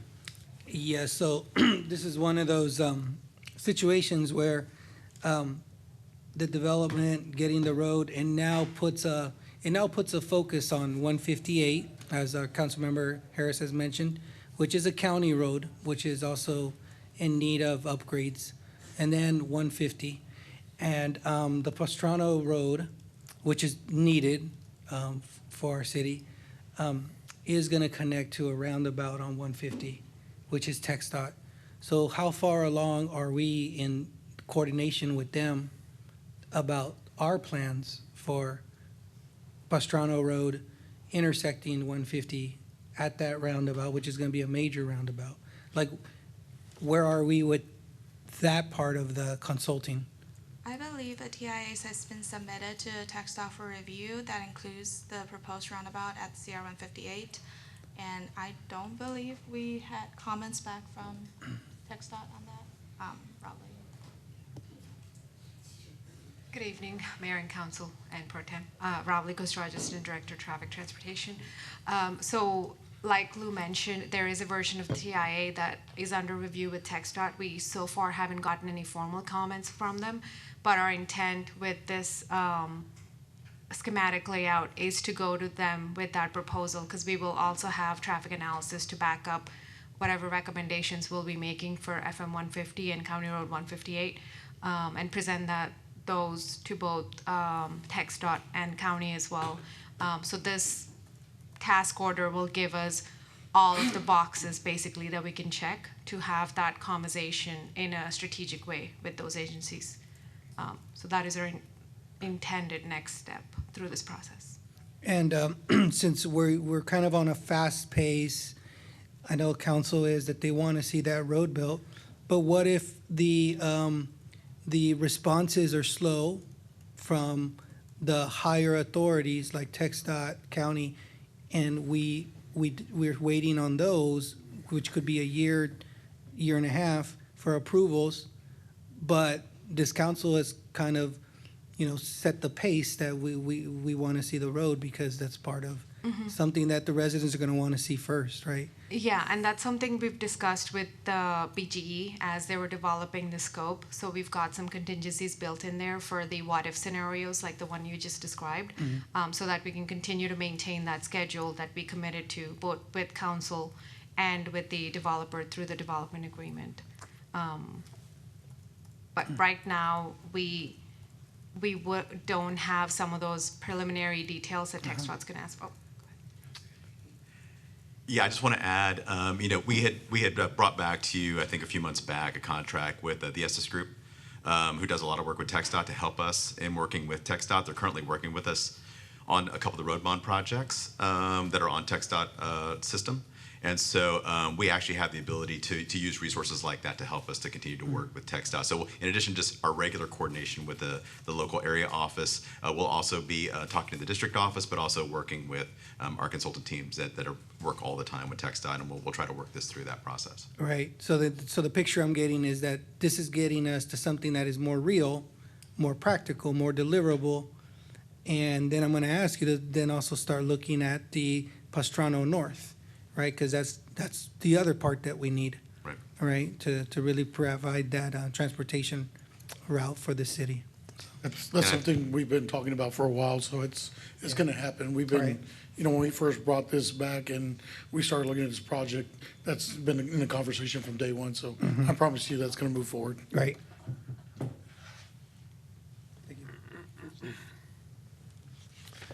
Anybody else?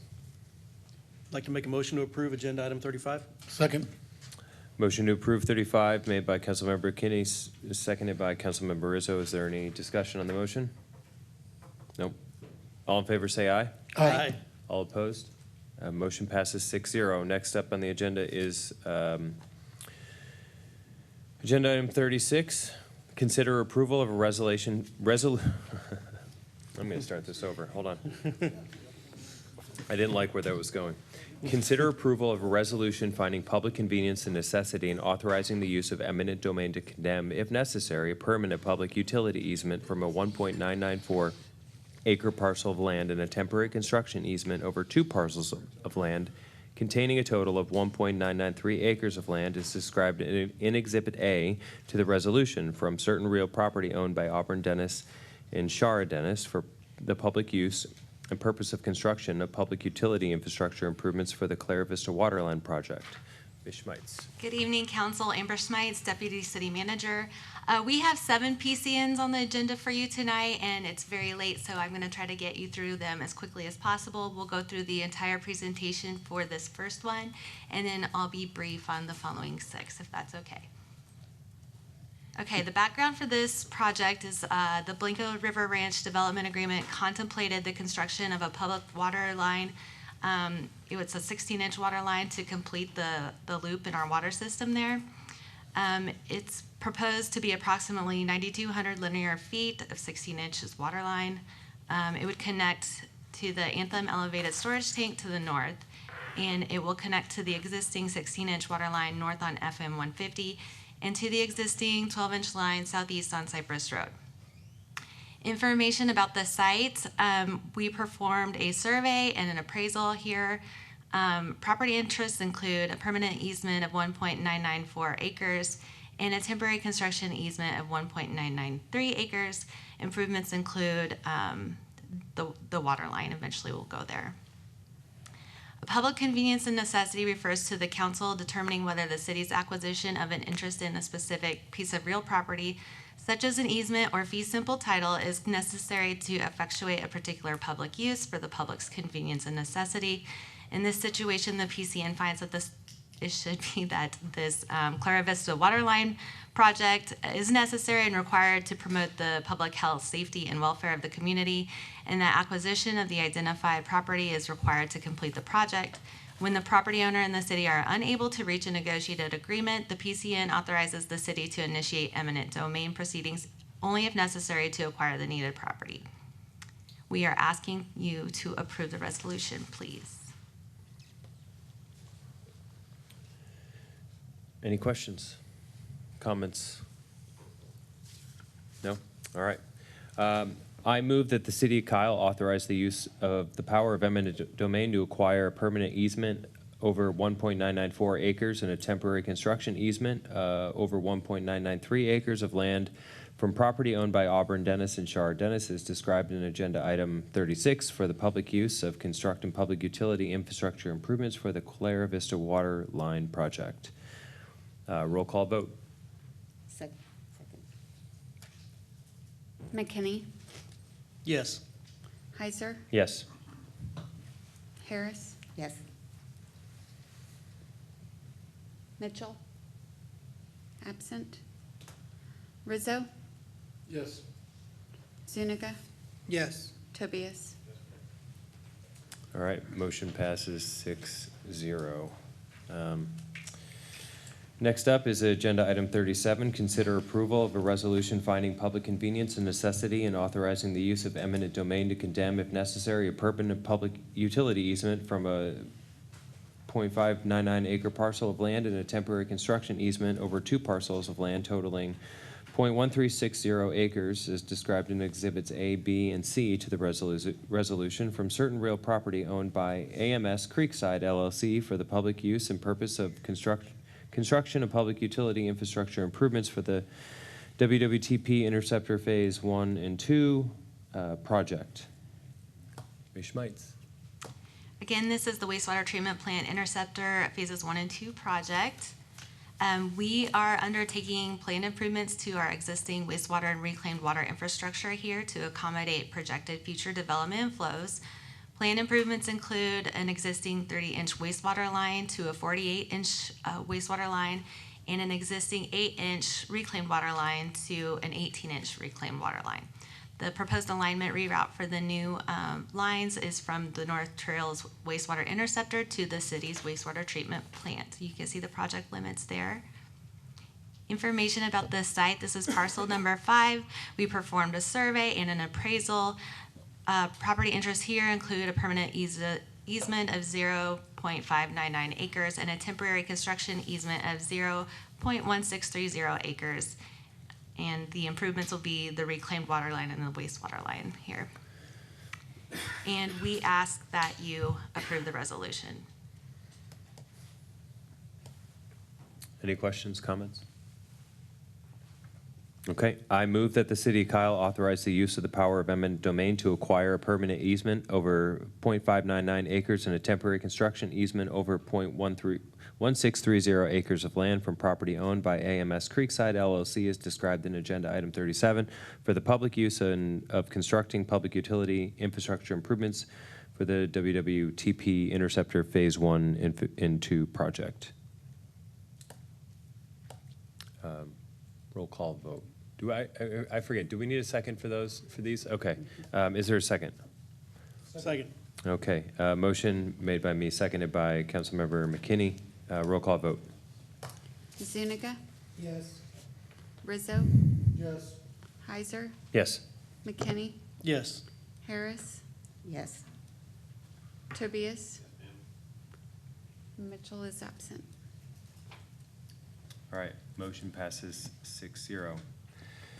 Next up is agenda item 38. Consider approval of a resolution finding public convenience and necessity and authorizing the use of eminent domain to condemn, if necessary, a temporary grading easement from a parcel of land containing 560 square feet as described in Exhibit A to the resolution from certain real property owned by Timothy Allen Kay and Helen Ann Kay for the public use and purpose of construction of public roadway infrastructure improvements for the Center Street On-System project. Ms. Schmeitz. Again, this is the Center Street On-System project. As part of the 2022 road bond projects, it will improve Center Street from Veterans Drive to Main Street. It will expand a 0.4 mile section of Center Street from a 2-lane to a 3-lane to help with traffic flow there. Here are the project limits. Information about this site. Again, we performed a survey and an appraisal here. We are asking for 560 square feet of a temporary grading easement here. And we ask that you pass the resolution. Any questions, comments? No? Okay. I move that the city of Kyle authorize the use of the power of eminent domain to acquire a temporary grading easement over 560 square feet of land from property owned by Timothy Allen Kay and Helen Ann Kay as described in agenda item 38 for the public use of constructing public roadway infrastructure improvements for the Center Street Roadway Improvement Project. Second. All right, motion made by me, seconded by Councilmember Harris. Roll call vote. Rizzo? Aye. McKinney? Yes. Zuniga? Yes. Mitchell? Yes. Heiser? Yes. Tobias? Yes, ma'am. Harris? Yes. All right, motion passes 7-0. Next up is agenda item 39. Consider approval of a resolution finding public convenience and necessity and authorizing the use of eminent domain to condemn, if necessary, fee simple title to a parcel of land containing .135 acres and a temporary grading easement containing .004 acres as described in Exhibits A and A1 to the resolution from certain real property owned by Catherine Kinsella for the public use and purpose of construction of public roadway improvements for the Old Stagecoach Road North project. Ms. Schmeitz. This is for the Old Stagecoach Road North project as part of our 2022 road bond project program. It will improve Old Stagecoach Road North from Six Creeks Boulevard to Veterans Drive. Here is a picture of the project limits. Again, we performed a survey and an appraisal. We need fee simple right-of-way of 0.135 acres and a temporary grading easement of 0.004 acres here. And we ask that you approve the resolution. All right. Anybody? Which was the, when they talked about, in public comment about taking some of the septic, was this the property or is it the K-Poe property? Oh, I think it was 40 or 41. K-Poe's, oh yeah, Yeah. it's 40. Shoot. It's 40, I'm sorry. Okay, sorry. I'll wait for the next one. All right. Anyone else? Nope. I move that the city of Kyle authorize the use of the power of eminent domain to acquire .135 acres of land in fee simple and a temporary grading easement over .004 acres of land from property owned by Catherine Kinsella as described in agenda item 39 for the public use of constructing public roadway improvement projects for the Old Stagecoach Road North Roadway Improvement Project. Second. All right, motion made by me, seconded by Councilmember McKinney. Roll call vote. Mitchell, Yes. Heiser, Yes. Rizzo, Yes. Harris. Yes. Tobias. McKinney, Yes. Zuniga. Yes. All right, motion passes 7-0. Next up is agenda item 40, consider approval of a resolution finding public convenience and necessity and authorizing the use of eminent domain to condemn, if necessary, fee simple title to a parcel of land containing .193 acres and a temporary grading easement containing .023 acres as described in Exhibits A and A1 to the resolution from certain real property owned by KPOG for the public use and purpose of constructing of public roadway improvements for the Old Stagecoach Road North project. Ms. Schmeitz. This is also on Old Stagecoach Road North, part of our 2022 road bond program. It'll improve Old Stagecoach Road North from Six Creeks Boulevard to Veterans Drive. Here's a picture of the project limits. We performed a survey and an appraisal on this property. We are asking for a fee simple right-of-way of 0.193 acres and a temporary grading easement of 0.023 acres for roadway reconstruction here. And we ask that you approve the resolution. Councilmember Rizzo. Yeah, just wanted to make sure, there's a concern about the septic in this property. I want to make sure that did we reach out to the property owners and make sure, is this the Cape one? Yes. Yeah, this is- Yes. Okay, making sure. Just making sure that, what studies did we did to make sure we're not infringing on their septic system? Have we done that, or we haven't gone that far in the process? I'm not aware of any study that we may have performed, but if we disrupt anything, a fence, a septic system, a water line, we will repair it to meet or exceed what was already there. Okay, I think that's what their concern is, making sure that if we're restructuring, the other thing we have to look at when we're looking at this property, making sure they have room for the septic system, because we have ordinances on that, and if they can't put in a septic system because we're taking land from them, they don't have enough land, I don't know how much land is there, but then tying them into city septic, if that's available, an option, and if they're amenable to that as well, I want us to make sure that we're taking a really good hard look at this property and making sure that we're not disrupting these people's lives and leaving them without the wastewater ability. Sure. Absolutely. We certainly understand that, and if there's any damage to any of those facilities, it's compensable. Those are expenses that we would pay for. To make sure You know, they have. you've got, not only do you have the septic system, having room for that, you have to have room for the drain field. I don't know what the requirement now is, half an acre per house for a septic system, I don't know what it is. And if we have to do a waiverance or what, making sure that we don't leave these people out of their home. Yes, sir. We understand. I don't know what those requirements are either, Councilmember, but we'll certainly look at that and make sure if we do damage it in any way or infringe upon it, that it is compensable and take care of them. Absolutely. Thank you, I'd Brian. also like to make comments too. I think we heard from some of the families who came to speak about their properties here. And, something that I heard was how much they've given back to this community over the years. And, trying to preserve some of the history here of Kyle, which they feel very adamant about having. And I'm actually would be okay with, postponing this item so that we could see if there's a better compromise for the effect that they will have on their properties due to the Stagecoach Road. This, passing the PCN tonight doesn't mean that you will file for eminent domain. And stop me if I get over my skis here, but it just gives you the ability to do that in the future. So we can and will continue to negotiate with the property owner about this project.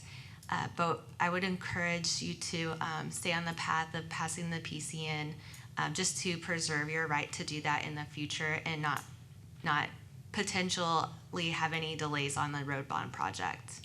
Well, I mean, the thing is that what I hear back from some of the property owners is since they don't have appraisals of what the real value of their utility damages would be, they go at a disadvantage. If eminent domain occurs, they're in a disadvantage because there's not enough time to get all of those things in place.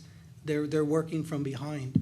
So Right. that's why I have to speak for We'll what I still, hear. we will still have to follow those state and federal mandated timelines as to when we provide them an initial offer letter, how long they have to respond, when we follow up with a final offer letter, how long they have to respond, and we can continue to talk to them.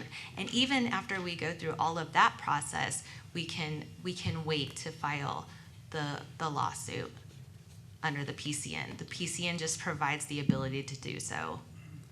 Right. Does that make sense? Yeah, if I could just try to amplify that a little bit, this allows the city to initiate that process. All of those appraisals and the offers that Amber mentioned, those are required to be given prior to any type of condemnation proceeding to be filed. Mr. Sick could address that further if I'm misstating of that. But that's the intent, is the alignment is set. We understand no one wants to provide their property. We understand that and respect it. We want to be respectful as we enter into their properties and have these discussions and talk about these issues. But this is the alignment of the roadway. This property is directly in that alignment. And to proceed with the project in the timeframes that we've talked about, this is necessary. So that's the item that we have before you. I certainly understand the feedback that you've gotten and can sympathize with that, but this is the project this is the piece of property, one of the pieces of property that's necessary to move this project forward. I've got a comment. How long have we been talking about this road project? 2 years, 3 years? We've been talking about Old Stagecoach since, I believe, 2016, 2017. It's been identified in our transportation master plan, and we've gone through several iterations. It's been many years. So it's not a surprise to anybody? No, ma'am. And since '22, it was a approved project that the voters authorized. We did try to look at a different alignment. Unfortunately, those discussions were unsuccessful about where the alignment was going to go. So the decision has been made to use the existing alignment and simply expand the roadway in the existing alignment that's there. It goes back It's as been far many as years. 2009, that far. And it stopped right at Center Street and then so forth. So if you can kind of see where the development is from Stagecoach to where you start hitting right at the corner all the way down to 5 Mile Dam, that's how long it's been.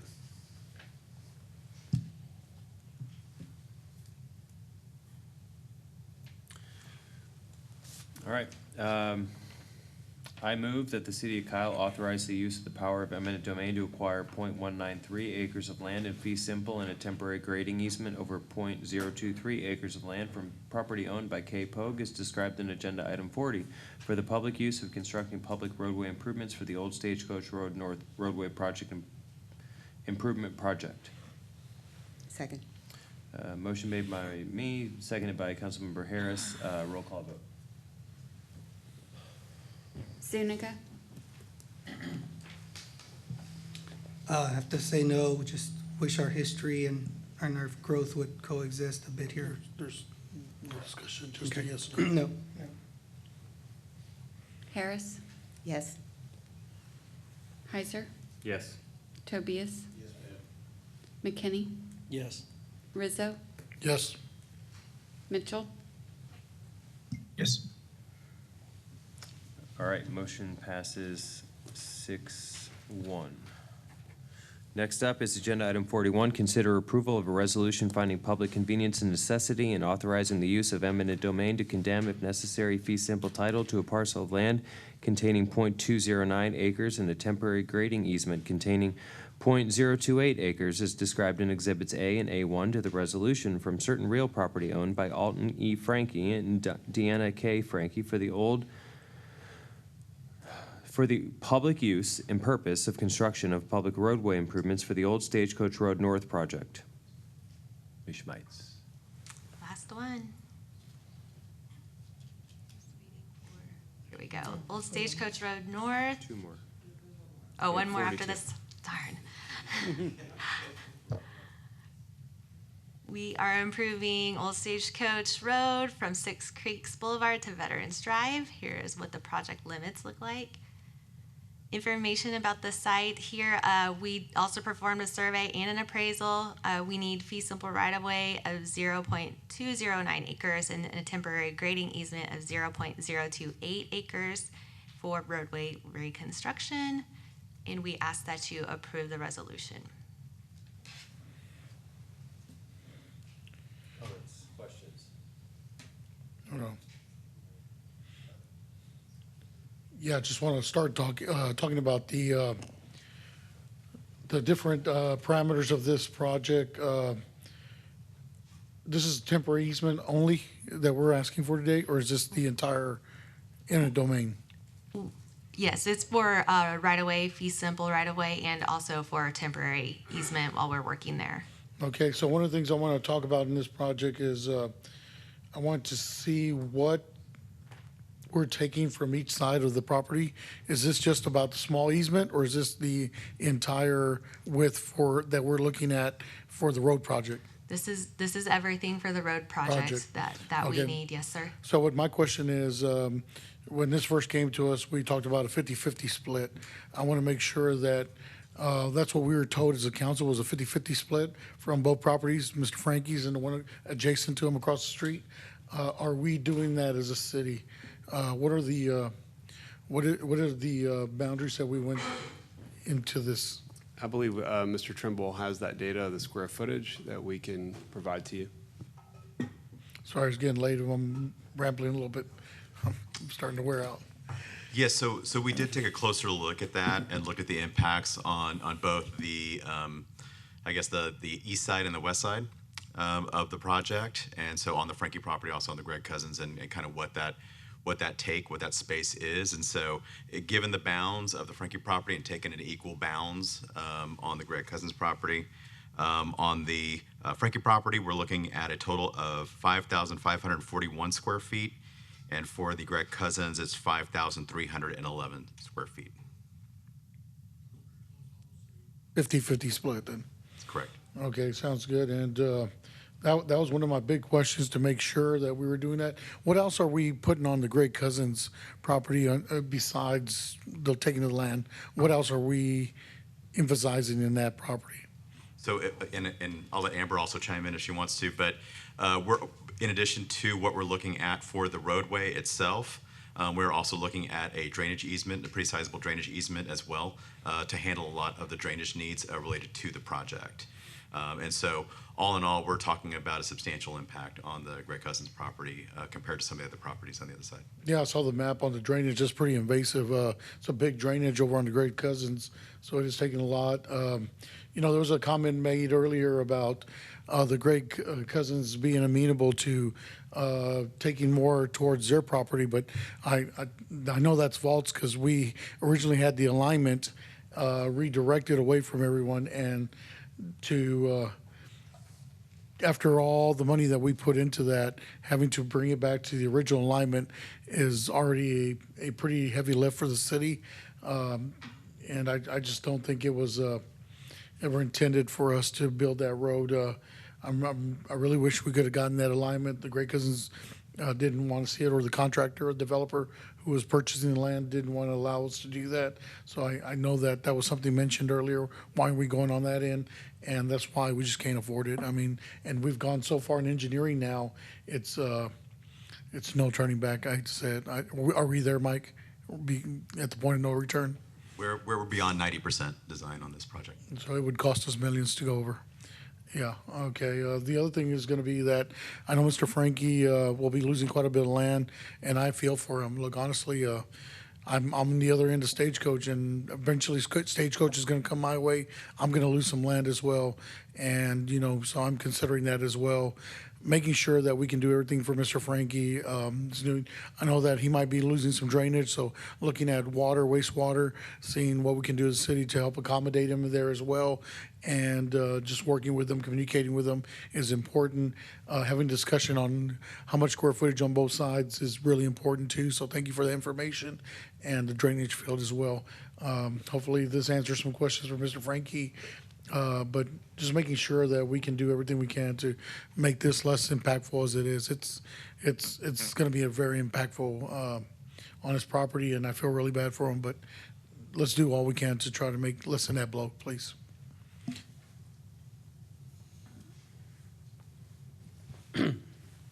Well, just another concern that, I know it's getting late, I'll just make it quick. One of the concerns that brought up to me was, you know, when we do this road alignment, we're gonna remove some of the utilities, the gas, the water, the wastewater. So they're kind of left with not knowing where they will reconnect since they're not in city limits. Sure. While we might not have the exact details of that now, we will not let their service be interrupted. So with any of the utilities, water, gas, electric, we will ensure that they have constant service connection, and then whatever we do, we will restore fully on the property.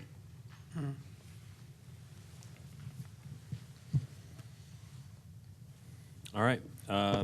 With that, I move that the city of Kyle authorize the use of the power of eminent domain to acquire .209 acres of land in fee simple and a temporary grading easement over .028 acres of land from property owned by Alton E. Frankie and Deanna K. Frankie as described in Agenda Item 41 for the public use of constructing public roadway improvements for the Old Stagecoach Road North Roadway Improvement Project. Do I have a second? Second. All right, motion to approve made by me, seconded by Councilmember McKinney. Roll call vote. Heiser, Yes. Mitchell, Yes. McKinney, Yes. Zuniga, Nay.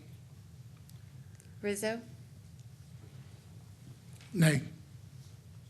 Harris, Yes. Tobias. All right, motion passes 5-2. Next up is Agenda Item 42. Consider approval of a resolution finding public convenience and necessity and authorizing the use of eminent domain to condemn, if necessary, fee simple title to a parcel of land containing 4.053 acres, a drainage easement over 7.808 acres, and a temporary easement containing .045 acres as described in Exhibits A, A1, A2 to the resolution from certain real property owned by Greg Cousins LLC for the public use and purpose of construction of public roadway and drainage improvements for the Old Stagecoach Road North Roadway Improvement Project. We Ms. are Schmeitz. still on Old Stagecoach Road North, improving the road from Six Creeks Boulevard to Veterans Drive. Here are the project limits. Here's the Greg Cousins tract that we were discussing. We performed a survey and an appraisal here. We need to acquire fee simple right-of-way of 4.053 acres. We need a drainage easement of 7.808 acres and a temporary easement of 0.045 acres. And then improvements within the right-of-way and easement include roadway reconstruction and drainage. And we ask that you approve the resolution.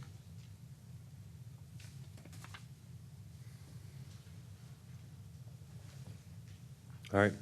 I move that the city of Kyle authorize the use of the power of eminent domain to acquire 4.035 acres of land in fee simple, a drainage easement over 7.808 acres, and a temporary easement over .045 acres, all from property owned by Greg Cousins LLC as described in Agenda Item 42 for the public use of constructing public roadway and drainage improvements for the Old Stagecoach Road North Roadway Improvement Project.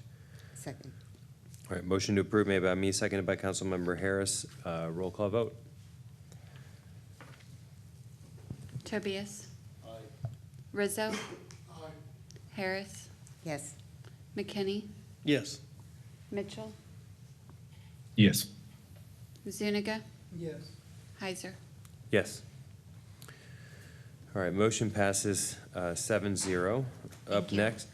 Up next is Agenda Item 43, consider approval of a construction contract with Walsh Construction Company, LLC, DBA Archer Western for the WWTP Earlier Works Package in the amount of $57,136,100 plus a 5% contingency of $2,856,805 for a total contract amount not to exceed $59,992,905. Mr. Murphy. So good morning, council. Mike Murphy, Director of Water Utility. Jesse made me say that. Anyhow, so if you remember about 9 months ago, we hired STV engineers to upgrade our wastewater treatment plant. Currently, it's at 4.5 million gallons per day.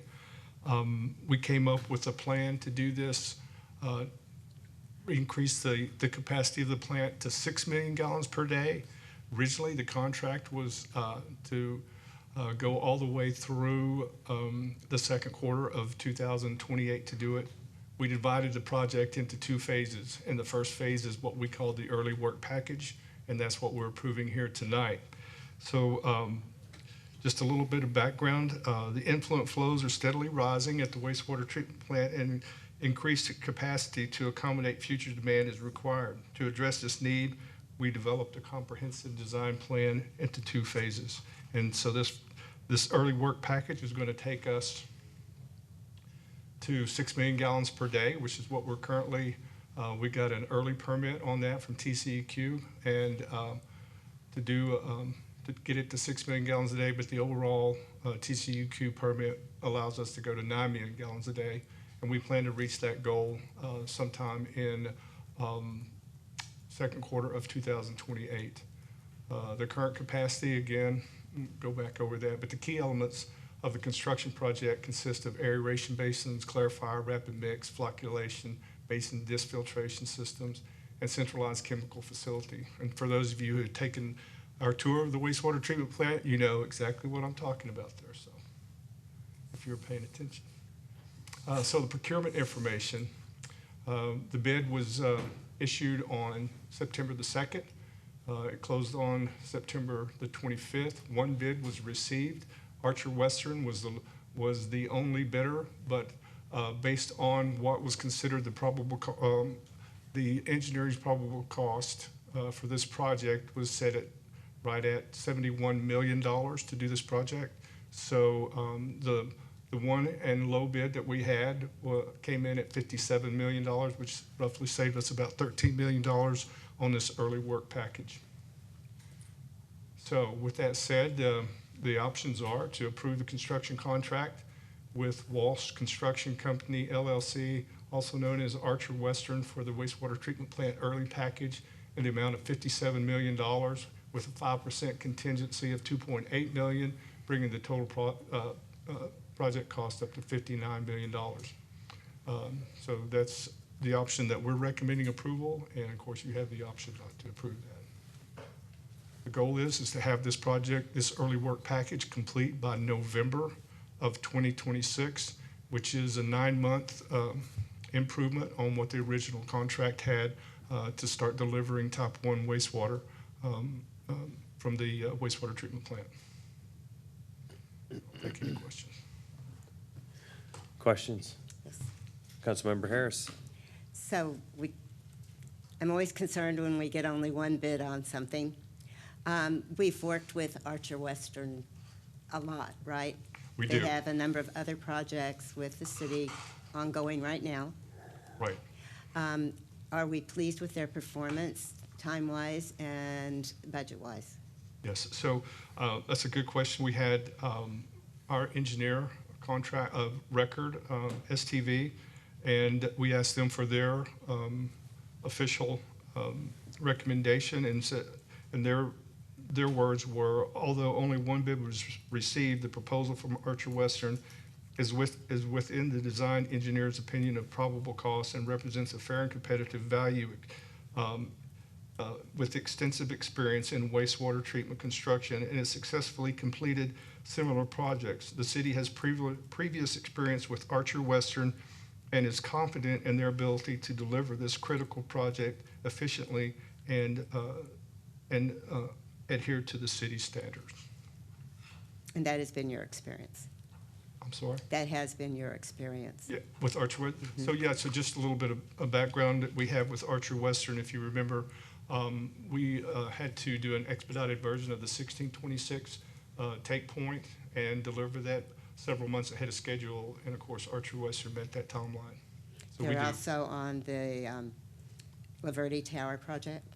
Yes, that's phase 2 of the same project. Yes, ma'am.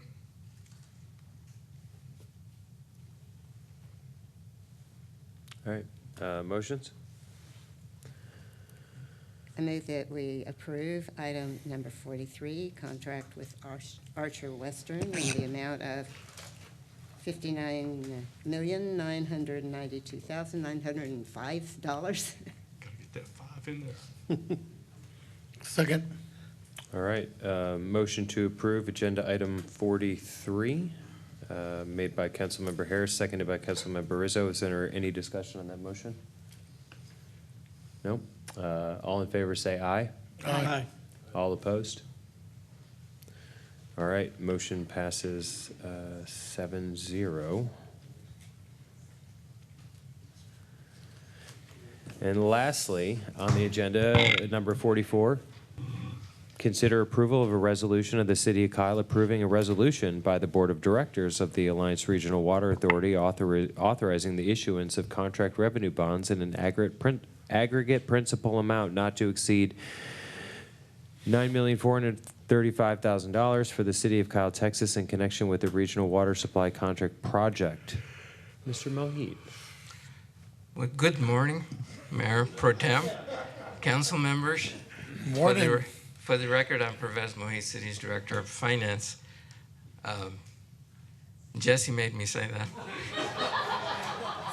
Jesse, it's morning. Did you bring the coffee and donuts?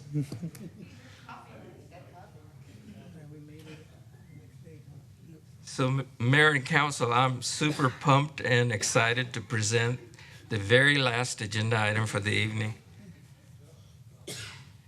So this item, Council, is a resolution for your approval. As you know, City of Kyle is one of the participating sponsor entity in the Alliance Regional Water Authority system. In January of 2008, the city approved and executed a regional water supply contract with the authority for the financing, construction, and operation of water supply projects with ARWA. The city's overall agreed upon share of contribution of its share of cost is at 28.17%. So as funding needs arise, the City of Kyle requests the authority to issue contract revenue bonds to cover the city's share of contribution for financing water supply contracts or projects. These bonds are typically paid back over a 30-year period. The annual debt service, which includes principal and interest, amounts that are due each year are paid from the city's water utility system or through the water rates. Since 2015, the City Council has authorized the authority to issue contract revenue bonds on its behalf for the following original principal amounts for a city's share of capital expenditures. So since 2015, ARWA has issued on the city's behalf a total of $123,650,000 in contract revenue bonds. This does not include the $9.4 million staff is requesting your approval for tonight. Of that, $112,970,000 remains outstanding in principal. So the approval of the resolution before you will authorize the authority to issue contract revenue bonds in an aggregate principal amount of $9,435,000 for the city's share of contribution for financing cost of water supply projects. These bonds will be paid back over a 30-year period. The average amount of principal and interest that will be due on these bonds is approximately $535,800 per year. The funding source for the annual debt service, principal and interest, will be from the city's water utility system or the water rates. So in summary, the principal amount of bonds that you are being asked to authorize tonight for ARWA to issue on the city's behalf is $9,435,000. The interest cost over the 30-year period will add up to $6,640,991.92 for a total principal and interest back over the 30-year period, $16,075,991.92. With that, as staff always does for you, council, we have three options. Approve the resolution. Option 2, deny approval of resolution.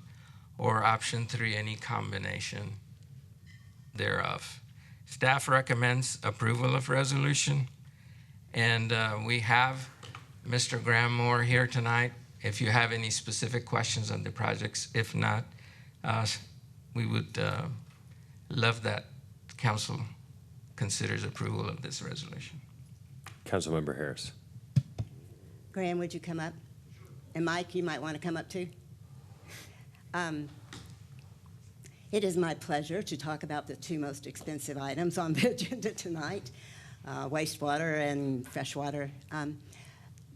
This amount for ARWA will include going into phase 2 into the new well field. Is that correct? Or is it just finishing out the phase 1?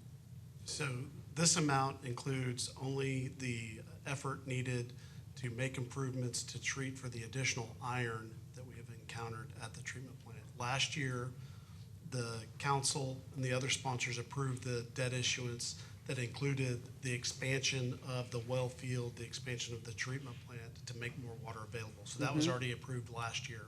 That's in process of being designed. This And that's already adds- bonded?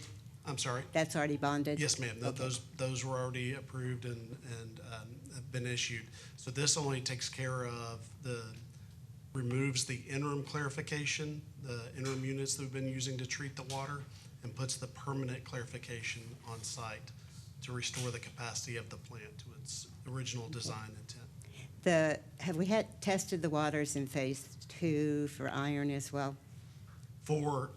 So we call phase 2 a little bit different. So Okay, the phase new 1C, field. 1D is the expansion.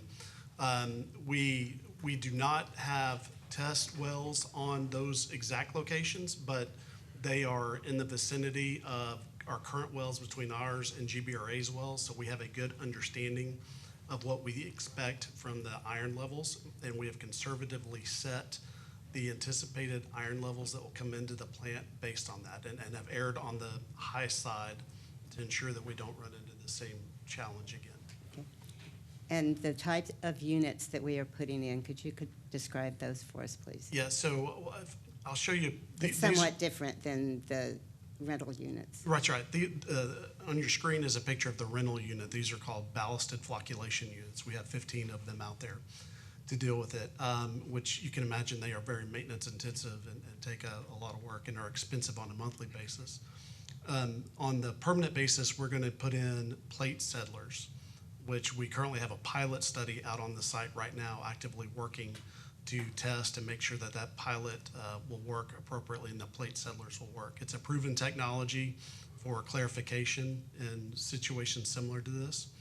And so there'll be concrete structures in ground with mechanical plates and then a vacuum collection system on the bottom. So it's a very standard type of a system in both water and wastewater applications. And these bonds will be issued through ARWA? That's correct, yeah. So Alliance Regional Water Authority, we issue all of the debt on behalf of our sponsors, and then by our contract, the city has an obligation to pay us back, and we in turn make the bond payments every year. Thank you. Yes, water is expensive, Yes, ma'am. as the Nueces people told us. So having multiple sources and being on top of the issues is absolutely primary for us, and it's costly. There is no doubt about it. Thank you. Mike, do you have anything you'd like to add to that? Okay. Well, I was looking at Mike, and he was looking at Robert, so that was not what I needed. Mayor Okay. Pro Tem? Yes. I had a comment. Go ahead. Okay, you interrupted. Sorry. Just wanted to reiterate something you said. You had a guesstimate on the expansion on the iron levels. I definitely would feel better if we had something better in a guesstimate between the two areas. I want to make sure that we're drilling and we're testing to what we're going to get. Look, honestly, the iron thing has been something that's kept me up at night, knowing the costs that we're adding to this system, making sure that we're doing our due diligence and getting the next phase right is going to be important to me. So if we could, even if it's a cost, it'd be less of a cost than what it would be later to have to go down this route. If you understand what I'm saying. Yes, sir, I do. We will certainly test as early as we can, and once we drill those well locations. Again, I think based on the history we now have on our wells, as well as the GBRA wells, which sit down dip, so further downstream of us in that aquifer, we have a much better understanding of what the iron levels can be in that area. And again, we've sat much more on the conservative side in those values. Yeah, because we're reeling from our water heights, putting the system on. The bill's finally due on all this, right? And we're paying that, but I want to make sure we're not putting a heavier burden or heavier lift on our residents, because we've already had a rate increase in water for our in-city and our out-of-city residents, making sure we're not doing anything that later on is going to be a gotcha moment for them as well. So doing our due diligence, Brian, to make sure we are following the right path and doing everything we can to keep the costs as low as possible. Yes, sir. Just to remind the council, Dr. Harris, myself, Mr. Murphy, we all sit on the board and work with Graham, the other board members, and this is a very important issue for us as board members. I know for Graham as the executive director and for the rest of the board. We certainly take it very seriously and are taking lots of steps to make sure that we plan this properly, and I believe we have done that. So we're excited to get moving with this phase of the project. I appreciate it, Graham. Thank you very much. And there have been some issues with timeliness on the completion of projects. We now have construction manager at risk that will manage that timeliness for us and other risks. So I think that is a big step. And some incentives to assure the completion of the projects, either on time or ahead of time. Right, yeah, we do have some early completion bonuses that the contractor can meet by getting rid of the temporary units earlier and completion of the remaining balance of the construction earlier. So that they are very intrigued by the early completion bonus options that we've offered to them. And there's some penalties if they go And we over. also have significant liquidated damages if they miss their schedules as well. Yes, So I think that will help dramatically, along with the construction manager at risk. And who's the owner rep on that? What firm? The owner, we don't have a direct owner's representative. The design engineer is Kimley Horn Engineers with STV as a major subconsultant, and then we recently contracted with the Haskell Group as the construction manager at risk on the project. Haskell, so the owner reps Haskell, yeah. Yeah, they're the Seymour. Okay, cool. Thank you, appreciate it. Sir. Thank you. Mayor Mitchell. I just want to say on this, maybe the last thing I say, but Graham, I appreciate your work on this project. And I know the last time you were here was a tense discussion as we were trying to get water delivered to the city. But I appreciate all your efforts, and also to Councilmember Harris and the other board members. Thank you for your diligence to try to work to resolve these issues. I know how challenging it could all be, and how many different players there are that are involved in these projects, and that can cause some frustration because you may feel like others aren't carrying their weight, and as a result things are falling on you. But really, at the end of the day, this is about delivery of a very important project. And so just thank you. I mean, this is decades long, and so I think we've got the right team in place, and I'm appreciative. Thank you. Mayor Pro Temp, I'd like to make a motion to approve agenda item 44. Second. All right, motion to approve 44 made by Councilmember Zuniga, seconded by Councilmember Harris. Is there any discussion on that motion? No? All in favor say aye. Aye. All opposed? No.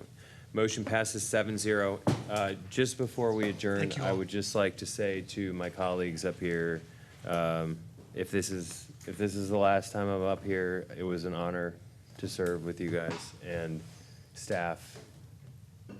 You guys are awesome. Thank you so much. You guys are the best, so thank you. Motion to adjourn? So moved.